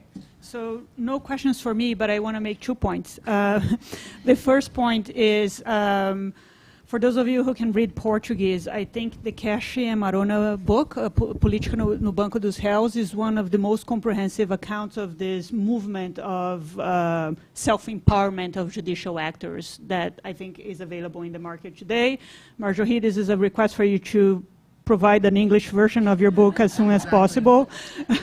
The audience here is waiting. And the second... And the second point is, I did not address your institutional bypass question. But we can talk about it. Yeah, so we can talk about it later. I think we need to have a discussion about whether it's a cappuccino of a bypass, of deep conceptual debate. No, is that I didn't have time to explain, but we can talk later.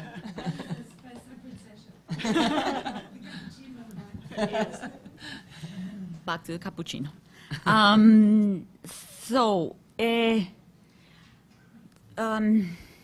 We had huge internal discussions about superstructure. I will leave it at that.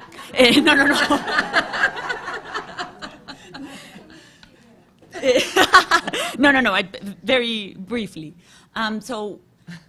Because we wanted, for us it was important to acknowledge and to think about this beyond the word institutional changes, right? So we were trying to come up with something that would let us talk about this idea of the ideational cultural changes that happened within elites, but also acknowledge that it was, it also had a component of institutional change. So I don't have anything good to say in our defense, except that we debated it extensively, that we acknowledged that it was imperfect, but that it was clear to us that institution was not enough. And so we did our best. imperfect as it was. But that's like the backstory of how and why that concept came there, because we definitely wanted something that was not only the institutional component, because the other part, the ideational part, seemed crucial to us, the cultural discussion about how these elites in Latin America, like the people who were doing the litigation, the politicians, etc., were thinking about this. Paola, the mood sounds counterintuitive. So in our defense, I will say, and when you read the introduction, you will see it. The introduction responds to you. It's more. The introduction is balanced. goes out of its way to be balanced. I think because also, like, if you know what Dan has written, what Ezequiel has written, and you know what I work on, right? So the three of us, I mean, if I'm an optimist, I think these other two are also optimists as well. But then I think there's also something to be said about the fact that these three optimists came up with having to write this book, also acknowledging the problems that are there, because they are there. So we tried humbly from our optimism to make the case about the fuzzy spots, the spots that we're not working at. Let's talk about those, because they deserve to be discussed. And finally, just on a personal note, you tell me, I don't see anybody frustrated in Argentina. I'm so envious of you, because every single person is frustrated in Colombia with the Constitutional Court. And it's like, it's not enough, it's blah, blah, blah. So I want to be in your reality. Yeah, I know. So, I mean, people around me all the time, it's like, this is completely insufficient, the court is crap. And it's like, actually. And then finally, what does this book say about transnational drivers? Next question, bye-bye, let's go watch the football match. So,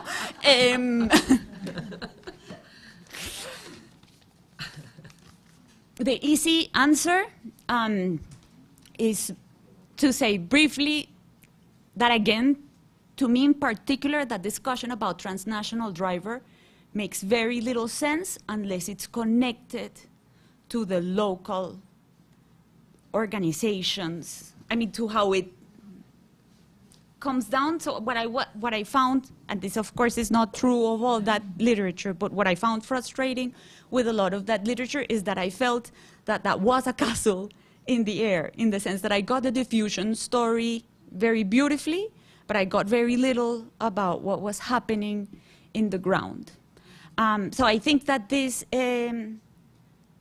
book can talk about, would say that many of the ideas of the transnational discussion about 20 years came in the changes of at the elite cultural level. But that again, we have failed, that if this does not have grounding in our particular local context, it fails. But I'm happy to keep discussing this over a beer. Marjorie, you have the very last word to say goodbye. And then we all go. Yes, thank you again. Goodbye. Have us a good game. You can say something substantive if you want. Thank you so much. A wonderful discussion.